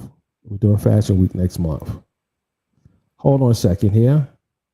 Let me see if I can get my a client on the phone. Stand by, ladies and gentlemen. Let's see if I have enough time. I might not have enough time. Maybe I'll do another live.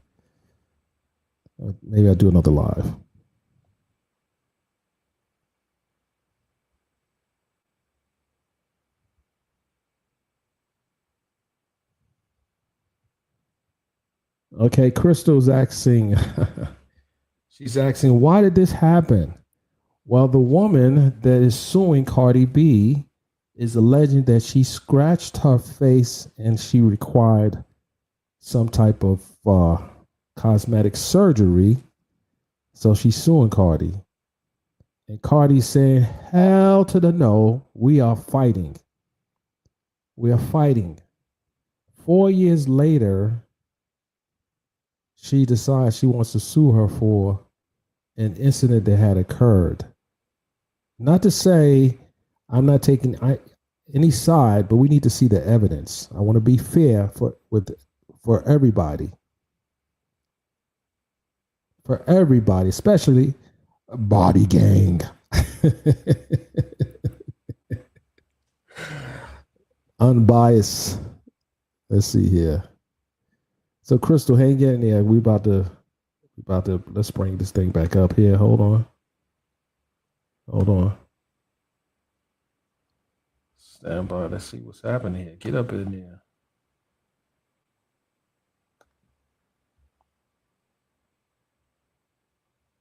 Hold on. Yeah, we need to get that picture up out of here. Let's see here. Let's see. Get rid of that. Okay, let's go. Okay, we're waiting. We haven't started yet. We're waiting. Court is on lunch break. We're still waiting.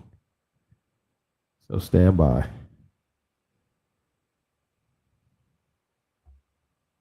Stand by. Shout out to my people over at Court TV. Shout out to all the people over at Court TV. I don't know. Should I do Court TV? I don't know. Let's see. Let's see if they need me for commentary. Well, let me see here. Yeah, it's like that, family. I'll be pulling up on people. Okay, hold on. Let me put this up here. We're not back yet. We are not back yet. We are not back yet. This is my current mood, ladies and gentlemen. My current mood. As soon as court starts back up, we will be back. But until then, let's listen to some music. I think we'll drop another. I don't know if I should drop another track today. Forget that. We playing this one.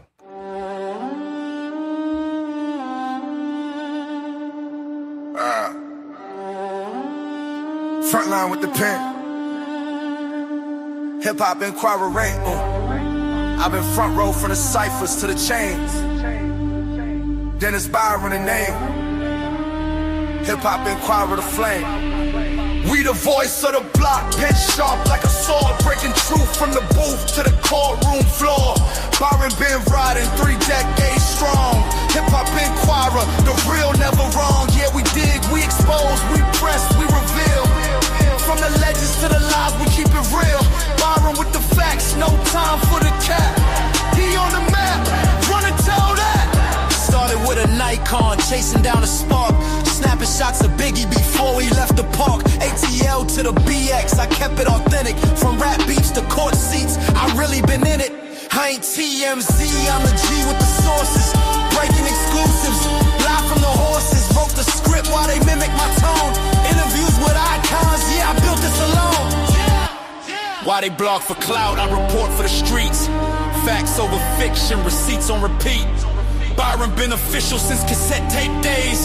Now I'm pressing play from courtrooms to airwaves. Destiny's Child, Yeezy in the lens. From Def Jam meetings to courtroom defense. YouTubers fake it, I lift every frame. Journalists of record, remember the name. We the voice of the block, pin sharp like a sword. Breaking truth from the booth to the courtroom floor. Byron been riding 3 decades strong. Hip hop inquirer, the real never wrong. Yeah, we dig, we expose, we press, we reveal. From the legends to the lies, we keep it real. Byron with the facts, no time for the cap. He on the map, run and tell that. See, this ain't no gossip column. This is culture curated. Hip hop documented, verified, celebrated. This is Hip Hop Inquirer, where receipts matter. So hit that sub, join the ride with a vet. From the studio to trial, ain't no regrets. Breaking stories while they sleep in the booth. Dennis Byron got the lens on the truth. We the voice of the block, pen sharp like a sword. Breaking truth from the booth to the courtroom floor. Byron been riding 3 decades strong. Hip Hop Inquirer, the real never wrong. Yeah, we dig, we expose, we press, we reveal. From the legends to the lies, we keep it real. Byron with the facts, no time for the cap. Yeah, they on the map, run and tell that.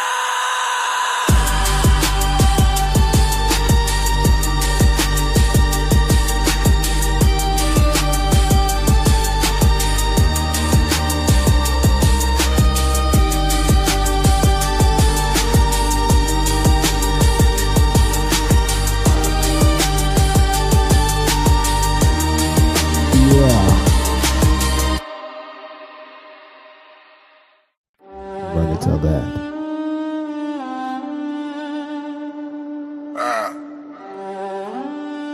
Frontline with the pen. Hip hop inquiry. I've been front row from the ciphers to the chains. Dennis Byron the name. Hip hop inquiry the flame. We the voice of the block, pen sharp like a sword. Breaking truth from the booth to the courtroom floor. Byron been riding 3 decades strong. Hip hop inquirer, the real never wrong. Yeah, we dig, we expose, we press, we reveal. From the legends to the lies, we keep it real. Byron with the facts, no time for the cap. He on the map, run and tell that. Started with a Nikon, chasing down a spark. Snapping shots of Biggie before he left the park. ATL to the BX, I kept it authentic. From rap beats to court seats, I really been in it. I ain't TMZ, I'm the G with the sources. Breaking exclusives, live from the horses. Wrote the script while they mimic my tone. Interviews with icons, yeah, I built this alone. Why they blog for clout, I report for the streets. Facts over fiction, receipts on repeat. Byron been official since cassette tape days. Now I'm pressing play from courtrooms to airwaves. Destiny's Child, Yeezy in the lens. From Def Jam meetings to courtroom defense. YouTubers fake it, I lift every frame. Journalism record, remember the name. We the voice of the block, pin sharp like a sword. Breaking truth from the booth to the courtroom floor. Byron been riding 3 decades strong. Hip-hop inquirer, the real never wrong. Yeah, we dig, we expose, we press, we reveal. From the legends to the lies, we keep it real. Byron with the facts, no time for the cap. He on the map, run and tell that. See, this ain't no gossip column. This is culture curated. Hip-hop documented, verified, celebrated. This is Hip-Hop Inquirer, where receipts matter. So hit that sub, join the ride with a vet. From the studio to trial, ain't no regrets. Breaking stories while they sleep in the booth. Dennis Byron got the lens on the truth. We the voice of the block, pin sharp like a sword. Breaking truth from the booth to the courtroom floor. Byron been riding 3 decades strong. Hip-Hop Inquirer, the real never wrong. Yeah, we dig, we expose, we press, we reveal. From the legends to the lies, we keep it real. Byron with the facts, no time for the cap. Yeah, they on the map, run and tell that.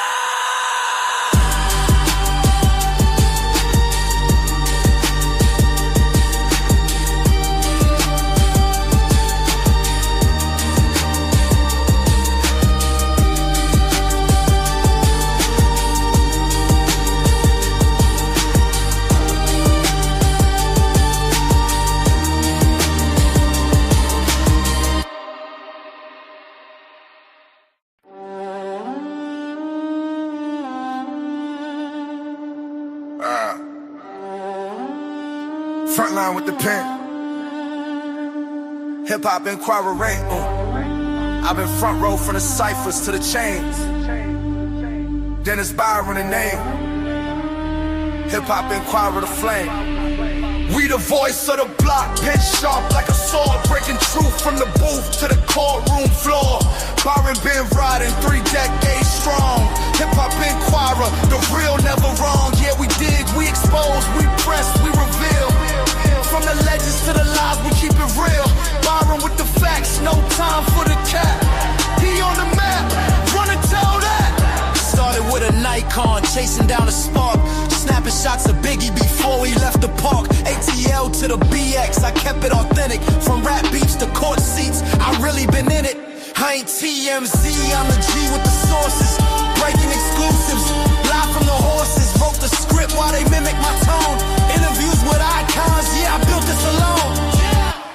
Why they blog for clout, I report for the streets. Facts over fiction, receipts on repeat. Byron been official since cassette tape days. Now I'm pressing play from courtrooms to airwaves. Destiny's Child, Yeezy in the lens. From Def Jam meetings to courtroom defense. YouTubers fake it, I lift every frame. Journalism record, remember the name. We the voice of the block, pin sharp like a sword. Breaking truth from the booth to the courtroom floor. Byron been riding 3 decades strong. Hip-Hop Inquirer, the real never wrong. Yeah, we dig, we expose, we press, we reveal. From the legends to the lies, we keep it real. Byron with the facts, no time for the cap. He on the map, run and tell that. See, this ain't no gossip column. This is culture curated. Hip-hop documented, verified, celebrated. This is Hip-Hop Inquirer, where receipts matter. So hit that sub, join the ride with a vet. From the studio to trial, ain't no regrets. Breaking stories while they sleep in the booth. Dennis Byron got the lens on the truth. We the voice of the block, pin sharp like a sword. Breaking truth from the booth to the courtroom floor. Byron been riding 3 decades strong.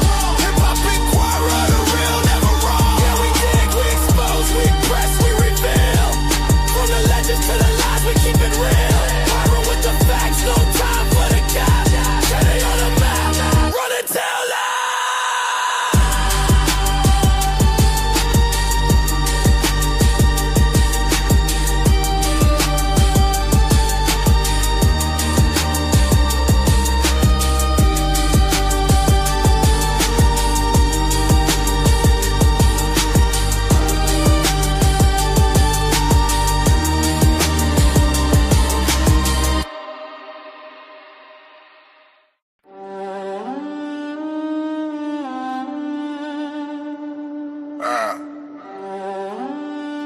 Frontline with the pen. Hip hop inquiry. I've been front row from the ciphers to the chains. Dennis Byron the name. Hip hop inquiry the flame. We the voice of the block, pen sharp like a sword, breaking truth from the booth to the courtroom floor. Byron been riding 3 decades strong. Hip hop inquirer, the real never wrong. Yeah, we dig, we expose, we press, we reveal. From the legends to the lies, we keep it real. Byron with the facts, no time for the cat. He on the map, run and tell that. Started with a Nikon, chasing down a spark.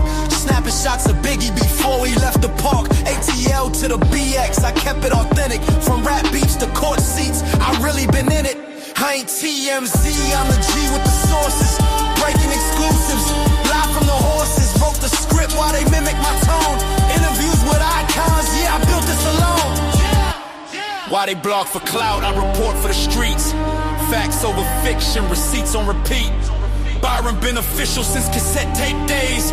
Now I'm pressing play from courtrooms to airwaves. Destiny's Child, Yeezy in the lens. From Def Jam meetings to courtroom defense. YouTubers fake it, I lift every frame. Journalists of record, remember the name. We the voice of the block, pin sharp like a sword. Breaking truth from the booth to the courtroom floor. Byron been riding 3 decades strong. Hip hop inquirer, the real never wrong. Yeah, we dig, we expose, we press, we reveal. From the legends to the lies, we keep it real. Byron with the facts, no time for the cap. He on the map, run and tell that. See, this ain't no gossip column. This is culture curated. Hip hop documented, verified, celebrated. All right, guys, we're back. Stand by, we're back. This is Hip Hop Inquirer, where receipts matter. So hit that sub, join the ride with a vet.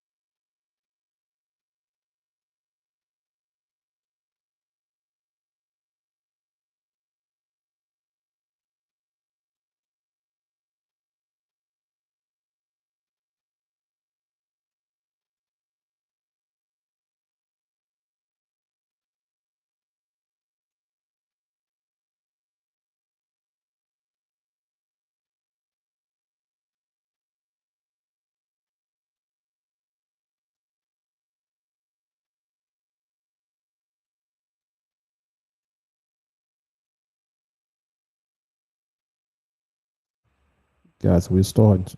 We're starting soon. Looks like we're starting soon.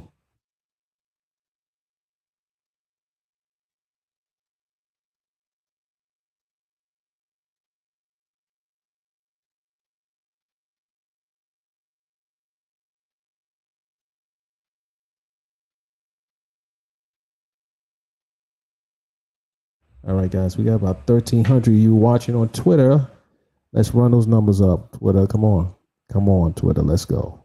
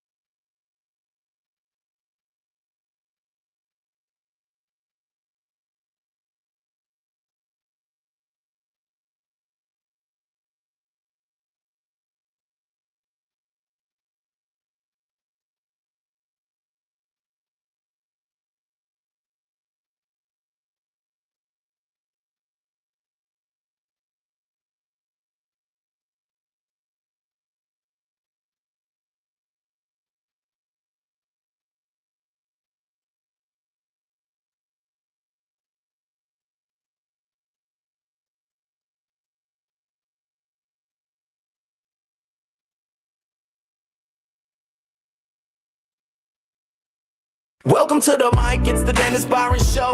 Breaking headlines, truth in every flow. From courtroom seats to exclusive shots. Journalism raw, yeah, Byron calls the shots. Subscribe, stay woke, now let's get in the know. It's the Dennis Byron Show, it's the Dennis Byron Show.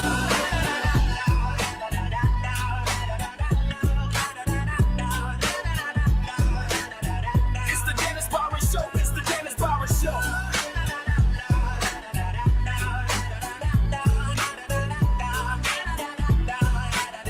It's the Dennis Byron Show, it's the Dennis Byron Show.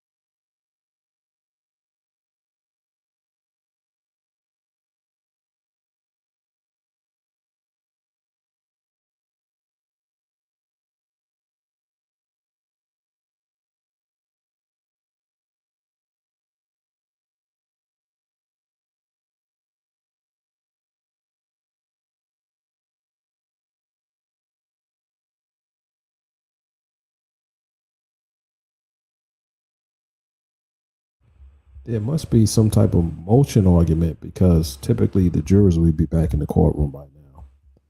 Let me find out what's happening.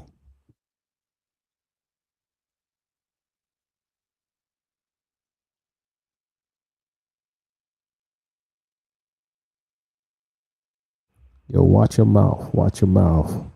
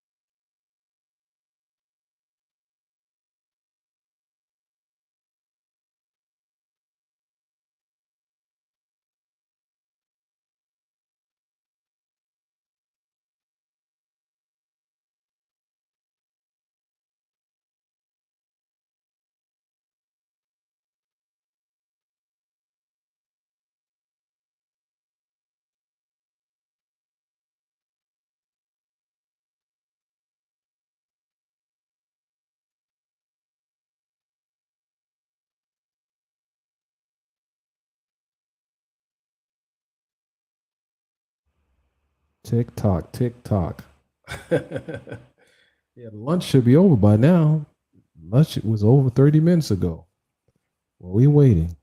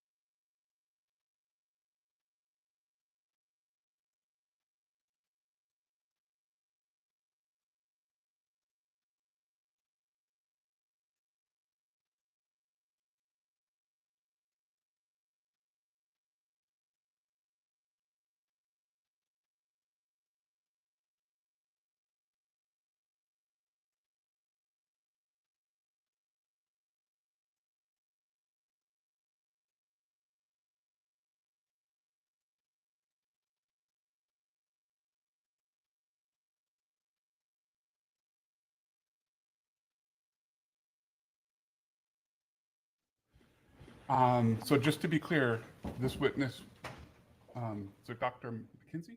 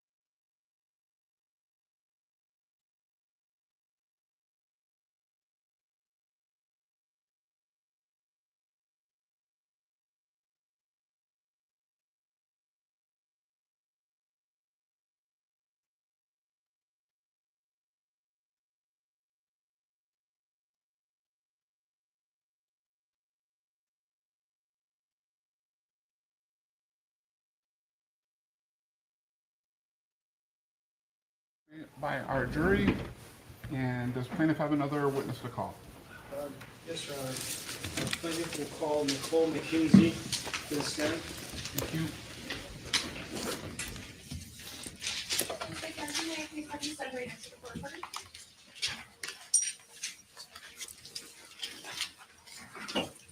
Please raise your hands. Please raise your right hand. Do you solemnly state that the testimony you may give and the cause now pending before this court shall be the truth, the whole truth, and nothing but the truth to help you God? Thank you. May I please have you state your first and last name and stop for the record? Nicole McKenzie, NICHOLE-MCKENZIE. Perfect, thank you. You may take a seat, please watch your step.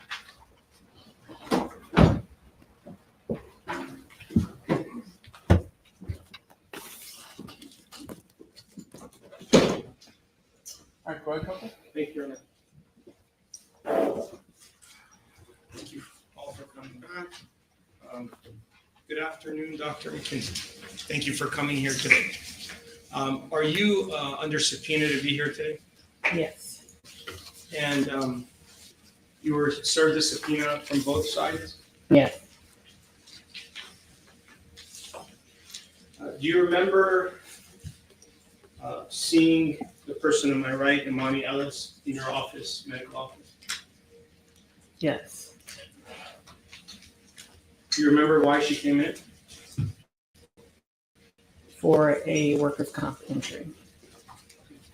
And just if you could just tell us a little bit about your education and background, please.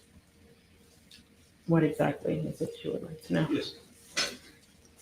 You're a psychologist, correct? Yes.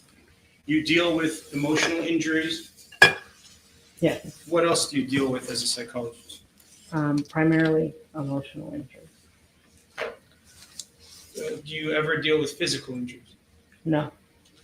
If a patient were to tell you about their physical injuries, is that something that you would want to know for the reason of coming up with a diagnosis? Or is that just something general that you may or may not want to know?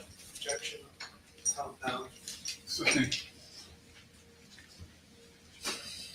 I'm free to answer?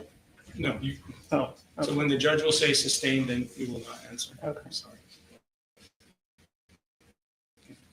All right. Approximately how long after, do you remember the date of when you saw Miss Ellis? Not the exact date. I believe it was 2018 just because of the year listed either on the subpoena. But it's been a while. Okay, there's a notebook in front of you, the one on your right. If you could open it to Exhibit 4, I will just show you your own medical records to ask you if they are your medical records. You said 4? I'm sorry, number 2, I apologize.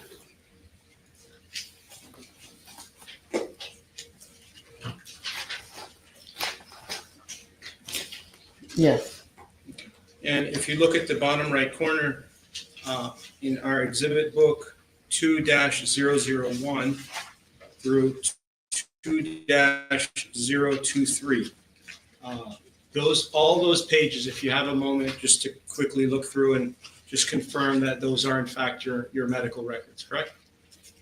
You can take your time if you need to. Objection, legal assistant to her medical records. Yes. He's just asking me to look at this right now.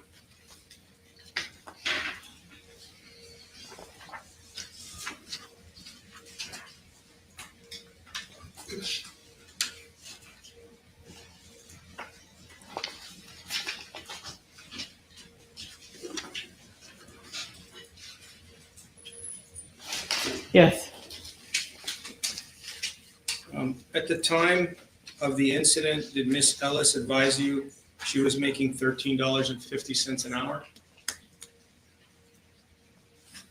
Yes, according to the report. Okay, is that something relevant?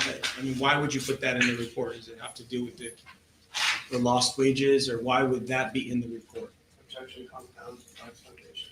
Okay. Like I said, it's been a while, and so from what I can remember, that information is usually included in all reports for clients who come in for workers' comp injuries. And at that time, in 2018, you worked for Management Inc.? Yes. And what is Management Inc.?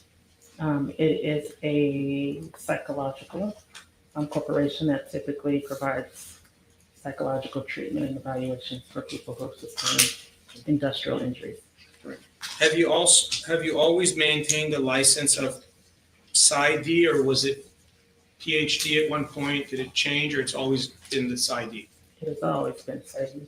So you never went into like family, LA MFT, or you don't have any of the other licenses? You went straight for this? Yes. And how long does it take to get this type of license after undergraduate degree?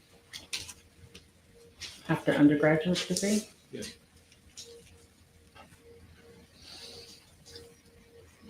Roughly 6 years. So in order to become a psychologist after high school, you spent approximately 10 years, is that fair? Yes. And what is the distinction between a PsyD and a PhD? Is there a difference? The main difference that I can report is PsyDs are more clinically focused on psychological treatment versus PhDs can also provide clinical treatment, but they can also focus more on research. Okay, and before today, it's probably been several years before you looked at your medical file, correct?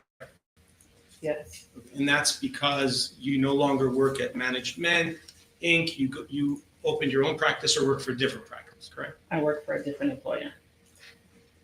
And when you work for Management, you were an employee for them? Yes.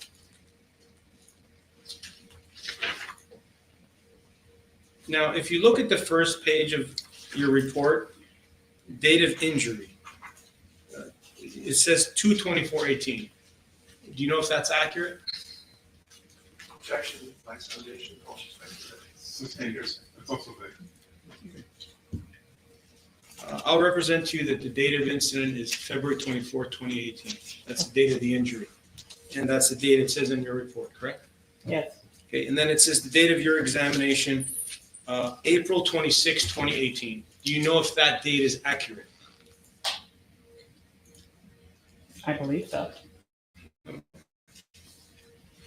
All right, and then if you go to Exhibit 2-5, the fifth page, there's another report which has a different exam date. Do you see that? Yes. And that was August 10th of 2018, correct? Yes. Okay.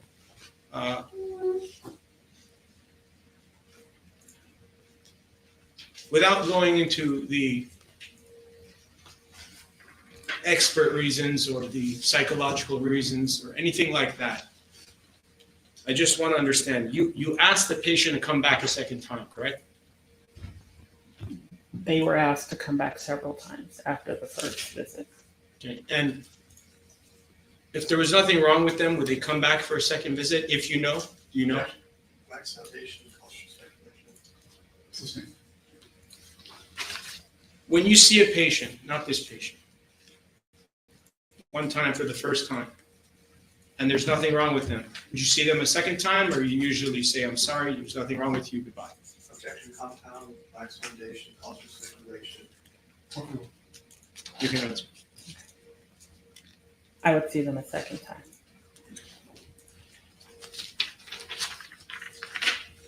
And if you go back to the page 1, which is 2-001, in the first paragraph, you go through a job description of what the patient came to see you for. You basically have a job description of what your patient was doing at the time of the incident, correct? Objection made. Yes, Okay. And what was her job title from what you see? What would it be? security guard.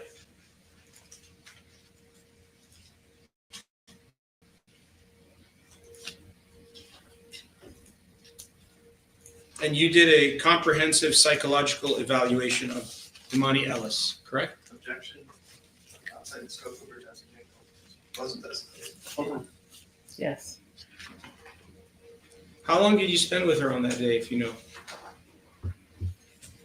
for the preliminary evaluation or the psychological evaluation? The whole thing combined on February 26th of 2018. You may not have an exact time frame, but I want to know that based on your experience for this type of care, how many minutes did you spend with Imani Ellis on that day? I cannot recall. Was it more than an hour? It may have been. In general, when you see the patients to go over their emotional injuries, how long do you usually spend with them? Is it usually an hour, 30 minutes? I mean, there is a minimum, right? Right, on the initial visit, typically an hour to an hour and a half.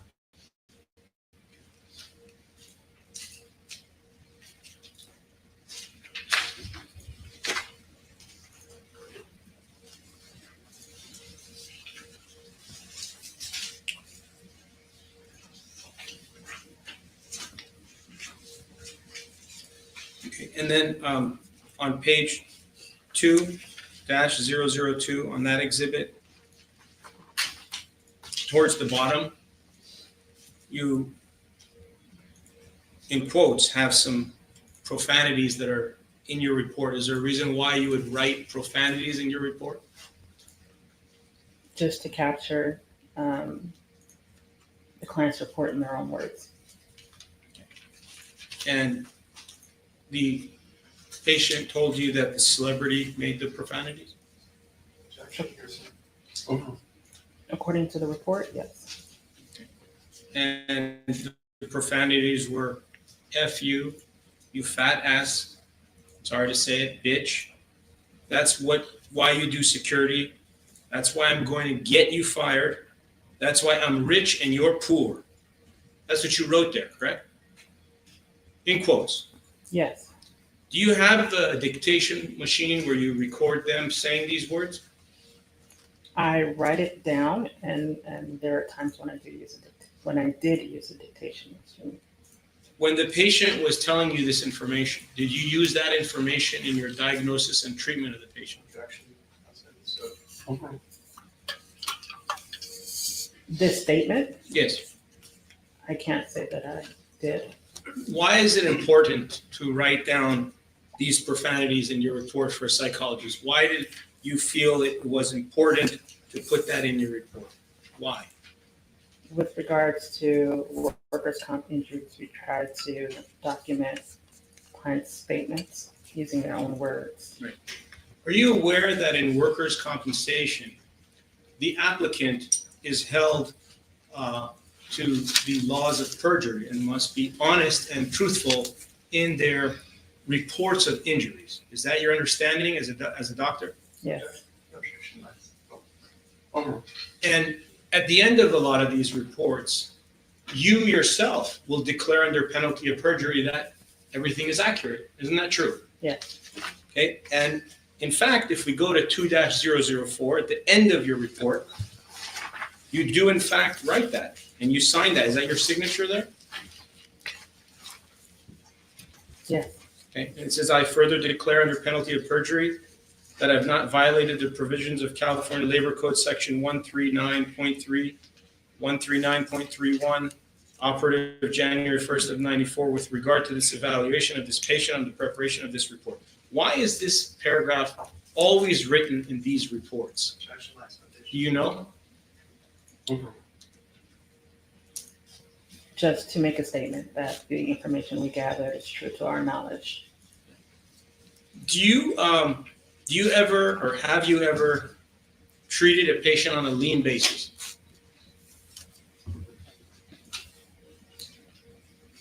I want to say yes. The majority of clients that come in for workers' comp injuries, I believe they're treated on a lien basis. Okay, so what that means is you see the patients, you submit a bill, and then you wait to get paid at a later time, correct? The corporation would submit a bill and wait to get paid at a later time. And sometimes they're denied, correct? Correct. Do you know if yours was granted or denied? I cannot recall.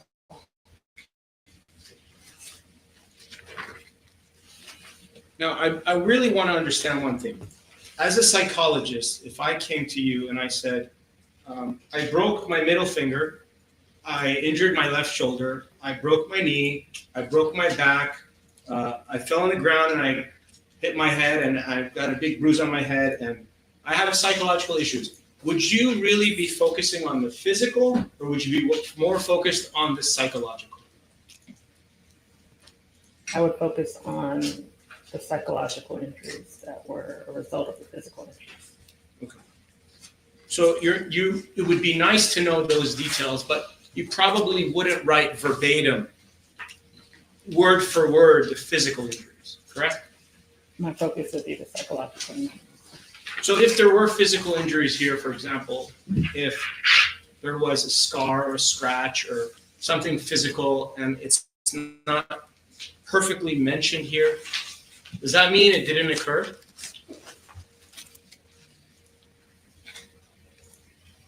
I don't know how to answer that question. Usually, from what I can recall, if it's documented in one of the intake forms, I will address it or mention it, but I can't recall whether it was or was not. Are you aware that in this case, the defense has designated a Dr. James Rosenberg as a psychiatrist in this case? Are you aware of that? No. Are you aware that Dr. Rosenberg will not be testifying about any physical injury? Objection, Your Honor.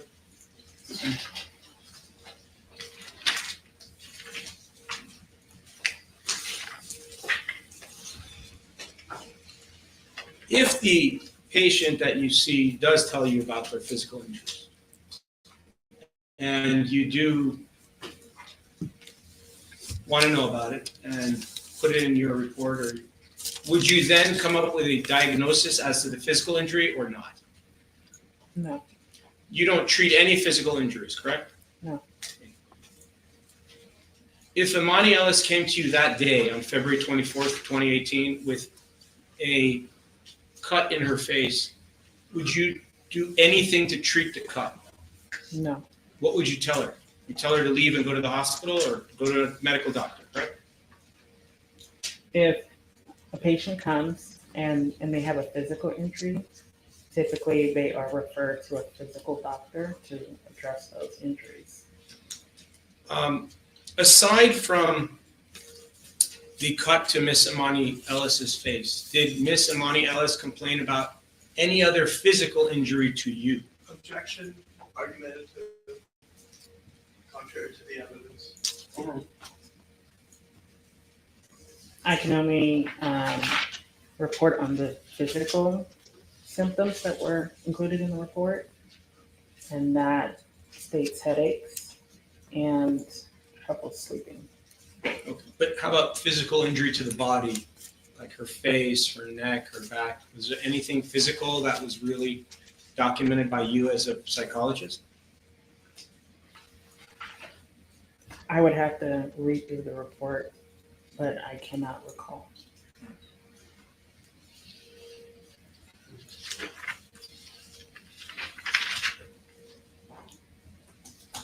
And what is MMPI? What does that mean? That's a psychological test.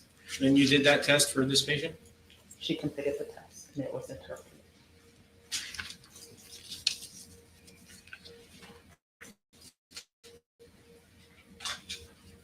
And what does it entail to do the MMPI test?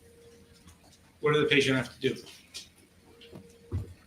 It is a questionnaire. I cannot recall if it's 500 and something odd questions, true and false, that ask about various symptoms. And you did the test, you had her do the test in your office? I believe she completed the test, and it was scored by my office and interpreted. Okay. And you were paid for that test? You billed for that test, correct? I believe so. And after that test, on Exhibit 2-017, if you can look at that page, date of exam, November 26, 2018. Do you see that? Yes. All right. So after you did the test, you then decided to do a psychological reevaluation, correct? Yes. And on page 2 of that report, which is Exhibit 2-018, you have some diagnoses that you've written in your report. Yes.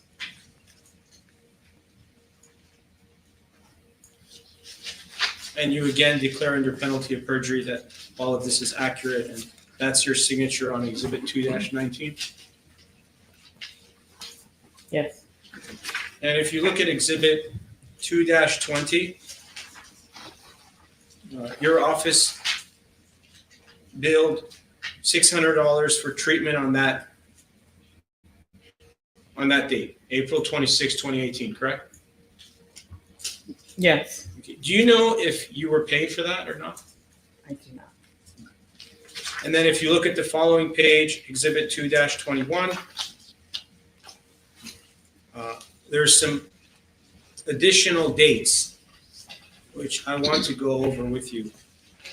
August 10th of 2018, you billed $300 for treatment, is that correct? You said August 10th? August 10th of 2018. 2018, there's several. Yeah, the first two, 150 and 150, correct? Yes, So that's the second time she came to you, correct? I believe so. As far as the records say. Yes. Yes. And then on May 18th of 2018, again, $150 for individual psychotherapy, correct? Relevance of all this, given that Okay. Yes. In looking at your bill,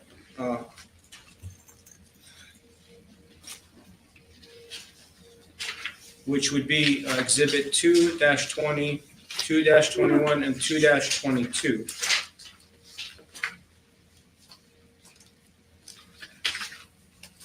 I count approximately 7 different dates of service that you treated this patient. Is that accurate? Did you see her 7 times?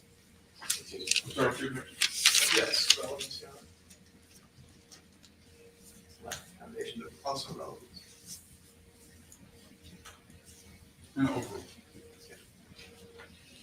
Is that true? I can't say whether I saw her 7 different times. Okay. Typically, when clients were seen at the corporation, I would see them initially. They would then be referred to a psychological assistant for treatment. And then I would see them several times after just to sort of check in and do the evaluations on the progress. Okay, I understand. How about this then? Ms. Imani Ellis, according to this bill, came to Managed Med Inc. on seven different occasions, 7 different dates between April 26, 2018 and January 15th of 2019. Just the number of visits. You agree with that, doctor? According to this bill, yes. And if my math serves me correct, the combined billing that your office billed Miss Ellis or Miss Ellis's work comp was $5,087. Is that correct? If you were to add $600, $3,787. Actually, it's there for you on the last page. 2-23, total lien. You see the total lien? Yes, $5,087. All right, and so then, in fact, you did treat her on a lien basis, correct? Correct. And then you do that all the time then, when you work for Managed Med? Yes. It's a routine procedure? Yes. Nothing improper to do that, right? No. Objection. Sustained.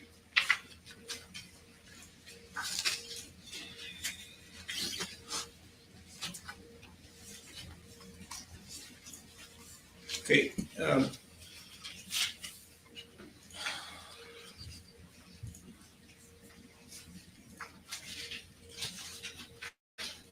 Are you familiar with CPT codes? Billing codes? Yes. Not that familiar. You have to know them for your practice? I don't, because I don't bill.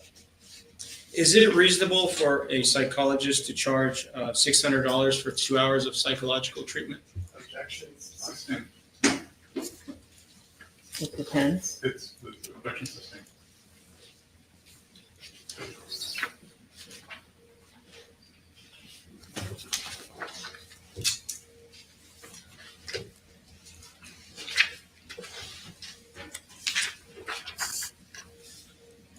And the MMPI exam that Ms. Ellis did, do you know approximately how many hours it took her to complete the 500 questions?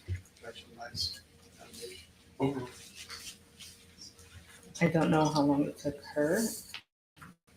Typically, it will take the clients several hours to complete them, depending on their reading level. Okay. You think it'd be less than or more than 4 hours? It might be less than 4 hours.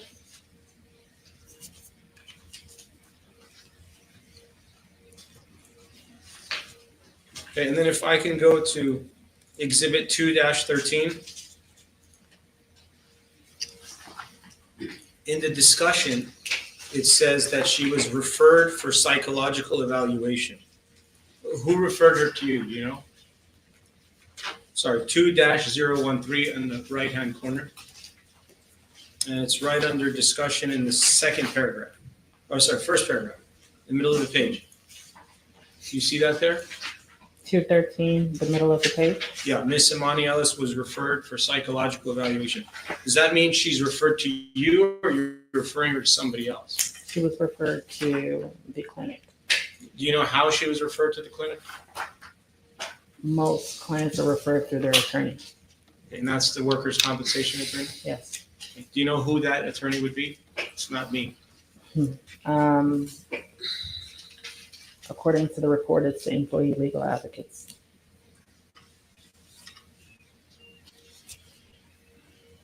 And then in the next paragraph, it talks about the fact that she was conducting regular patrols at the building, correct? Correct. Okay. And that she came into contact with a female music celebrity. Are you familiar? I wasn't asking a question here. Question is this: are you familiar with the actress or celebrity, musician, rapper, Cardi B? Yes. You know her? Yes. How do you know her?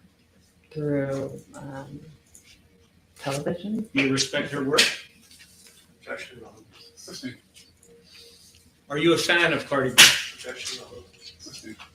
Do you have any bias to testify in favor of the plaintiff or the defendant in this case? No. No? You either way, you're just here to tell the truth, correct? Correct. And further on, it talks about, well, let me ask you this. Why was it so important to document all of these details? Why are you documenting all of these details about the telephone and her listening to her voicemails? Is there a reason why it was there? There's no particular reason. Usually, it's just to capture the incident in the client's own words. And so We try to obtain as much detail as we can for the attorneys and those involved in the case.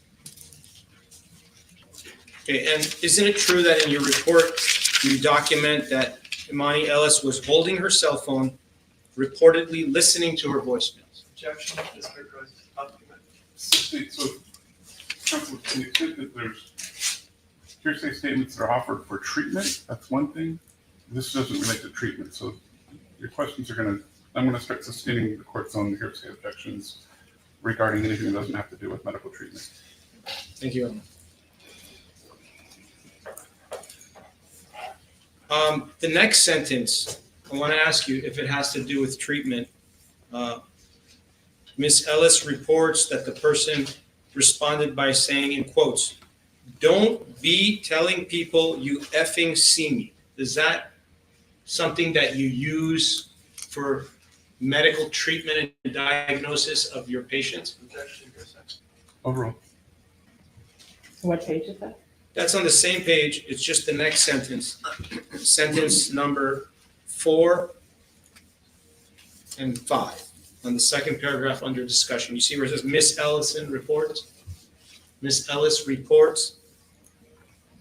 And what was your question again? So the question is when you wrote in quotes, "Don't be telling people you effing see me." Did you use that sentence in your diagnosis and treatment of Miss Ellis? No, Why did you put that there? just capturing the client's incident according to her report. Right, and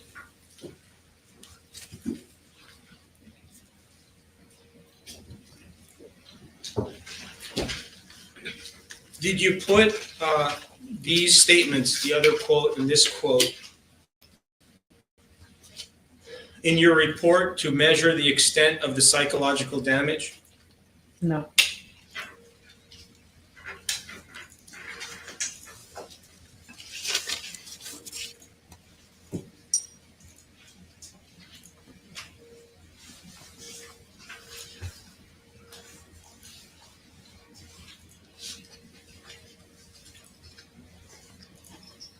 And then you say after that the individual then proceeded to put her finger in the applicant's face, almost touching her nose. Did you use that sentence for treatment of this patient? No. But why are all of these statements in your report? Again, just capturing the client's report. Okay, and when you say capturing, did you record it, or is it something that you heard and then later on went and made your report? Are you asking if I wrote them in my own words or the information was captured from the applicant? I guess time passes. So for example, if your patient comes in and gives you a history of what happened to them and you're not recording them and you're not typing it out right there and then, things could be lost in time, details. Some of them are, some of them are not. So the question is, are you taking down the history in real live time, like that camera with a 30-minute delay? Or is it something where you hear the history, maybe take down some notes, and you come back a month later and write your report? In real life time, the camera with the 30 minutes. What's that? Did in real life time, like the camera. You do it that way? Yes. You had her on video? Not on video, but either it was used, I used a dictation machine or I wrote it down myself. So if you write it down yourself, do you write down every single word in this report? Yes, if I'm capturing quotes. How about when you're not capturing quotes? Meaning some of the sentences in here are in quotes and some are not. So do you agree that the ones in quotes are verbatim what she said? That's fair? Yes. And the ones that are not in quotes are not verbatim, correct? Correct. And how long after you see the patient do you make the report? How long does it take to generate this report? Right after they leave the office or leave my office. Okay, but isn't it true that sometimes you'll see a patient and maybe a week, a few weeks, a month will go by before you prepare these long 4-page and 10-page reports. Isn't that true? Because they do take a lot of time to prepare. Don't they? Objection, leaving argument with. Sustained. Your second report on August 10th, 2018, it's 12 pages long. Who prepared this report? You have somebody outside, like a transcriber do it? Yes. And between you and the dictation and the transcriber, isn't it true that sometimes the details could be lost, meaning there could be errors in the report? Objection. That's a possibility, correct? Objection calls for speculation. It could be a possibility. And you've had that in your practice. Isn't it true? In your practice, you've had that where there were mistakes and you had to correct them. For example, you make an amended report. Isn't that true? Sometimes you have to do that? After the report is transcribed, Yes. it is reviewed for corrections. And have you ever done an amended report? Yes. If the details of the injury, for example, as I explained you the story about me breaking my finger and my left shoulder and my left knee and my back, if that is not perfect, would you catch that to correct the report? Or is that something that's really physical that even if there's a mistake with that piece, you're not going to go back and correct it because your sole goal is to treat her for psychological treatment, correct? Objection, argument, lack of foundation. Sustained. Have you ever gone back and corrected a report when there was an error about physical injury? Do you ever remember doing that? Cannot recall. But you've done it for psychological injuries, correct? Objection. Overruled. I've done it for all that's included in the report, whether that's emotional symptoms, physical symptoms, or the general testing results. Sorry, the next one? Or the testing results. Can you repeat that, please? Sure. And just so we're clear, Ms. Imani Ellis came to you for psychological injuries Yes. only. Objection mischaracterizes the evidence and also lacks foundation. Overruled. Hearsay. Yes. And that does not include physical injury, correct? She was seen for psychological injury. So if she also broke her teeth, would that be important for your psychological treatment of the patient? Not for the treatment. So when someone has a physical injury, do you refer them out to a medical doctor if they don't have one? If they don't have one, we refer them back to their attorney. So the attorney is the one that refers them out. Correct. Are you aware that Miss Ellis saw a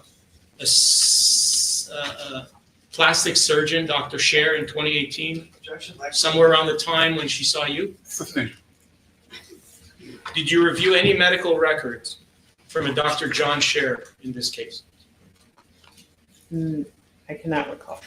Did you review any medical records from Dr. Avila for any psychological treatment in this case?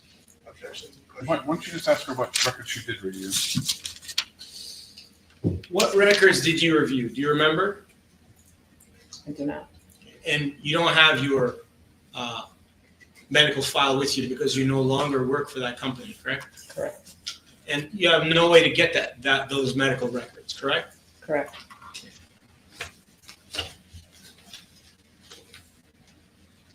Why didn't you reach out to Managed Med Inc. to get your medical records for this patient when you knew you had to testify here? Objection lacks foundation. Is there a reason why you never got the medical records from Managed Med Inc.? Objection is. Sustained. I don't think that's an issue in this trial, counsel.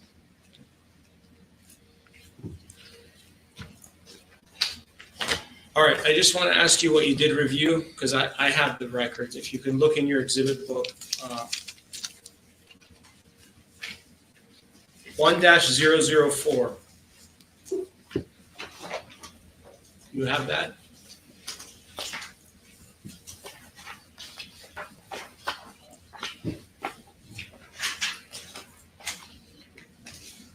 I do. Have you ever seen that document before?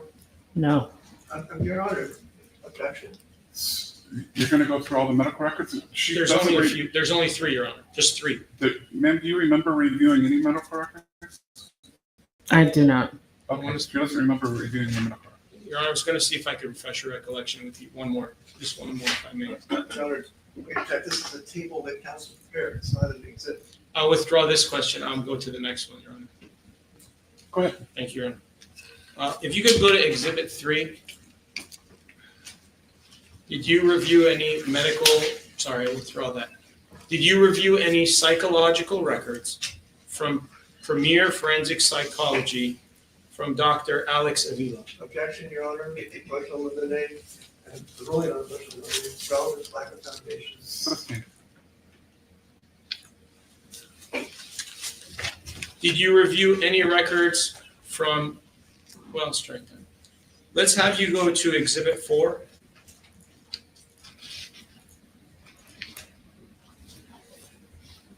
Do you see that? Yes. Did you review any of these records from plastic surgeon Brett Mulliken? Objection, Your Honor. Lack of foundation. Overruled. I do not recall. Okay, and if you look at the HPI, which is the history, We're not going to read from a document. I will not read from the document. I just wanted the doctor to read the paragraph. If you read those 4 lines, does that help you refresh your recollection about anything Imani Ellis told you when she saw you in 2018 and 2019?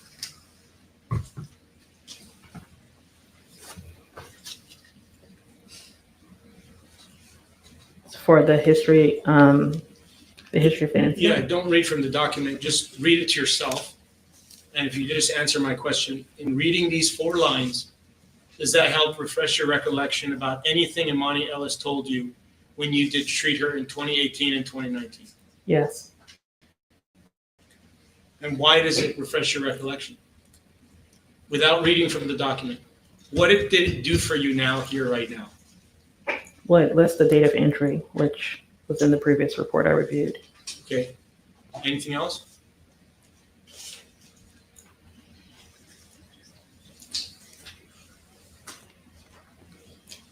Just one of the details. Okay. Without reading from the report, what detail? I think I recall something about fingernails. What about fingernails? Sustained. Okay. And then finally, I just ask you this question.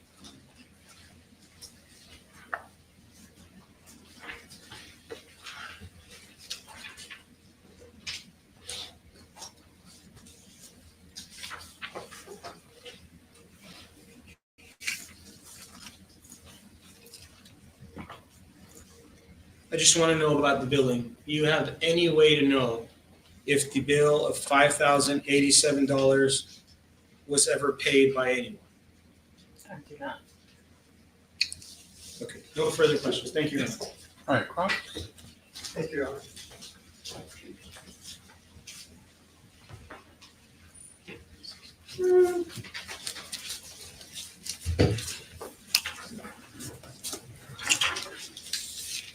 Good afternoon, Doctor.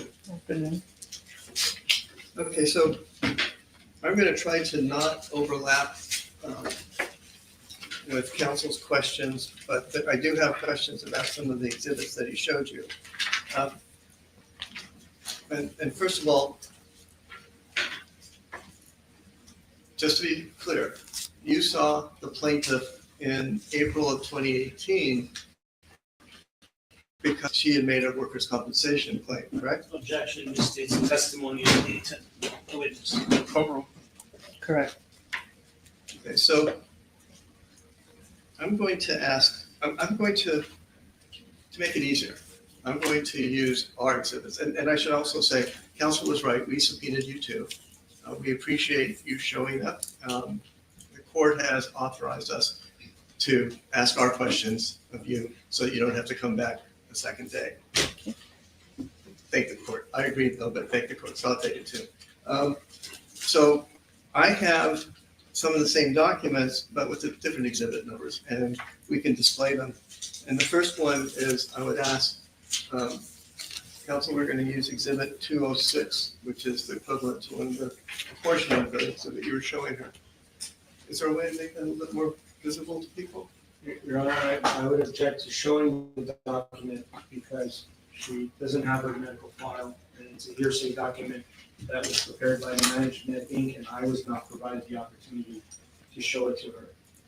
I don't remember you asking, but do you object to it being published? Yes. Based on hearsay grounds? Yes, Your Honor. Sustained. I'm sorry, based on? Hearsay grounds? It's what I'm Can you looking. take it off the Elmo, sir? That's not allowed. What I'm going to focus Why on. don't you take the document down for now? He's doing that now. What I'm going to focus on are her recording of plaintiff's own statements, which are, of course, plaintiff party admissions. Your Honor, I wasn't. He's already questioned her on the same document. We're not going to argue it back and forth. You can ask her questions if you want to put the document in front of her and ask her questions about it. That's fine, but we're not going to publish it at this point in time. Okay. If you could look in the blue book for Exhibit 206, it should be tabbed probably towards the end.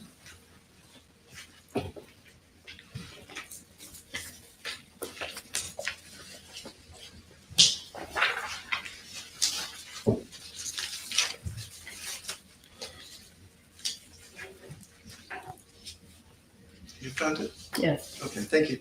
Do you recognize this as the same document counsel was showing you? Yes. And it is also the preliminary psychological evaluation done on April 26, 2018. Yes. And let's look a little bit closer at the second page that he asked you questions about. Could you read out loud the bold caption on that page?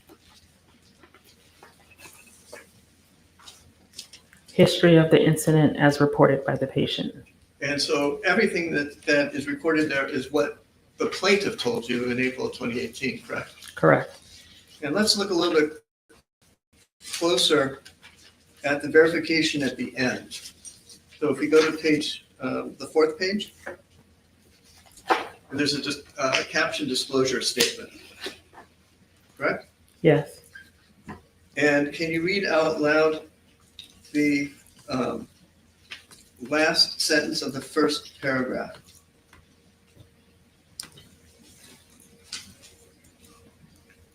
As to that information, that sentence? Yes, thank you. As to that information, I declare under penalty or perjury that the information accurately describes the information provided to me, and accept as noted herein that I believe it to be true. And is it correct that what you verified under perjury was that you had correctly recorded what the plaintiff told you? Correct. Okay. Did you at any point, anywhere in this document, in this verification page or otherwise, verify that what she was telling you was true? No. Okay. Now, if we go back to the second page, the first paragraph after history of the incident as reported by the patient, could you read the first three words? Your Honor, I would object because she's not an expert and also hearsay. I'm not sure. It's first three words of what?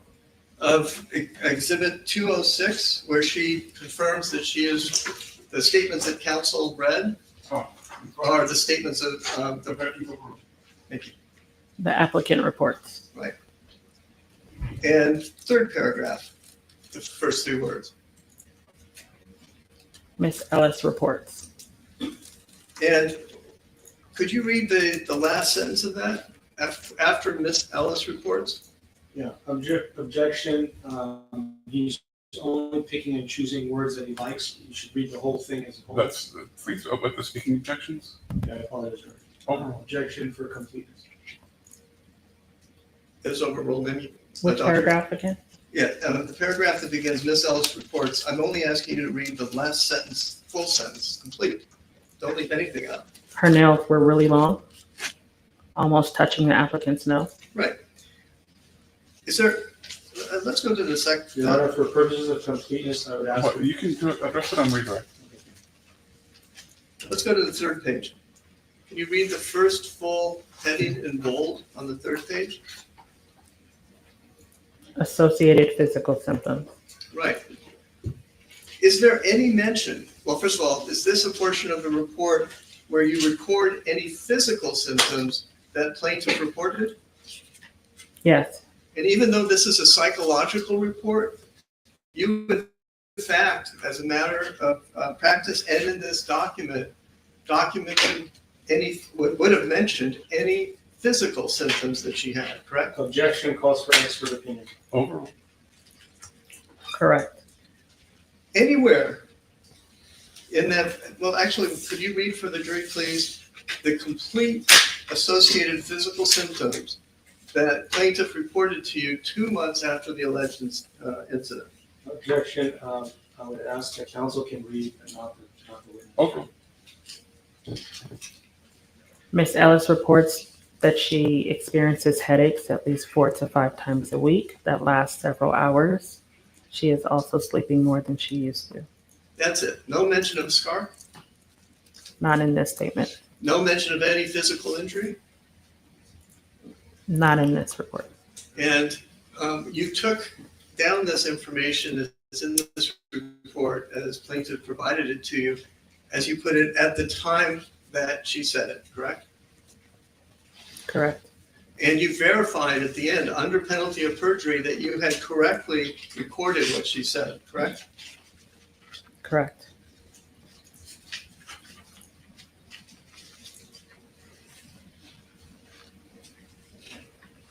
If you look at the page 2 of this exhibit, 206, and let's go to the fourth paragraph. Do you see the language, it turned into a screaming match? Same objection, Your Honor. He's Overruled. Correct. And that's in quotes, isn't it? Yes. And that is what the plaintiff told you, right? She didn't mention any physical symptoms. She just said it turned into a screaming match. Is that correct? According to the report. Do you have any reason to doubt that the report is correct or inaccurate? No. And in fact, you verified at the time under penalty of perjury that it was correct. According to what the applicant reported. Right. And I apologize. Yes, that's an important distinction, that it correctly recorded what plaintiff said, right? Correct. You were not verifying that she was telling the truth, were you? No, we typically do not verify unless provided with other reports.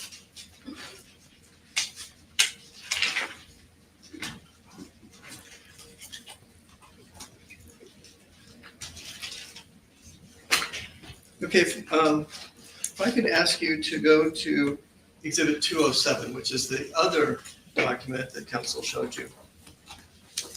Do you see it? Yes. And do you recognize it? And feel free to thumb through it if you like, as the other portion of his exhibit that he showed you. Correct. And that is a initial comprehensive psychological evaluation with associated psychodiagnostic testing. Is that what the label is? Yes. And that examination was done on August 10th of 2018. Yes. So what, 4 or 5 months later? Correct. And if you look at the second page, it's got another history of the incident as reported in preliminary evaluations. See that? Correct. That's the heading? Yes. And that's as reported by plaintiff in August of 2018?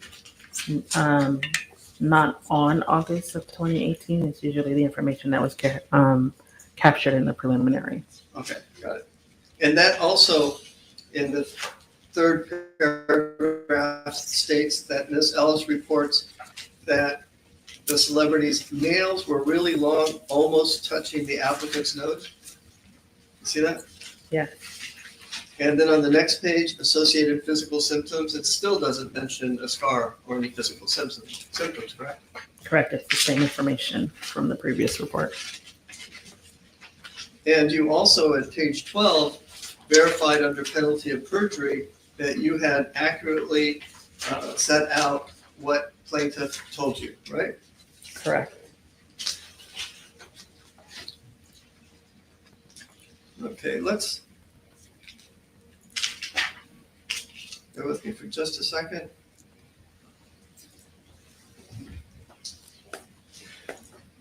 You actually met with the plaintiff in 2018, correct? Correct. And you remember your deposition was taken in this action? You were deposed, you asked questions. I can give you the date if you like. I was deposed. I just cannot recall the date. Yeah, I don't either. It's here somewhere. But you did have your deposition taken, right? Yes. And you testified at your deposition that if you had seen any scars or bruising on the plaintiff's face when you met her, you would have noted it, correct? If that's what I stated.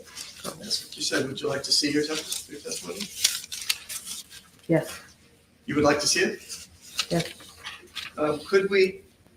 Your Honor, I would object to it because it's not here the What's your purpose- legal objection? The purpose of using it is not to impeach the witness, it's simply to reinforce what she's already said. She's already agreed to it. I'm sorry? May I say one quick thing? This is our case in chief. Why don't you just ask her the same question now? Okay, fine. Doctor, if Ms. Ellis had shown up for her examination and had a scar or scars or bruising on her face, would you have noted it in your report? Objection calls for speculation. Overruled.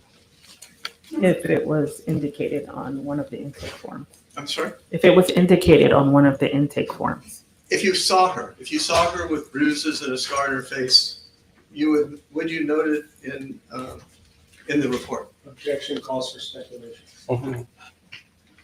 I believe I would on the mental status. Okay, thank you.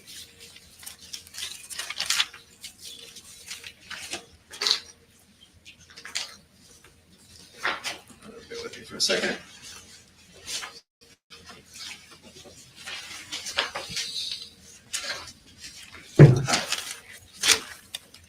If we can turn please to Exhibit 222.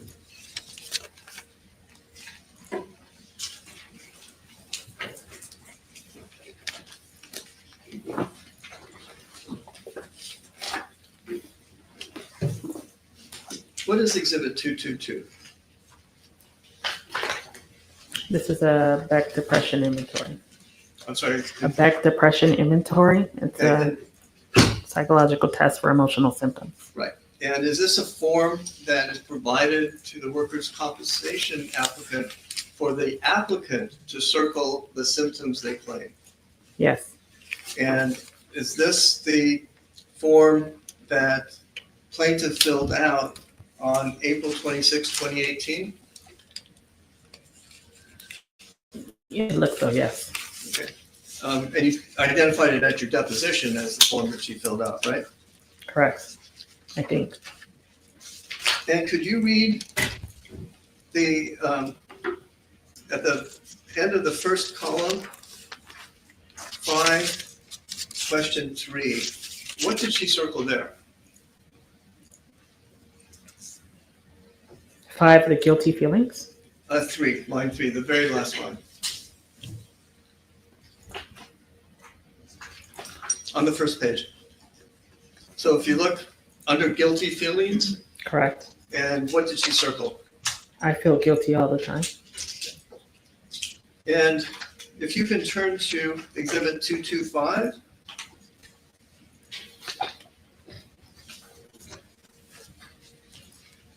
Is this the same type of form? Correct. And is this the form that she filled out on January 15, 2019? Correct.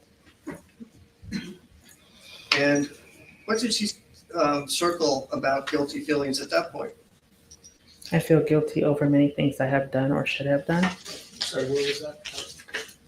I'm sorry? Where are you reading? I couldn't find it. Under guilty feelings. If I may, Your Honor. Go ahead. I don't know what exhibit you're on. 225. Okay. Okay.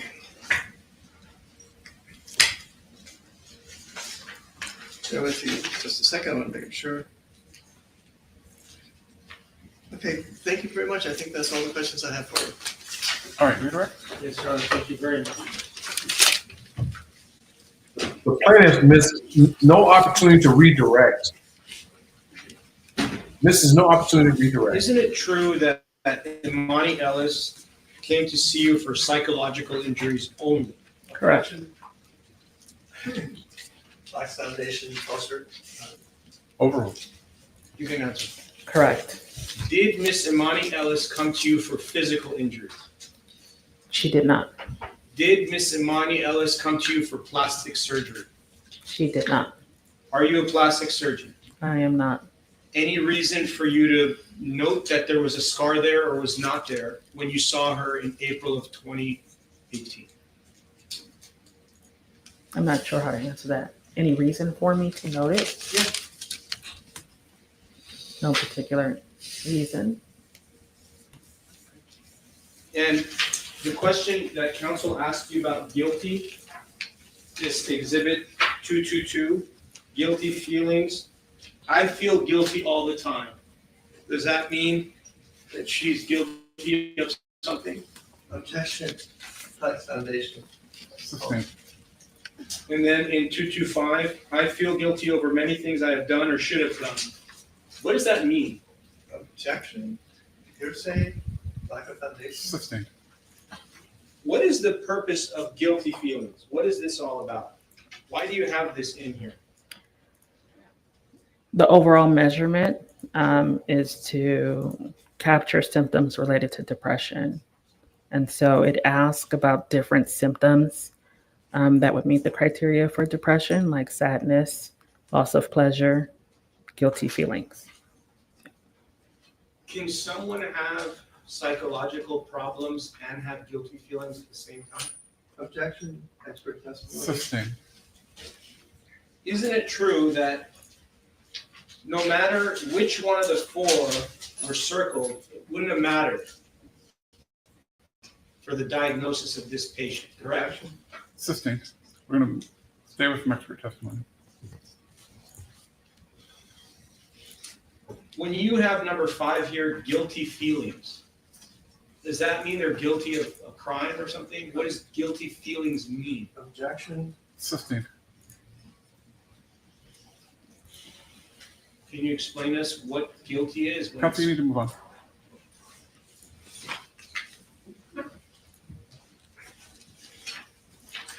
One question about this guilty issue. When you have this here that says guilty feelings, does it mean that Imani Ellis is guilty of the incident, or is it guilty feelings about psychological issues? Objection is Sustained.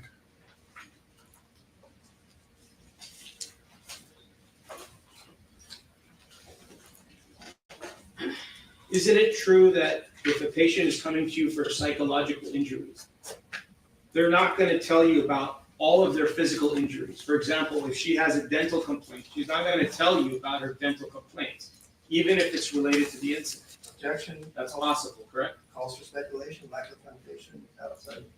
Overruled. You can answer. When the patients were referred for psychological treatment, they filled out a claim form. If the attorney on that claim form only put that we were to focus on the psych, then that's what we focused on. So it was the attorney, it was her attorney who decided what was going to be on the claim form. Is that your testimony? I believe so.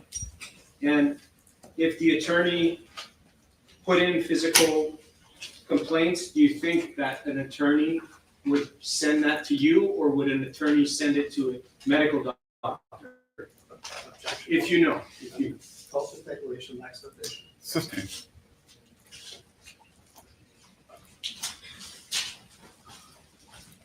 Okay, and then I want to go back to what counsel was talking about in the report where you read from.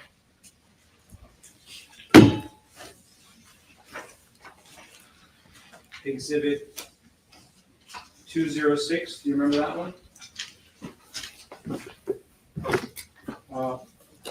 Exhibit 206, page 2 of 4. Do you see that, Doctor? Yes. So counsel asked you about paragraph 3, and he read you the last sentence, or you read it. Her nails were really long, almost touching the applicant's nose. Do you remember when he asked you about that sentence? Yes. Okay. The sentence before it, I want to focus on that for completeness. It states, the individual then proceeded to put her finger in applicant's face. You see that? Yes. Does that mean there was contact, or you're not sure? Objection. Do you know, I'll withdraw the question. Do you know if that sentence, the one I just read you, has any connection with physical contact? Objection. Or you don't know? Objection. Overruled. Do I know if the sentence you asked me to read has any indication of physical contact? Yes. Not that sentence. Is there other sentences that do? That you can remember? Right now? No. From all these 23 pages? No. Okay. And you didn't read all the 23 pages, did you? I did not. And you, as you sat there for the last hour, hour and a half, it would be impossible to do that. You'd want to spend at least an hour to review all pages, correct? Your Honor, objection. Sustained. Is spitting on someone considered an assault and battery for your treatment of the Sustained. patient? Move on, counsel.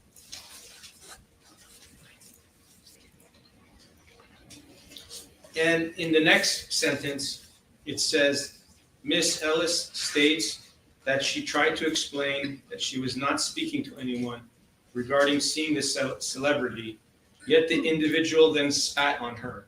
Is there a reason why you wrote this in your report? Objection, Your Honor. Overruled. Just capturing the incident as reported. And when the patient told you that she was spit on, did you believe her? Objection. Sustained.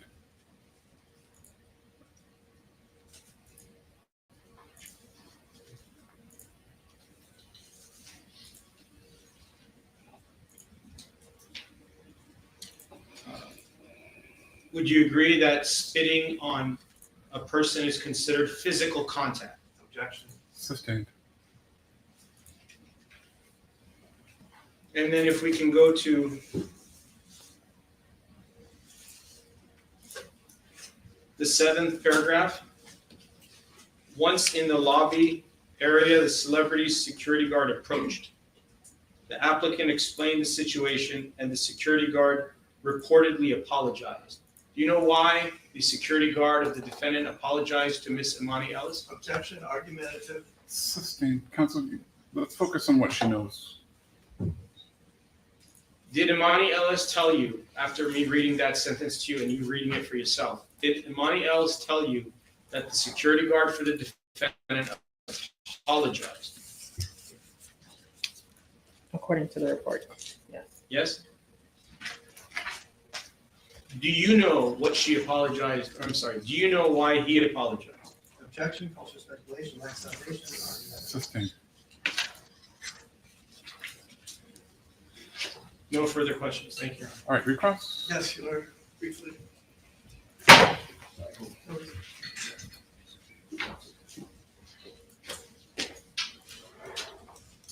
Your Honor, I get a pen. What's that? New pen for juror number 5, please. We're gonna have to rewrite the budget for pens and paper.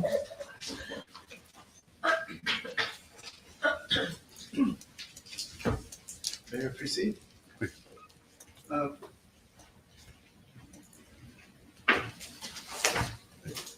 Dr. Counsel had, is referring to if he had shown up with a broken finger, broken back, broken other body parts. Let me ask you, if plaintiff had shown up with visible injuries? Objection, Your Honor, this exceeds the scope of my. Overruled.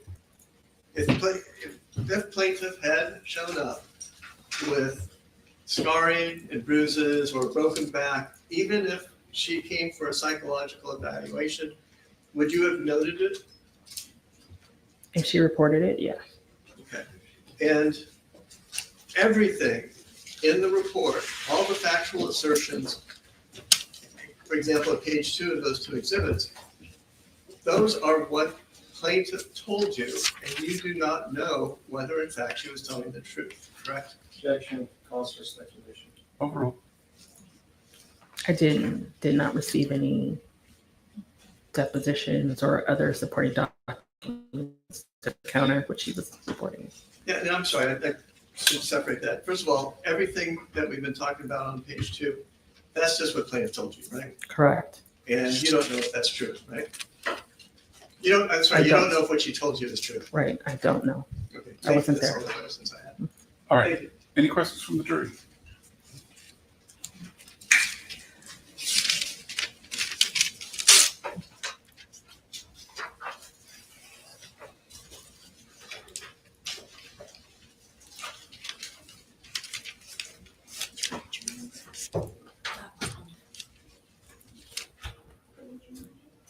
Guys, what we notice here in California, they allow jurors to ask questions in a civil case. This is not the practice in Georgia or in New York State, which is interesting that they allow the jurors to ask questions throughout the trial. I think that's important because that keeps everyone, it keeps the jurors on their toes. It also fleshes out things the lawyers hadn't talked about or asked questions that the judge will allow to be asked, of course.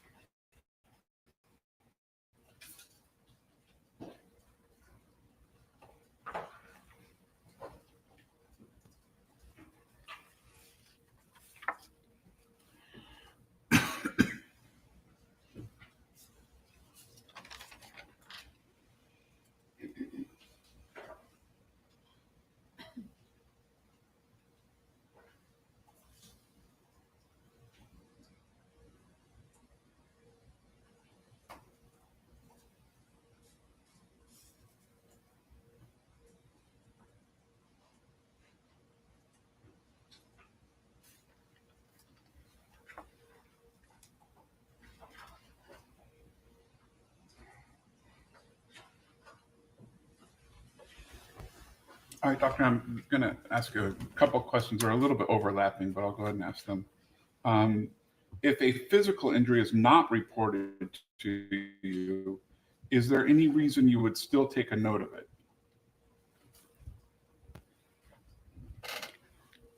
Do I just answer yes or no, or explain? You can explain. From what I recall, when individuals were referred for treatment, they were asked to fill out paperwork. On that paperwork, they were asked to document if they had physical injuries or physical pain symptoms. In those situations, I would review it and include those in the report. So the court's going to ask you some follow-up. So when patient is coming in, they provide their responses to questions relating to their history and physical, correct? Correct. And so they would note any physical symptoms, whether or not they related to the reason for their visit. Correct. All right. And that's all part of the form? Correct.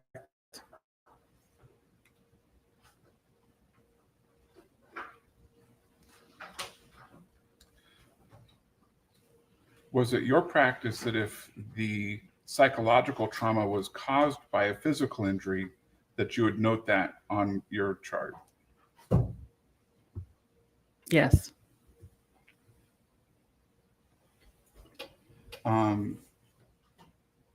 Do you recall actually seeing any marks on plaintiff's nose or cheek? I do not recall. All right. Any follow-ups from counsel regarding those questions? Yes, sir. Go ahead.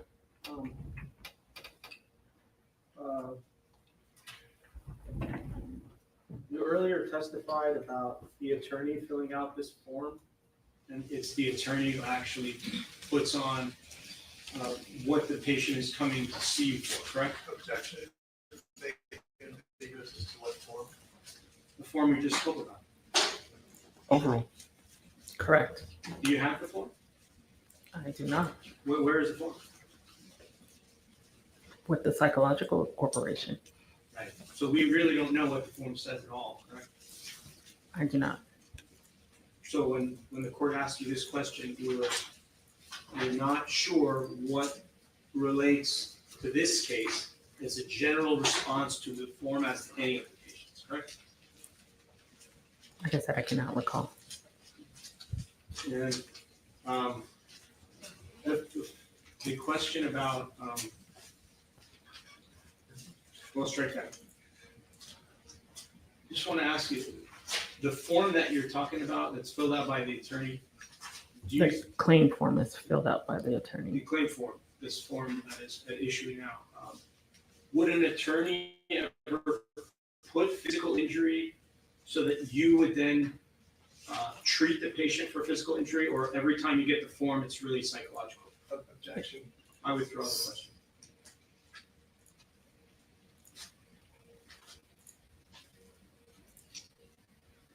I have no further questions. All right. Anyone from the defense? Yes, Your Honor, just one. One of the questions, I believe you answered that if a claimant comes in and the report of physical injury, that's included in whatever documents that the company generates. And you noted in your psychological report, is that correct? Yes. And so can we conclude from the fact that there is no reference to scars or other physical injury in your preliminary report that when plaintiff first claimed, plaintiff or her counsel at the time, first claimed, made a workers' compensation claim, they did not report any physical injury? Objection calls for speculation. Overall. I cannot recall. Well, it's a matter of practice. Well, Objection matter of has to be- practice. If they had claimed a physical injury, that would have been reported to you, and you would have included it in your preliminary report, correct? Objection calls for speculation. Overall. Did we get the answer? No. I would have noted it. Okay, thank you. Thank you very Your Honor, much. there's one follow-up I forgot to ask about. Briefly. Yeah, briefly. Thank you very much, Your Honor. There was a question the court asked you. If Imani Ellis came in 2 months after, you saw her 2 months after, and you saw a 2-centimeter scar on her face, well, how do you know today if you really saw it or you didn't see it? Isn't it true that you don't know? It might have been there and it might have not been there. Is that fair? Objection, argument, speculation. All right. Can this witness be released? Yes, Your Honor. Yes, sir. All right. Thank you. Thank you. All right, folks. Why don't we take a break until 3:15? As usual, do not discuss the case with anyone, including other jurors. Don't form any opinions or do any research. We'll see you at 3:15. All right, guys, what do you think? I think Cardi's up next, ladies and gentlemen. But I can verify Hold on. Will the plaintiff call Cardi next? Let's see here. Hold on.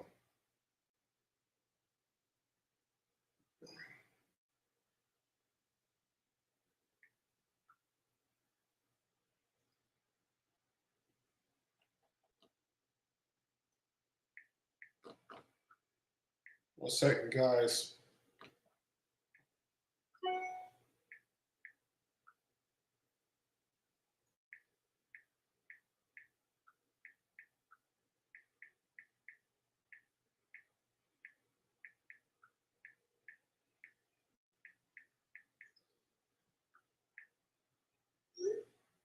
Okay, guys, stand by. I'm trying to get some clarification who's up next as a witness.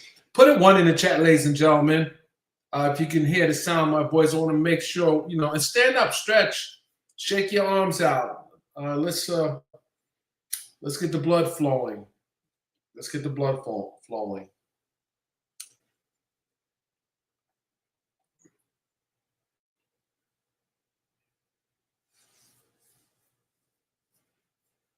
They're probably on a 10-minute break. What I do know is that tomorrow is the last day of testimony, and closing arguments will start on Tuesday of next week. So stand by.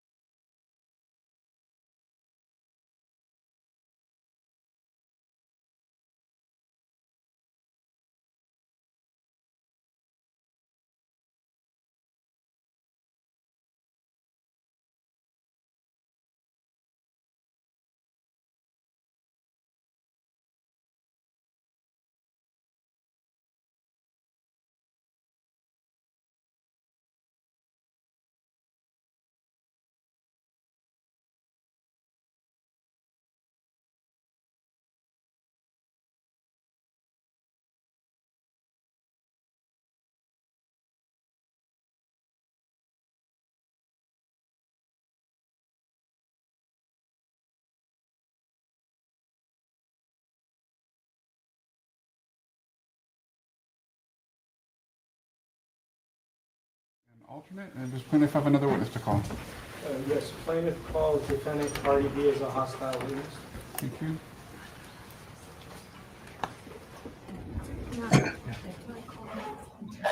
Calling Cardi B as a hostile witness. She's not hostile. Why would you say that in front of the jury? It's not a hostile witness.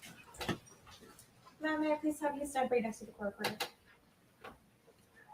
Please raise your right hand. Do you solemnly state that the testimony you may give in the cause not pending before this court shall be the truth, the whole truth, and nothing but the truth, so help you God? Thank you. May I please have you state and spell your first and last name for the record? My name is Stephanie Saunders. May I please have you spell it? The whole thing? First and last name is second. Okay. DELCALMANZAR. Great, thank you. You may take a seat, please, watch your step.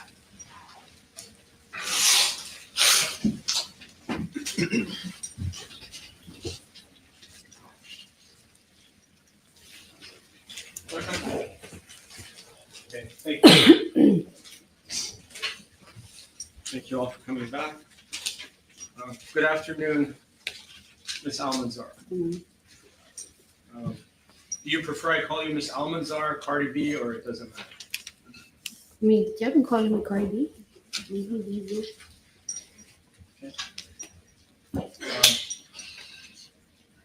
You feeling better today? Maybe. And I'll need you to speak up, man. Yeah. Hard to hear you. Yeah, a little better.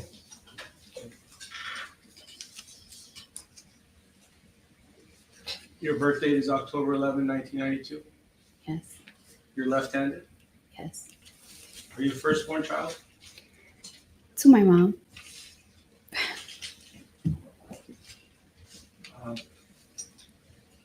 Did you take any medication, drugs, or alcohol that would affect your ability to testify? No.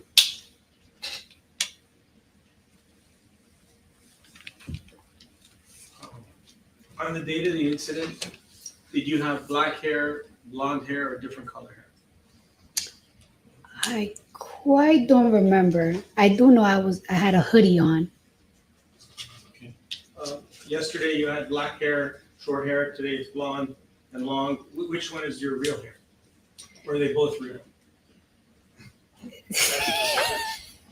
They're wigs. Okay, sorry, I didn't know that. It's a good week today then.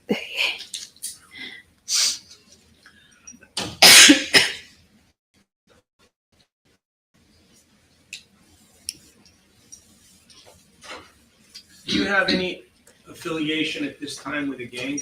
Objection, Your Honor. Motion to eliminate that violates the motion to eliminate. The order. Sustained. Counsel, you have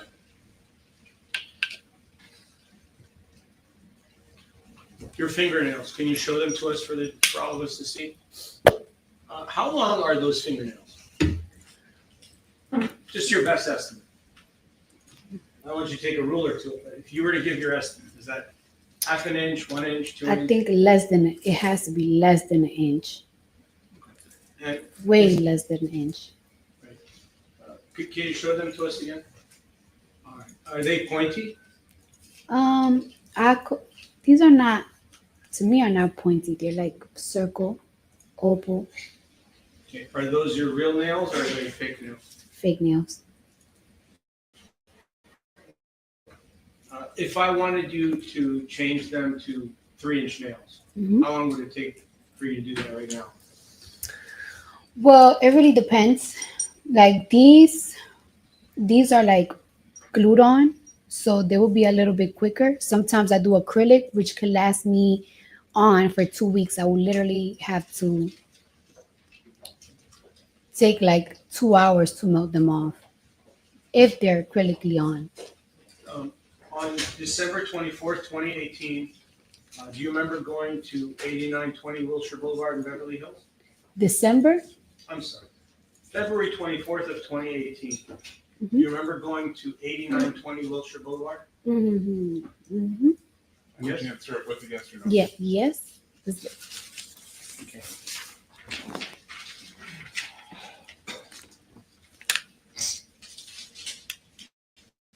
Do you know Dr. Aziz Olai, who's in that building? No. Do you know Miss Parsi, who's in that building? No, Do you know Brianne Soraya, who's in that building? no. Who do you know in that building? Well, at the time, I went to see Dr. Finke. I had an appointment with him that day. So that's who I went to see that day. Do I personally know him? No, When you went to see him, were you seeing him as a friend or as a patient? as a patient. When you went to see him, it was a Saturday, correct? Yes, And you filled out an intake form and you signed some other documents that he would be your treating doctor, correct?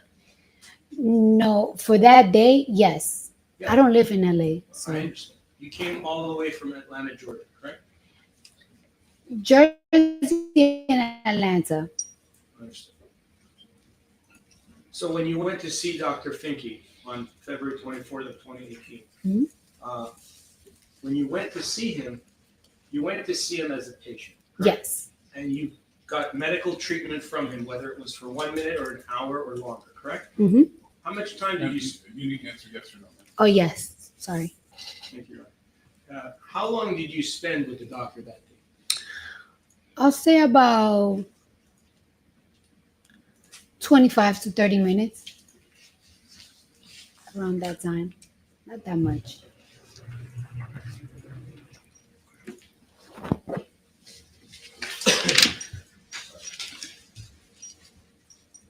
And when you were there on that date with Dr. Finke, Mhm. uh, did he examine you? Yes, he examined my baby for a little bit. And what baby was that? What number? Number one. Oh, that was the first child you ever had. That's my first child, yes. And you were 25 years old at the time. Yes. You're aware that plaintiff was the same age as you at the time? No. No.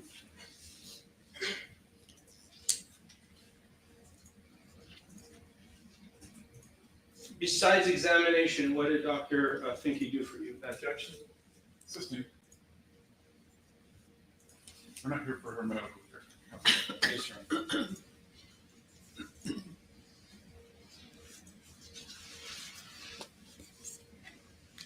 Did you keep Dr. Finke's, well, strike that. Who referred you to Dr. Finke? I asked somebody to find me like a very upscale private doctor. So I was like, I need to go to the doctors like tomorrow. Like I feel so weird. And they were like, we're gonna find somebody. And that's just how it goes.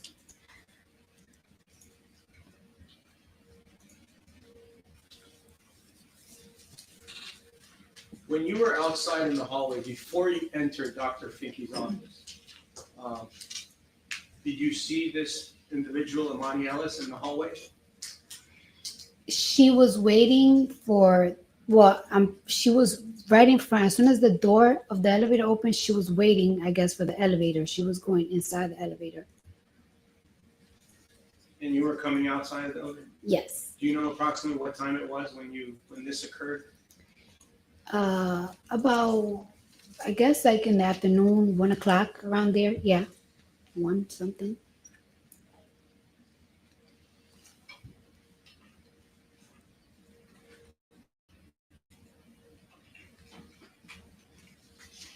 Have you ever seen Dr. Finke either before or after February 24th of 2018? No. When you went to Dr. Finke's office, your security guard drove you there? Yes. And his name is Karan Newton? He was my security guard. Yes. Did you have more than one? It depends, but he was just my main one, yes, at the time. Did he go up with you to the medical place? No, I didn't want him to know that I was going to an OBGYN. You didn't want your security guard to know that? No, Why? well, first, I didn't want people to know that I was pregnant. Second, I was a little like, I don't want a guy that I work with to know I'm going to a vagina doctor.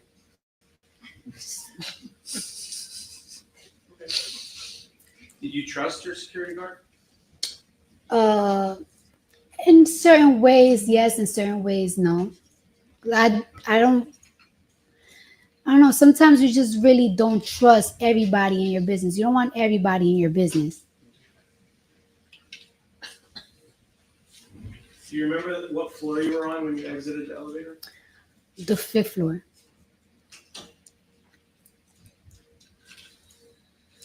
At any time, did your security guard come into the building after learning about there being some kind of incident in the building? He was waiting for me, like, not necessarily like inside. He was like waiting for me, like by the exit, like by the door. Around there, yeah. Like, do you remember the building? Yes. You remember Well, the- I kind of remember, but I do know that he was waiting for me by the door. And you're talking about the lobby area where Yes. you take the stairs up?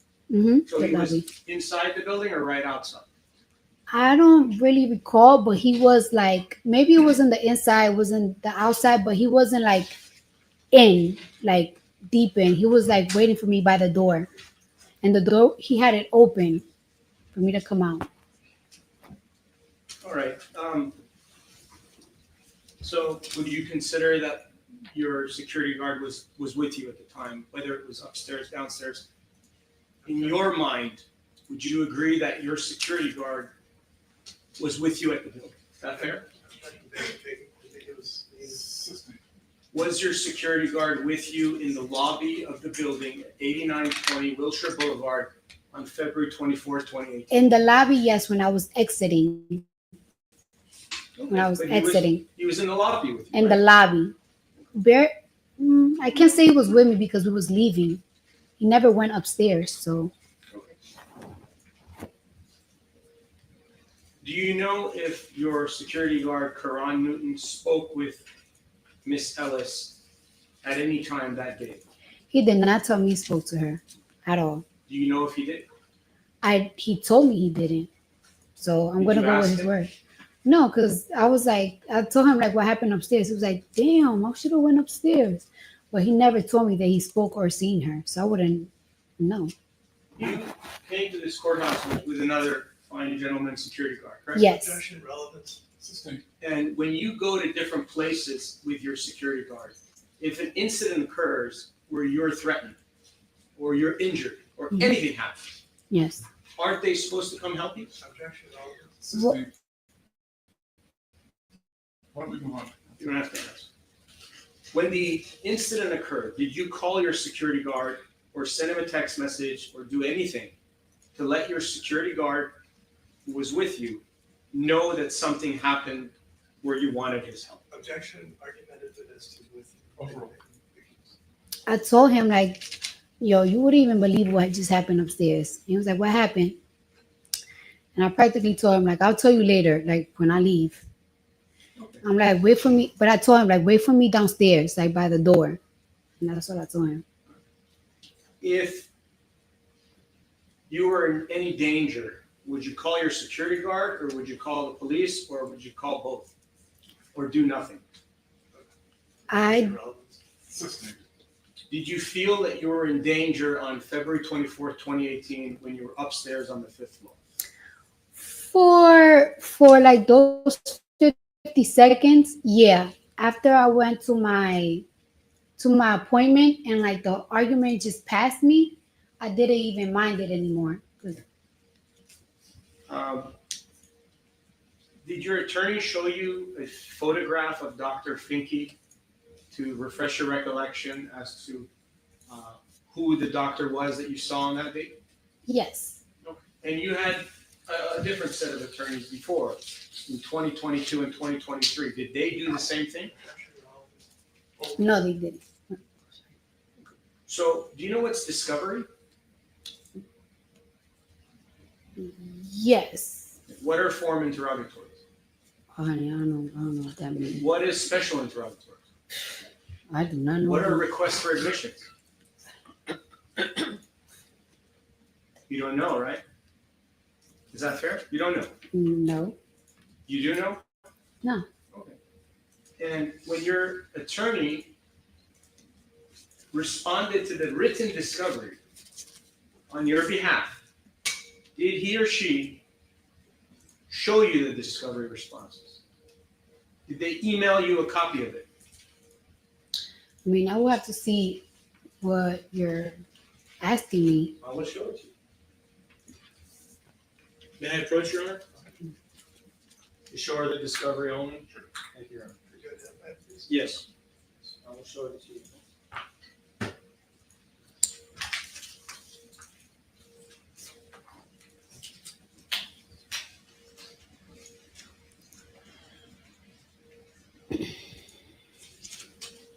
So for identification purposes, it is form interrogatories, set 1 dated September 30th of 2022.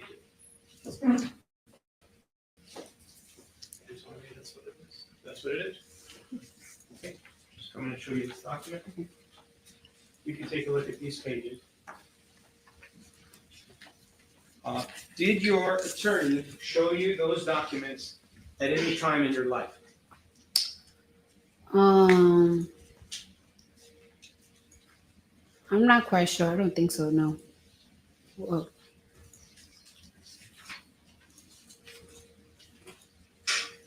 And I'm going to show you, with the court's permission, your responses, which were drafted and served on January 17th of 2023.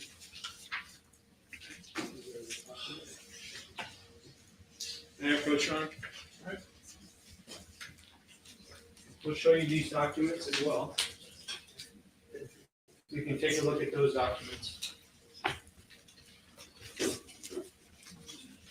Do you ever remember receiving these documents from anyone, whether it was your attorney, the attorney's paralegal, a family member, anybody? Did they ever show you these documents when they responded on your behalf? This one I saw. This one I saw. Okay, you saw that one? Yeah. Okay. I want to go over it with you. On the one that you're on the right, if you can look at 12.1. You see the question, 12.1? It would be, I believe, on the 6th or 7th page. And it will ask if there are any witnesses to this incident. Yeah. Well, can you There's not a question. point it to me? I'm sorry? Can I approach you on it? All right.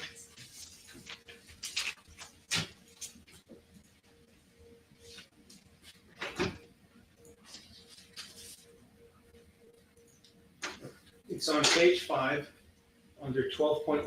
Mm-hmm. Did your attorney ask you if there were any witnesses to this incident? Yes.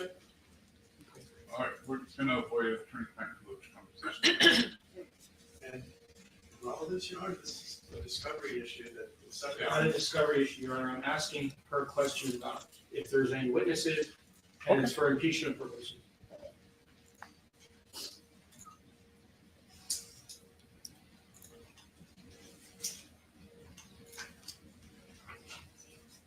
Okay, and if you look at the response, there's a response there in the 50-page document to your left. May I show it to her, Your Honor? Go ahead.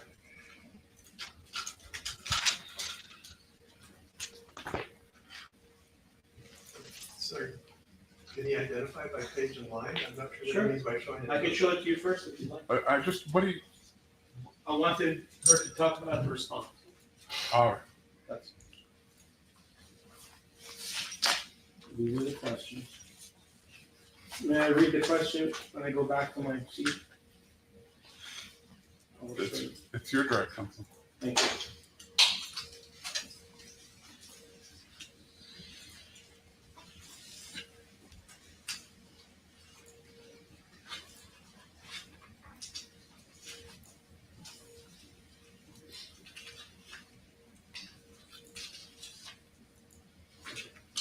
So first, I want to ask you if this is your signature.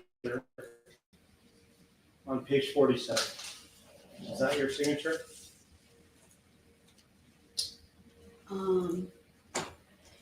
It could be, because if it's like by electronic, that's how I sign. Like,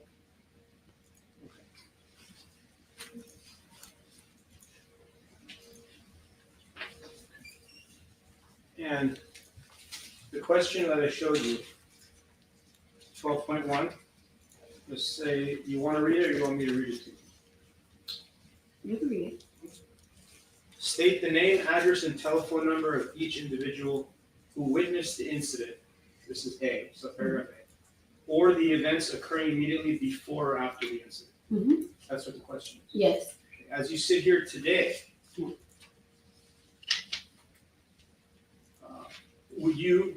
is it your testimony that Dr. Finke is a witness to the incident? Absolutely. He is a witness. Yes. She knows. She was there. Is Dr. Finke outside speaking with you? Outside where? On February 24th, 2018. Outside like. In the hallway. Yes. He came out of his office? Yes.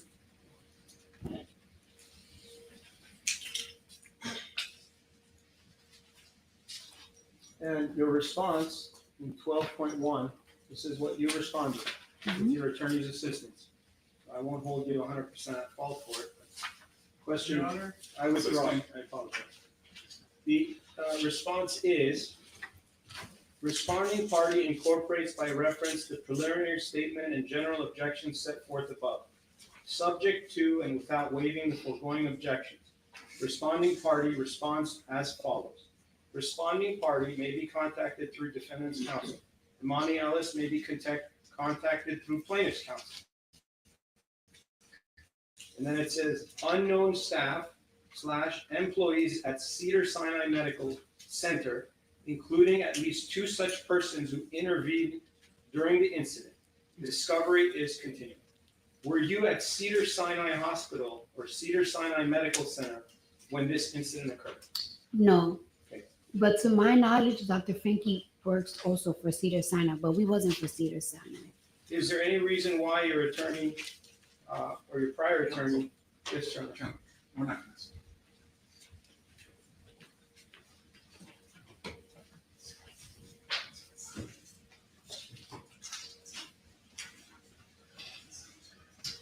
And at the time when you saw Dr. Finke, you knew his name at that time, correct?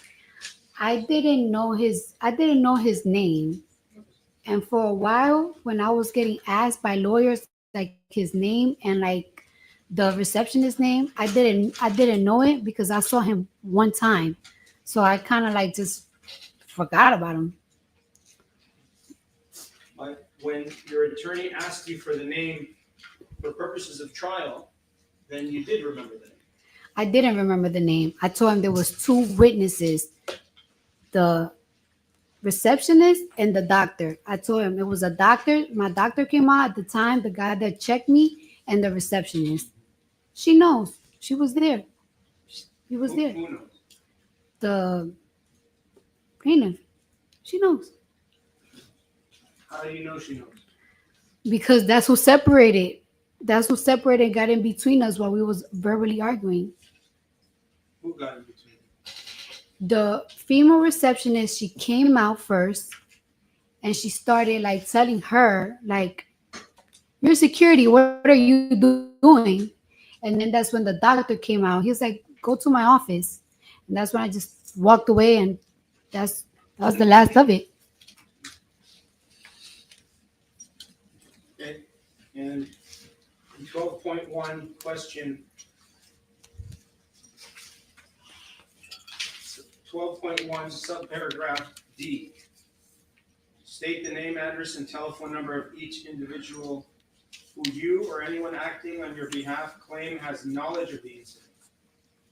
You just testified that Karan Newton was downstairs in the lobby on the date of the incident. You also testified that you told him different things about the incident. What is the reason, this is the question, what is the reason you did not disclose Karan Newton's name in discovery? Because he wasn't upstairs. Ma'am, wait for the question. person mischaracterizes the testimony, it's irrelevant to the merits of the case.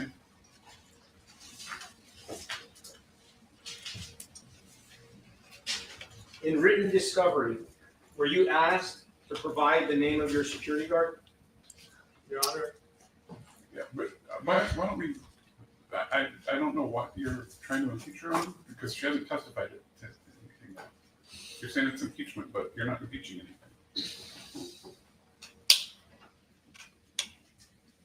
Did you respond to special interrogatory set 1 through your attorney?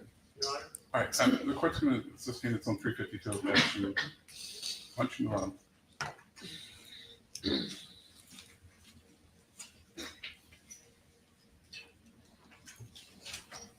Do you consider Karan Newton to be a witness in this case? No, Sustained. Counsel, I need you to move on. This case isn't about discovery. You might want to move on to what it is about. Is Tiara Malcolm a witness to this case? Counsel, please. Do you know of who the witnesses are? All right, we're going to take a break, folks. Why don't we take a 10-minute break? We'll resume at 3:55. In the meantime, please do not discuss the case with anyone, including other jurors. Don't form any opinions or do any research.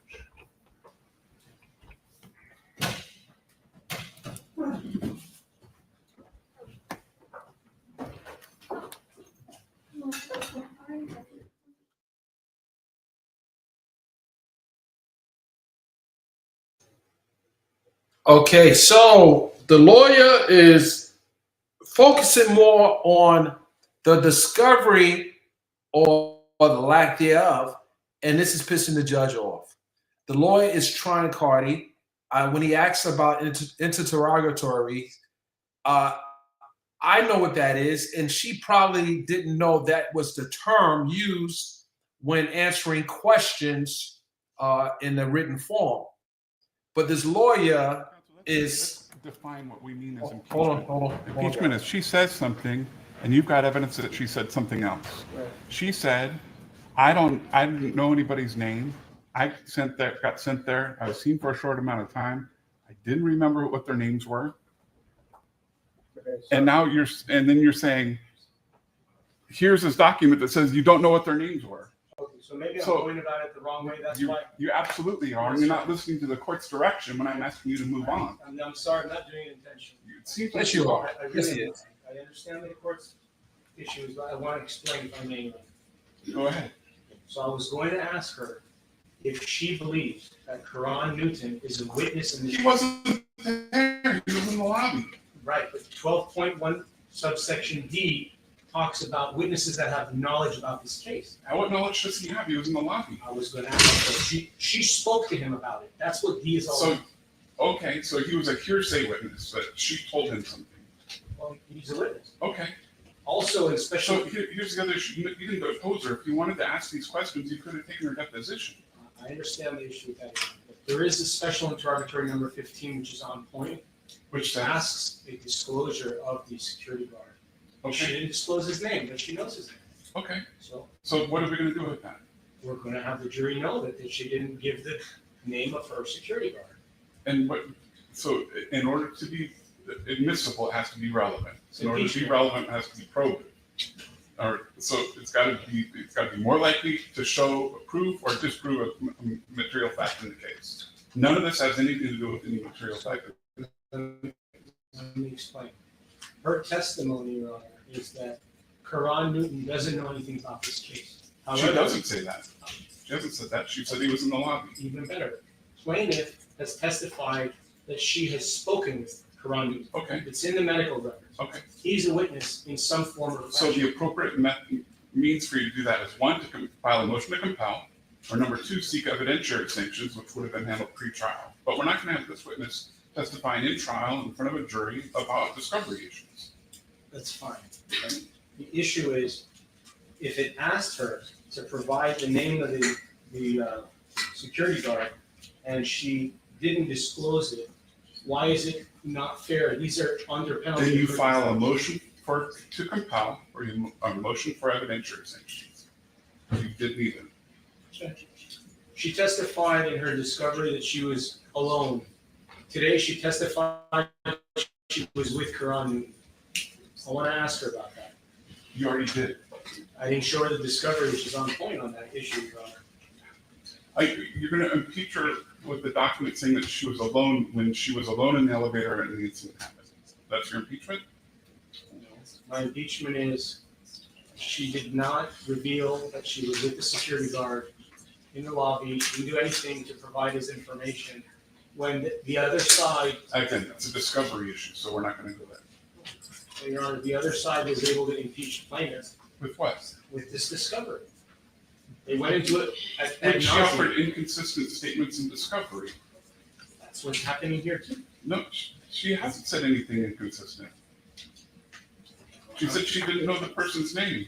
She knew In Karan. discovery, she said she didn't know the person's name. She knew Karan Newton's information. We asked for the name of the security guard. All right. She made it appear. I'm going to ask you to move on. We're not going to get into further discovery issues. May I just raise one point? I don't Sure. want the court to overlook. I want to point out this questioning started with a direct contemptuous violation of the order on the motion to eliminate, excluding any mention of gang affiliation, and that's the first question he asked. Yeah, I don't expect that there's going to be anything further than that. I mean, you knew it was wrong when you said it. No, I didn't.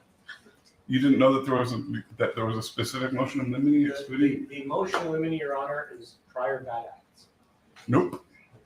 You might want to look at your trial binder to see specifically what it says. All right? All right, we'll resume in 5 minutes.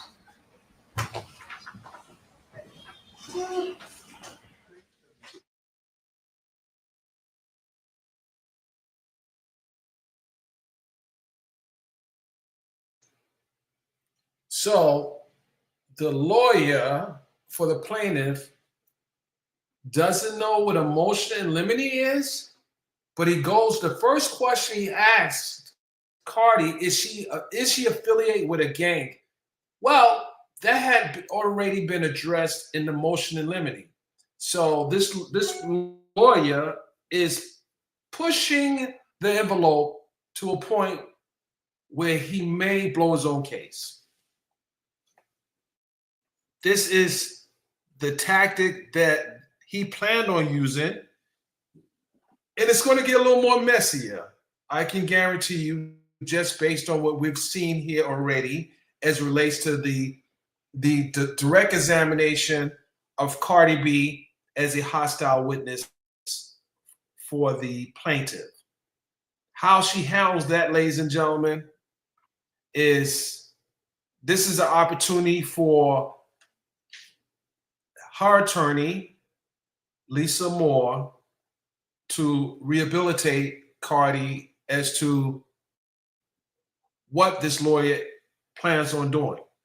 Well, it doesn't appear that Lisa will be, maybe Lisa will be dealing with Cardi on direct examination when the defense put the case on, but the person who's making the objection, her other co-counsel, will likely cross-examine her with this, Cardi with after this attorney finishes.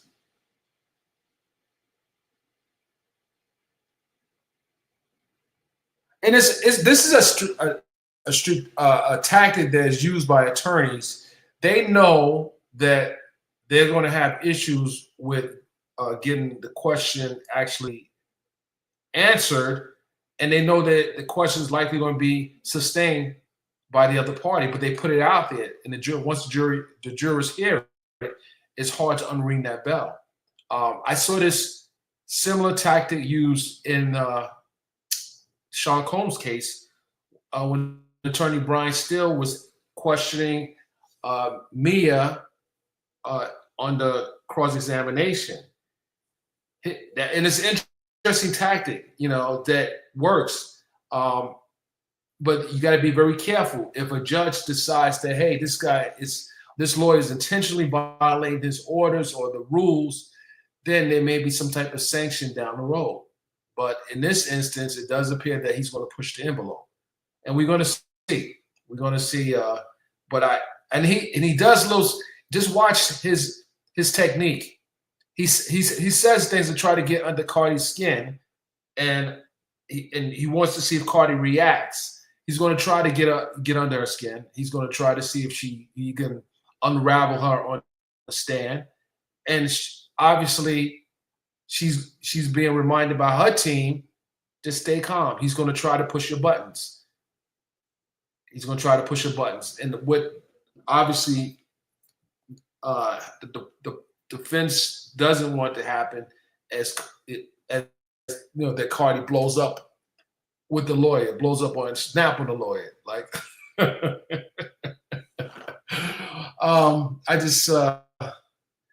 this is tricky, ladies and gentlemen. This is tricky. As long as her attorney is telling her to just stay calm, he's gonna try to push your buttons. Even when he was asking Cardi about witnesses, and Cardi said, "Yeah, your client, your client was a witness.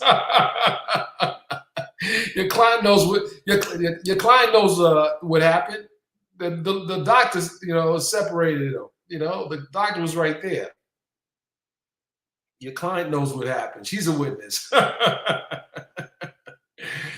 I think that the jurors want to see how this plaintiff is going to respond, because she's going to be cross-examined, likely by Lisa Moore. So this lawyer may have opportunity to question Cardi, but Cardi's attorney, Lisa Moore, is going to question the plaintiff. And let's see how that plays out. Cardi just has to stay calm. Don't let him get under your skin, because this guy started out with he already asked about gang. Like, oh, you really we doing this right now? There's a motion in limine. We really doing this? Oh my goodness.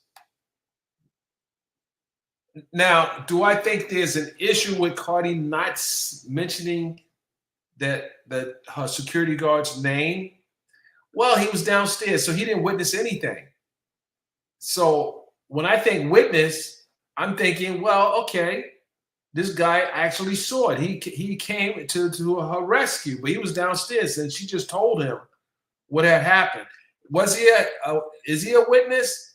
I guess if she sent him a text and saying that is that? I mean, I don't know. This is a situation where he could be viewed as a hearsay witness, a witness that after the fact that she told me that something happened. That might be a little problem. I don't know, Tiffany. Tiffany, please. He's not a witness to the actual incident, so I don't see the relevance in him being there, Tiffany. He's not a witness to the actual incident. I think that's what is most relevant.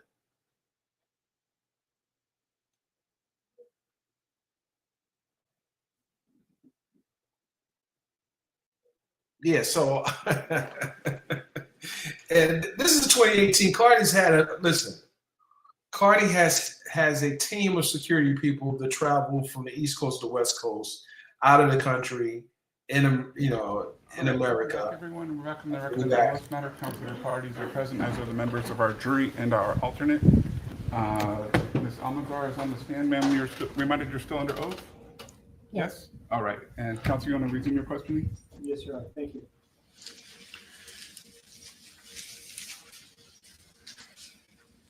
Aside from Karan Newton, is there anybody else who drove with you to the building on February 24th of 2018? No.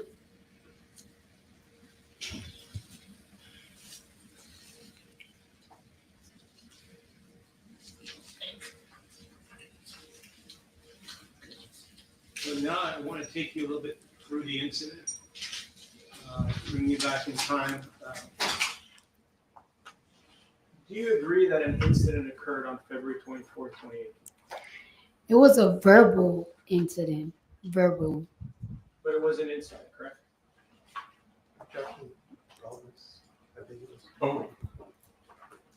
I don't. Yeah. I personally feel like if there's no physical touch, there is no incident. There was a verbal altercation. If you think that that's an incident, a verbal altercation, then it's an incident for you. But we both have different opinions. It's a verbal altercation. She didn't hit me, I didn't hit her. There was no touch. So to me, it wasn't no incident. Was there spitting? Absolutely not. Did you spit on Miss Ellis? No, Did you call her the N-word? no.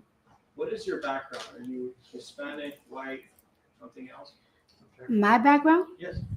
What's Well, the objection? Of relevance. Assisting. Would you consider yourself African American? I consider myself Afro-Caribbean. Ma'am, you need to give your attorney a second to object. What's your Oh, objection?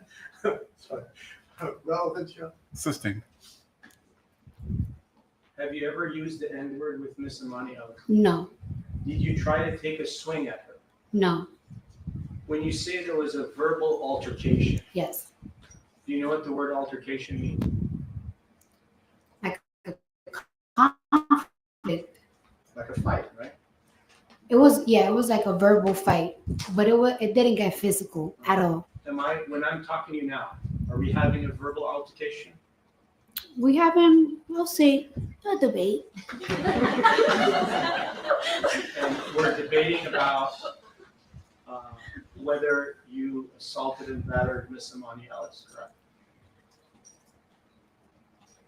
Just no, but I guess so, but I didn't touch her. She didn't touch me, so.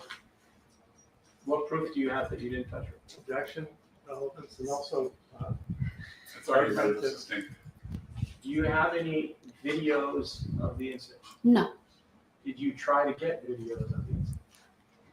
I asked if there was videos. Like I told my lawyers to check if there was videos, but there's no cameras, I guess, there was no cameras. And when did you ask for that? What year?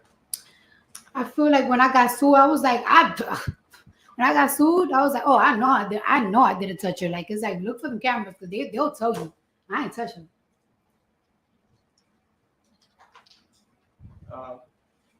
When you went to the building of 8920 Wilshire Boulevard, and you saw Imani Ellis there on the 5th floor, was she wearing her uniform as a security guard? Yes. Okay. You remember? Again, you might want to just take a breath so your attorney can object. Are you aware that my office is across the street? No. Okay. 8920 Wilshire Boulevard. You remember that number? You agree that that's the correct number?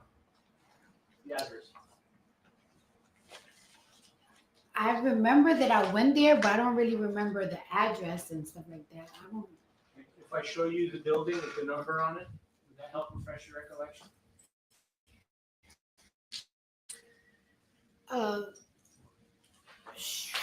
Sure. I don't have to really waste time if you don't want me to.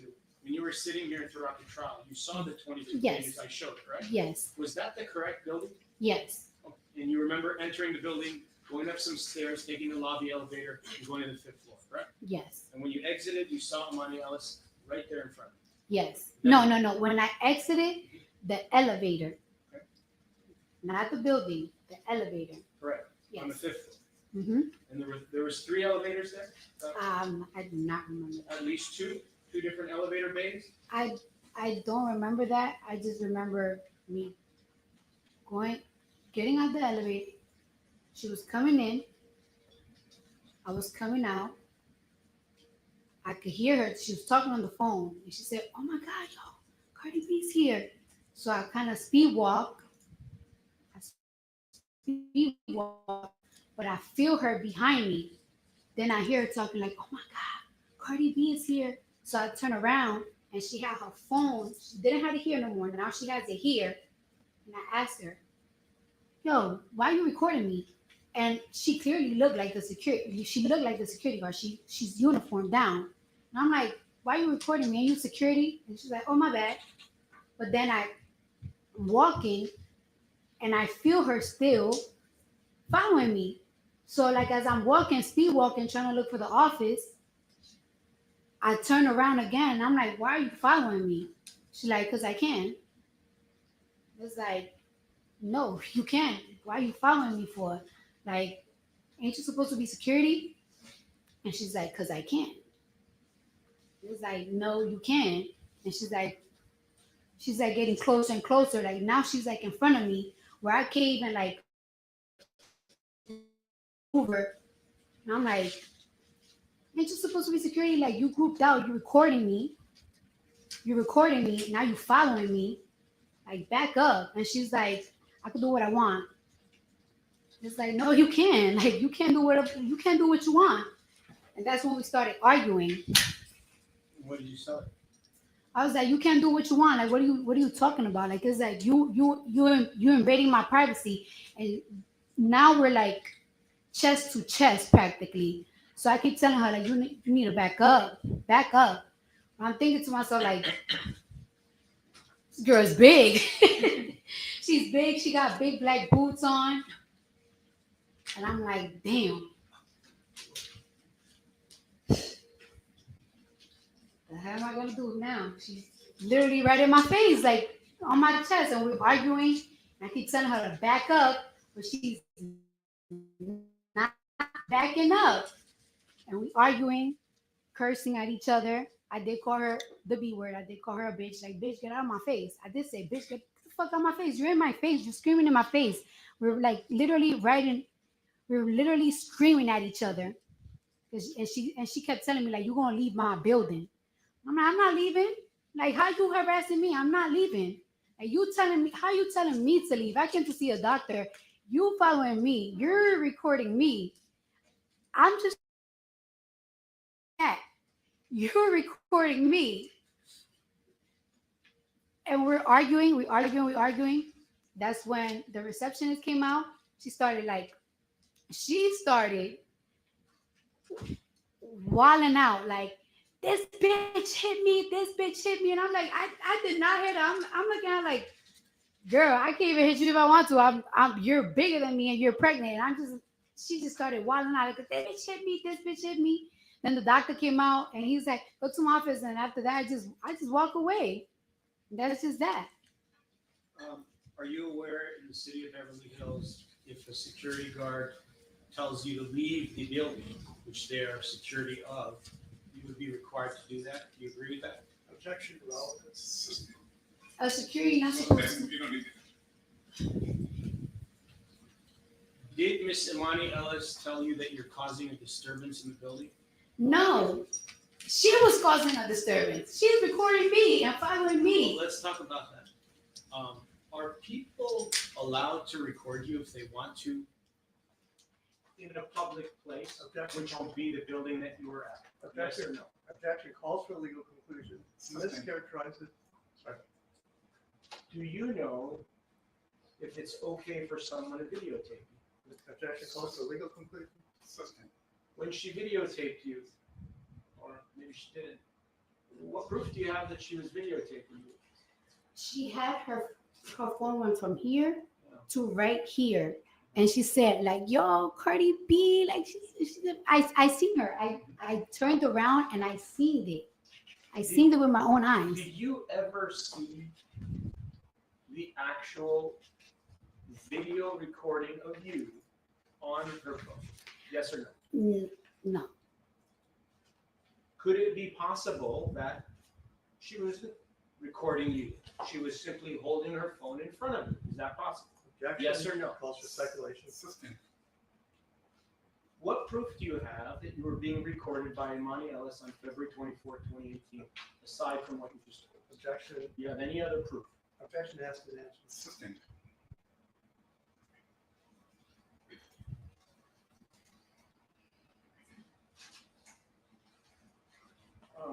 Isn't it true that you usually wear your nails longer than what they are today? Sometimes, most of the times, yes, and some of the times, no. Most of the time, 90% of the time? Lately, as in so far, I'll say about, in the past year, I'll say about 70. 70% of Yes. the time. And when you wear them long, would you agree that they're about 3 inches long? No, not all the time, no. 2 inches or more? It really depends. Why don't we focus She said in the last year. I don't know that how long she has her nails in the last year is relevant to anything. And when you had them in 2008, 2018, you also wore them long at that time too, correct? I wear them long, but it really depends on the inches. How long were your nails on February 24th, 2018, when you were at the building speaking or arguing or whatever you were doing with Imani Ellis? They were 1 inch, they were square, coffin squared, and they had flat rhinestones. Are rhinestones sharp? No, not if they're flat. And they weren't 3D, they were flat. With the nails you have on right now, do you think that these nails are sharper or the ones that you had on the date of the incident? I believe that they were not sharp that day. They were square. And sometimes, like, when it's acrylic and it's square, it's like a texture. And I always tell this to my nail tech, make sure that like you shape, like when you shape them, don't make them sharp on the side or don't make them that sharp, because I don't want to. You don't want to hurt it. I don't want to hurt myself. I don't want to hurt nobody. I just, you know what I'm saying? And in the past, when you had them sharp, you did hurt yourself, correct? I never really hurt myself, but like just in case, I just be like, don't make them too pointy, because I just don't want them to be uncomfortable. Not pointy, but it's like a certain type of sharp that you just don't want. And if you wanted to scratch or cut Miss Imani Ellis's face, Mm-hmm. you could have done it with both of your hands, either one or both. Objection calls for speculation. Overruled. I'm not saying you did that right now. I'm asking a different question. Did you understand my question? I mean, how would I fight? How would I fight somebody? I am mostly left-handed, so if I was to like do anything mostly, I'll do it mostly with the left hand. I'm really like. You're good at fighting with your left hand, aren't you? Objection is characterized as the testimony. Are you good at fighting with your left hand? Objection lacks foundation. Sustained.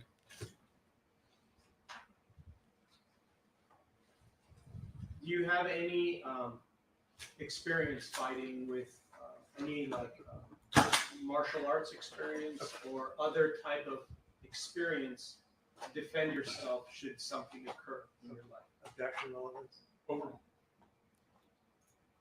Not really, no.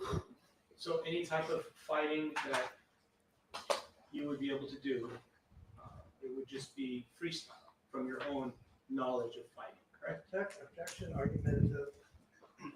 Sustained. If you wanted to fight with somebody, would you use your left hand, your right hand, or both? Objection asked and answered. Sustained. Why don't we move on?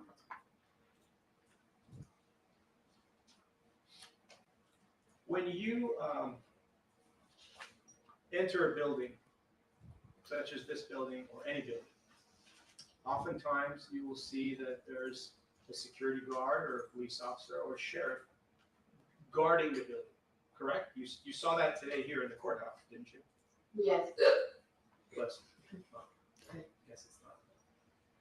And on the date of the incident, the security guard, police officer, or person securing that building, in your mind, when you saw Imani Ellis was in fact Imani Ellis. In your mind, when you got off the elevator, Imani Ellis was in your mind, your state of mind was that she was a security guard, correct? Objection. I think she's answered. Yes. And was there any doubt in your mind that she was a security guard? There was no doubt in my mind that she was a security guard. She had the security guard outfit on. That's why I was so confused that she was so aggressive and she's supposed to protect me, the patient. I understand. If Imani Ellis had in fact told you to leave the building, would you have listened because she was a security guard? Objection. This is a complete hypothetical. Irrelevant Life Foundation. Did Miss Imani Ellis tell you to leave the building at any point during your verbal or physical altercation on February 24th, 2018? She told me, "You gonna leave my building. You gonna leave my building." Are you aware that Imani Ellis was hired by the owner of that building and had the right to tell you to leave? Objection, calls for legal conclusion, Waxman. Sustained. When Imani Ellis told you to leave the building, did you follow her commands? Objection. Relevance, overlaps of the foundation. You can answer. No, she wasn't acting like a security guard. But she was a security guard. Objection, he's arguing. The security guard So, tried to we're not attack gonna- we're not gonna patients. argue. The objection's sustained, we're not gonna argue with each other. Did you believe in your mind that Imani Ellis was a police officer? No, If you thought she was a police officer, would you have handled the situation the same way? Objection, incomplete hypothetical. Sustained. Let's just focus on what did happen. Now, when Imani Ellis spoke with you, when you exited the elevator, she spoke with you directly outside the elevator, the area directly outside the elevators, correct? I don't believe she got inside the elevator. I don't believe she did. That's my question is, did whatever happened between the two of you, did it happen inside the elevator, at the point of entry, or outside the elevator? Outside the elevator and down the hallway. Fine. And when Miss Ellis was asked the same question, do you remember her saying that it happened outside of the elevator as well? Do you agree with her testimony? It wasn't in front of the elevator anymore because I was walking and she was following me. So it wasn't in front of the elevator. It was outside the elevator because I already got off the elevator. I don't think she ever went inside the elevator because I felt her as soon as I'm walking. I felt her walking right behind me, and then she said something. She said, "Oh my God, Cardi B!" That's when I turned around, and she got the camera right here, like she recorded me, and I'm like, "Yo, why you recording me?" And she practically did admit that she recorded me because she said, "Oh my bad." So. And when she said, "Oh wow, it's Cardi B," or whatever you just said right now, when she said that, was that offensive to you? It wasn't offensive. I just kept power walking so I could avoid more contact, but she just kept following me. Okay. And isn't it true that sometimes when you're walking around, different people will say, "Oh wow, it's Cardi B." Yeah. Because they get excited. Yeah. And you had experienced that many times before you had that experience with Imani Ellis, correct? Yes. And the reason you didn't like it from her is because she was a security guard and you felt it was unprofessional for her to say that to you. Isn't that true? When she first said it, I didn't tell her nothing. I kept walking. Why couldn't she say it? Why? I never said she couldn't. Okay. And she said it to you. She said it to me and I kept walking. What if she was not a security guard and she was just a random human and said, "Oh wow, it's Cardi B"? Would you have taken offense to that? No, You can answer. I didn't even feel offended when she first said it. I felt offended when she kept following me. She recorded me, and you're supposed to be a security. You're not supposed to be recording patients going to any doctor, any. But again, That's what offended me. When she first said, "Oh my God, it's Cardi B," I just kept power walking and didn't say nothing. I said something the second time she said it, and I turned around and I saw that she was recording me. And I'm like, "Yo, why are you recording me? Ain't you supposed to be security?" And she said, "Oh my bad." Then she kept following me, and now I'm getting annoyed. Like, it's like, you're the security guard of the building. No question pending. No question. All right, Council, I think that might be a good time to end because we've got some things that we need to deal with outside the presence of the jury. Yes, sir. Ladies and gentlemen, we're going to resume right back at 9:30 again. Thank you for your patience today and your attention. We will see you tomorrow at 9:30. In the meantime, please do not discuss a case with anyone, including other jurors. Don't form any opinions or do any research.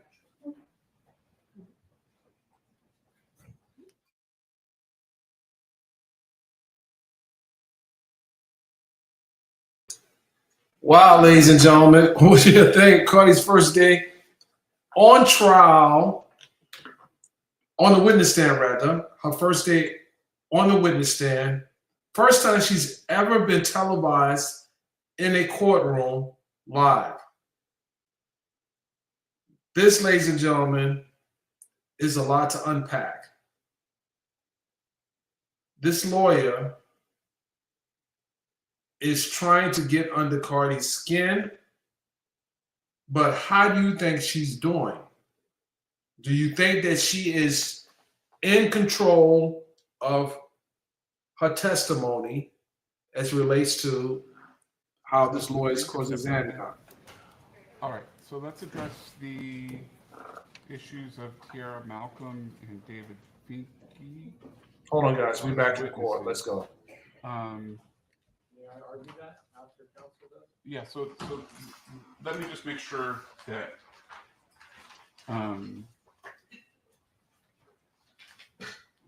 we squarely get everything on the record in terms of what defendant's position is. And so defendant's position, if you want to summarize what you knew and when you knew it.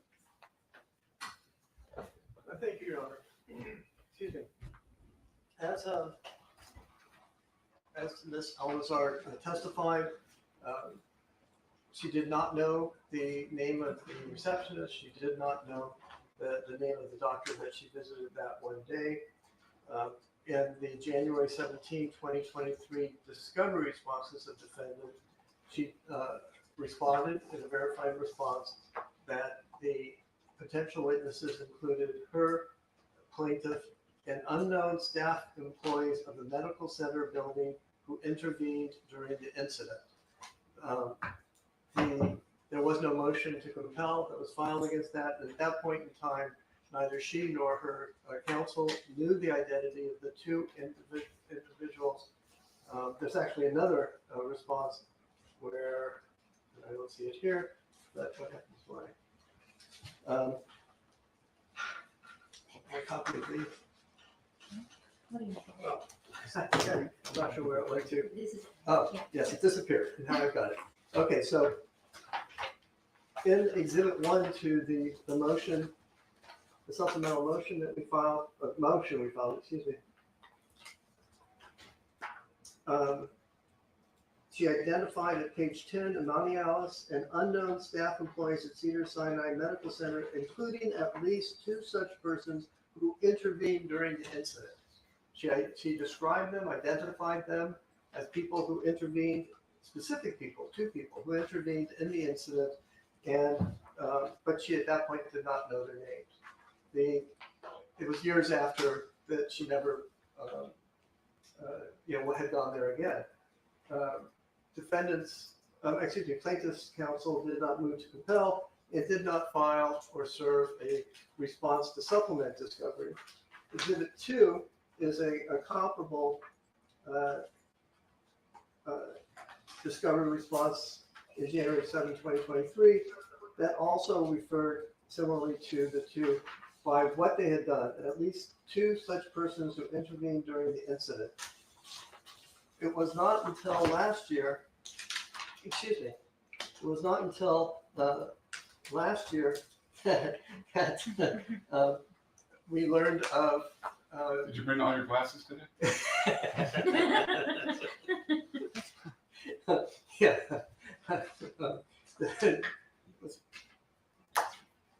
We added, well, it's not until 2024 that we actually identified Dr. Finke, which was Ms. Moore's hard work. It wasn't easy. And we put Finke on the 2024 witness list, which is Exhibit 5 to the memorandum that we filed. Okay, why don't you move on to Ms. Malcolm?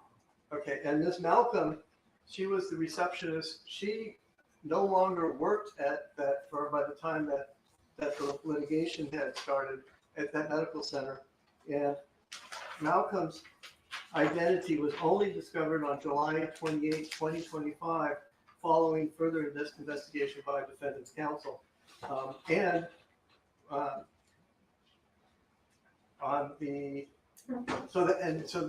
we we talked about adding her to the exhibit list, witness list, and she was added to our witness list, I think. Council's looking at me like I don't know what I'm talking about, but but I believe that she was put on our witness list. Yes. In July that we filed. There have been times when the court has referred to the defendant's witness list, which omitted her, even though they knew of her. Plaintiffs August 9. Oh, I'm sorry. They actually had intended to call these two people as well. They did not identify them by name, even though plaintiff worked there and knew these people. She knew who Dr. Fakey was. He intervened. She knew who the receptionist was. She worked there. Plaintiff worked there as well. Their August 9, 2022 discovery response identified as witnesses, quote, employees of doctor's office located near the scene. Then also, plaintiff testified in her deposition, which is Exhibit 4 to the memorandum we filed, quote, she is going to be bringing forward at the time of a trial people from the doctor's office. So these are people that she knew about. She didn't identify. We didn't know about it. We found it out on our own, and we promptly disclosed it. Again. Well, and I guess that's the question: is what is promptly disclosed? You learned about it on the 28th. Did you call plaintiff's counsel and say, "Hey, we found her"? July 28th, 2025 was when Malcolm's identity was discovered, and that's when we added the I think it was July 30th when we filed. I could be wrong. Filed. I believe it was the following week. The following week, and my colleague will verify that. May I respond? I just want to make sure that I understand defense position. I don't see anything. I see the next witness list after that is being 820. That's my, that's the one that I filed. That's the one he filed. He admitted her. I did not write her name there. I did not know about it. Well, that's an issue. And so did you, how did you communicate Ms. Malcolm's name to plaintiff's counsel? May I? Yes. Your Honor, we were we were providing drafts for this latest round of the trial filings. And as soon as we found out, we put it on the witness list. And on one of those drafts before they were filed. And I'm asking, when did that happen? I'm not sure. I know it was before August 20th. Okay. We heard your. Go ahead. Well, actually, let me first start. So, Ms. Ellis, you understand we're still under oath, yes? Yes. Okay. I have a declaration from Tiara Malcolm, and she states that you telephoned her approximately 2 months after the incident, and that you asked her for her assistance in pursuing claims, and she said she didn't want to get involved. And she said, quote, she told you, you've got to be kidding me. Did that conversation happen? Never. Did you do anything to investigate your claims after the incident? No. Okay. All right, go ahead, Mr. John Fawson. With respect to Malcolm, the first time I learned of it, I was given a partial document which only has about 50 pages. I was given it yesterday for the first time in the middle of the trial. It was on your joint witness list on May 10th in 2024. What was it? His name. I'm talking about the Malcolm, not the name of the document. doc. I'm sorry. Okay, go ahead. Yes, Your Honor. Okay. So what I wanted the court to know is I've been intimately involved with this case. My office is located across the street, 9025 Wilshire Boulevard. As an officer of the court, I declare under penalty of perjury. I never walked inside Dr. Finke's office one time. I never gave him my business card. All that's written there is not me. It's not true. It is false. It is a mistake or false, not my problem. I'm just telling you this as an officer of the court. I will not damage my reputation with you for this small issue. I just want it to be clear. Okay. I never did it. I think there's a perfectly reasonable explanation for this, and it might have been workers' comp counsel. I don't think so. I don't know what it was, but it Did wasn't me. Did she have an attorney in the workers' comp case? I understand that she did, but not for this. They're not going to go after this document. No, I understand that, but just to get witnesses to what happened. I don't know. I don't think, Your Honor, that that's what the purpose was. So Okay. is there a need for me to argue more? No, well, as to Finky, he was on the witness list in 2024. May I finish? I'm sorry. Sure. So, So why don't you address why you didn't want to do any, you knew who it was. So, okay, so I'll address it, Your Go Honor. ahead. Your Honor, I did spend a lot of time doing the opposition, and I tried to do the same thing with the witness, Miss Belcalis Marlinis Almanzar. Cardi B, she herself testified that she was able to get the doctor's name in a matter of a few days, or whatever it is. So let's just focus on the fact that in May 10, 2024, you knew who this doctor was. I did not know. You knew he was on the witness list. I don't remember it being on the witness list. It was. It could have been, Yeah, I'm but telling at you it that was. time, I believe you, Your Honor. So what I want to say to the court is, at that time, we knew we were not going to trial. It wasn't real yet. What was real was coming to trial now in August. And in discovery, it was never produced. So if it was. But you never sent supplemental rocks. I understand. Okay. The point is, when they were responded to, the defendant could have easily gotten the name of Dr. Finke. She testified today under oath that it was her doctor. The same way plaintiff has to go and get the doctor's information in form rocks, so does the defendant. This goes against the Code of Civil Procedure. It's unfair, it's prejudicial, it's damaging. I wasn't able to depose this person. I get it. I didn't depose the defendant because she was out of state, but I did depose Dr. Rosenberg. And if there were witnesses to this case, I would have deposed them. Why not? So first of all, Your Honor, with respect to Dr. Finke, my position is that he should not be allowed to testify for several reasons. Really, he didn't really see anything. He didn't. And it's really not that exciting. How do you know that? Because I know that. I know that. And we'll see that. If the court wants to allow him to testify, I'm open to that thought process because he didn't see anything. I really wouldn't care about him.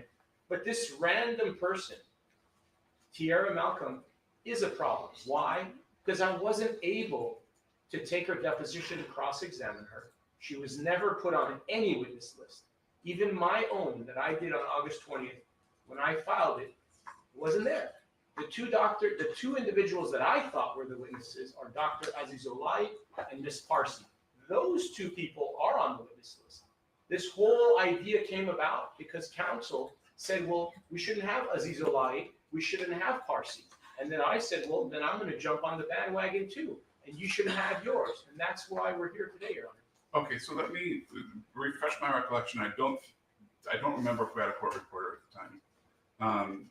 But at the time of our final status conference, there were discussions about this receptionist. I think there were discussions about you were actively engaged in trying to identify her, and you would inform counsel if and when you did. That conversation happened, correct? Nobody informed me nothing. All I was given. No, I'm saying at the time of the final status conference, that was a conversation that was had. I don't remember it that way. I'm not that smart like the court is. I don't remember it that way. All I can say is it's inappropriate to be given a document in the middle of the trial with this court, the way that it is, it's super fast. The court doesn't want me to spend a lot of time asking people questions and practically doing a deposition. So I would submit that. Let's just say for the record, I let people try their cases. I'm not going to let you waste the jury's time. Of course, okay? I understand that. So my request is Tiara Malcolm is out because no one at any point called me, did anything to give me this information till yesterday when their attorney, Lisa Moore, who's not the main attorney, there's another lawyer here, he could have signed the declaration. I don't know why he didn't. Why is she doing it? Everything's been done by Peter Anderson and Eric Lamb with all of his other attorneys that he has helped. Well, I think she was the one with boots on the ground according to her declaration. But yeah. So let's.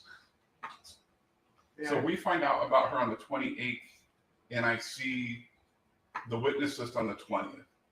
So I guess my concern is the gap of period of time, or actually, can you confirm, did we have that conversation that you were actively trying to find her? That's my recollection, that she definitely came up. I don't recall if we had just found her or we were still actively trying to find her. Unfortunately, we don't have the back and forth. And for example, Mr. Lamb's Sorry. I think that point's been made. If Your Honor likes, we can check to see when we actually sent a draft with her name to a draft witness list with her name to counsel. He definitely did not just find out about it yesterday. I'm sorry. If I may. And so we can do that. We just can't do it here because we've got a lot of trial documents and not many discovery documents or drafts of discovery documents. But we can't submit that. I can tell you, Your Honor, that once we found her, and this is a woman, by the way, who's integral to the case that plaintiff has known about since day one, and counsel says his office was across the street, but he never bothered to walk across the street to find out her name. Anyway, to make a long story short, we can provide that information. We can check if you like, but we did promptly disclose. I believe it was in a draft joint witness list that we had submitted. We submitted several as soon as we found her within a week. May I reply, Your Honor? Go ahead. This case was set to be tried in 2024. It was continued over and over and over, and discovery was closed. This court did not reopen discovery. So this issue has been sleeping for at least a year, and it's unfair and prejudicial to the plaintiff to allow this random witness to show up at the eve of, not even the eve, in the middle of trial. I think let's be fair. You both identified people at the medical center. You both knew that these were people. I mean, your client testified that there was people that came out, so she knew that there were people that came out. No. The two individuals that I have, these are people that know about the incident. These are not the two individuals that they're talking about. There was nobody at the scene till after the fact. So whoever these people are, they're not going to really say anything fair. And for them to drop it on me in the middle of the trial is unfair. If they want to bring Dr. Finke and he wants to say, I came out and I heard there was an altercation, I'm not too concerned about him. I'm more concerned about Sierra Malcolm. I have no idea who she is, what she's going to say. And that one has never been given to me. And this case, discovery has been closed for over a year. Why should she be allowed to testify? It doesn't make sense. Your Honor, yeah, just very briefly. Sure. We've been asking, and counsel hasn't told us who this Farzi, I'm not even going to try. No offense, I just don't know how to pronounce his last name. And the woman, we've been asking how they're relevant, given that Farzi, for lack of just attempt to avoid trying to mangle his last name, he's on the 4-3, and he doesn't come in on Saturdays. He wasn't there. And the other person they identified is the receptionist at the building office, which is closed on Saturdays. The suggestion that the two people everyone's been talking about throughout this case who came out of the doctor's office for some reason weren't the doctor and the receptionist is just absurd. Your Honor, he's testifying to things he doesn't know. How does he know if my doctor and his assistant were there on Saturday? How does he know that? If he can prove me that, I'll withdraw all my objections. He can't. He's just making up stories. Well, absolutely. So I guess the question is, let's just talk about reasonable diligence. And so, plaintiff's counsel knew that the receptionist of the Women's Care of Beverly Hills was at least identified as a category of a person to be a trial witness, correct? I believe so. Okay. Did you do anything to try and figure out who that was? There was nothing to do. It's a 6-year-old issue. I didn't know somebody could even pop up. Why would they? How could I do it, Your Honor? How? Would it be possible? All right. And to what extent, if any, is it possible to get her deposed between now and Tuesday? Well, Your Honor, it sounds like plaintiff is going to be resting tomorrow. We expect her to testify tomorrow. She also she is out of town. Yeah, that's our plan is for her to testify tomorrow. And if it helps, maybe without the jury, she can give an offer of proof or something. But we were talking about a 30-second incident. Yeah, I did it. And by the way, he didn't take Dr. McKenna's deposition. He didn't take, that proceeded without him because he didn't bother to show up. He didn't take the defendant's deposition. The idea that at this late point he gets to take the deposition of someone who he has known about and his client has known about since she worked there. I just don't see the fairness in that. Your Honor, she was. All right, let me do this. I'm going to rule that Dr. Finke can testify. I'm going to take it under submission. I'm going to look a little bit further into the Malcolm issue. I will tell you, I'm leaning, since the person was identified apparently for years, I don't think that it's an unfair surprise that she was finally identified. So that's where I'm leaning, but I'm not going to make that decision right now. So I'll rule tomorrow morning on the issue of the receptions. And how about a deposition? Well, I'll rule tomorrow. Thank you, Your Honor. All right. 9:30 tomorrow? Yes. So I think there was a discussion at the final status conference regarding who was demanding jury, and I thought the defendant was demanding jury. I assume plaintiff had demanded a jury. I believe both sides. I thought both sides did. Oh, okay, so I didn't realize that. We weren't counsel at Okay. the time. No, I think it was addressed at the final status conference in terms of paying the jury fees. Oh, I don't recall that at all. I'm sorry. Is that an issue? No, we'll split them. Okay, all right. Fine. My apologies Yes, for the confusion. exhibits for today. Oh, exhibits for today. See, keep me on track. Are there any exhibits that we're moving as evidence? I believe there was one at the court, Dr. Monken's records and bills. We already have 669 and 628. Okay. So defense counsel is going to look at, I'm sorry, was exhibit who? 9. This was 15 pages. No, nine was in CV, I thought. No, you're right. I apologize. Number 4, it's 15 pages.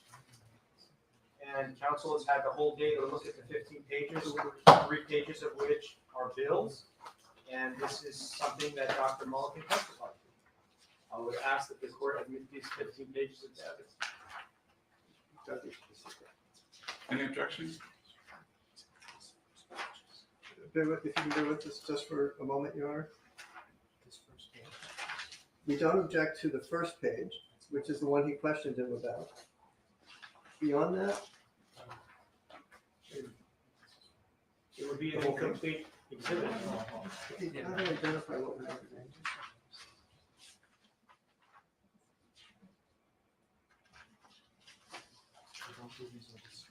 So, exhibit 4, pages 1 and 2. Exhibit 4, pages 1 and 2.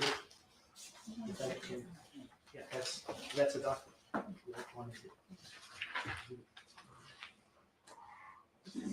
One of the problems, Your Honor, is we're having trouble because he combined as a single exhibit multiple different pages and then referred to like exhibit 4, pages 1 to 3, then exhibit 4, some other thing. Your Honor, So it basically confused Jesus. it's not confusing. I'm left-handed. I do perfection work. This is in perfect order. I think the court's left-handed too and would relate. So what's not? This is in nice, perfect order. You have the medical records and then the bills. It's 15 pages. It's nothing more than that. Oh, okay. So pages. Your Honor, I don't want to take up your time. Can we submit in the morning, for example, exhibit 4007 has no relationship to the preceding exhibits. Yeah, so my suggestion was going to be to admit exhibit 4, 1 through 6. I don't think he testified as to the patient information form, how it was filled out. Correct. And then the billing, exhibit 4, 13 through 15. That's fine, Your Honor. There was also exhibit 4-9, where I did ask him about, to read from the record, and the court didn't want him to read that, at the bottom about the prior doctors. Dr. Scher is written there. I think that's important for the jury to know that she went to this doctor before. Make sure he testified to that. He did. He talked about it. I think there's adequate testimony for that. So Yes. I'll admit 1 through 6 and 13 through 15. Thank you, Your Honor. For exhibit. That's absolutely Thank you, fine, Your Your Honor. Not 4-9, right? All right, and then was there anything else? I had a 1-4. That's the list of medical bills of plaintiff. That is actually a list that council prepared. Yes, it is. Yes, it is. Council prepared. Okay, that's not coming in now. I would do it in closing. I'd like to show the jury the list instead of writing it down. Well, to the extent that there's evidence supporting it, sure.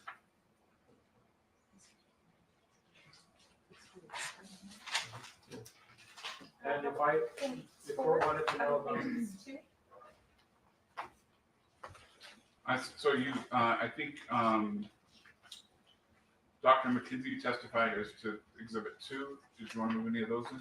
No, plaintiff is considering that to be hearsay. The first. Sorry. Sorry, go ahead.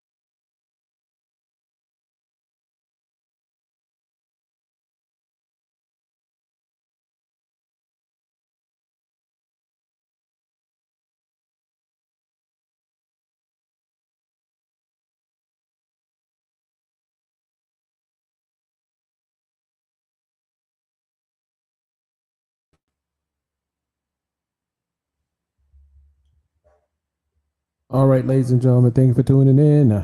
Appreciate all those that tune in on Twitter. We have over 2,100 watching. Yes.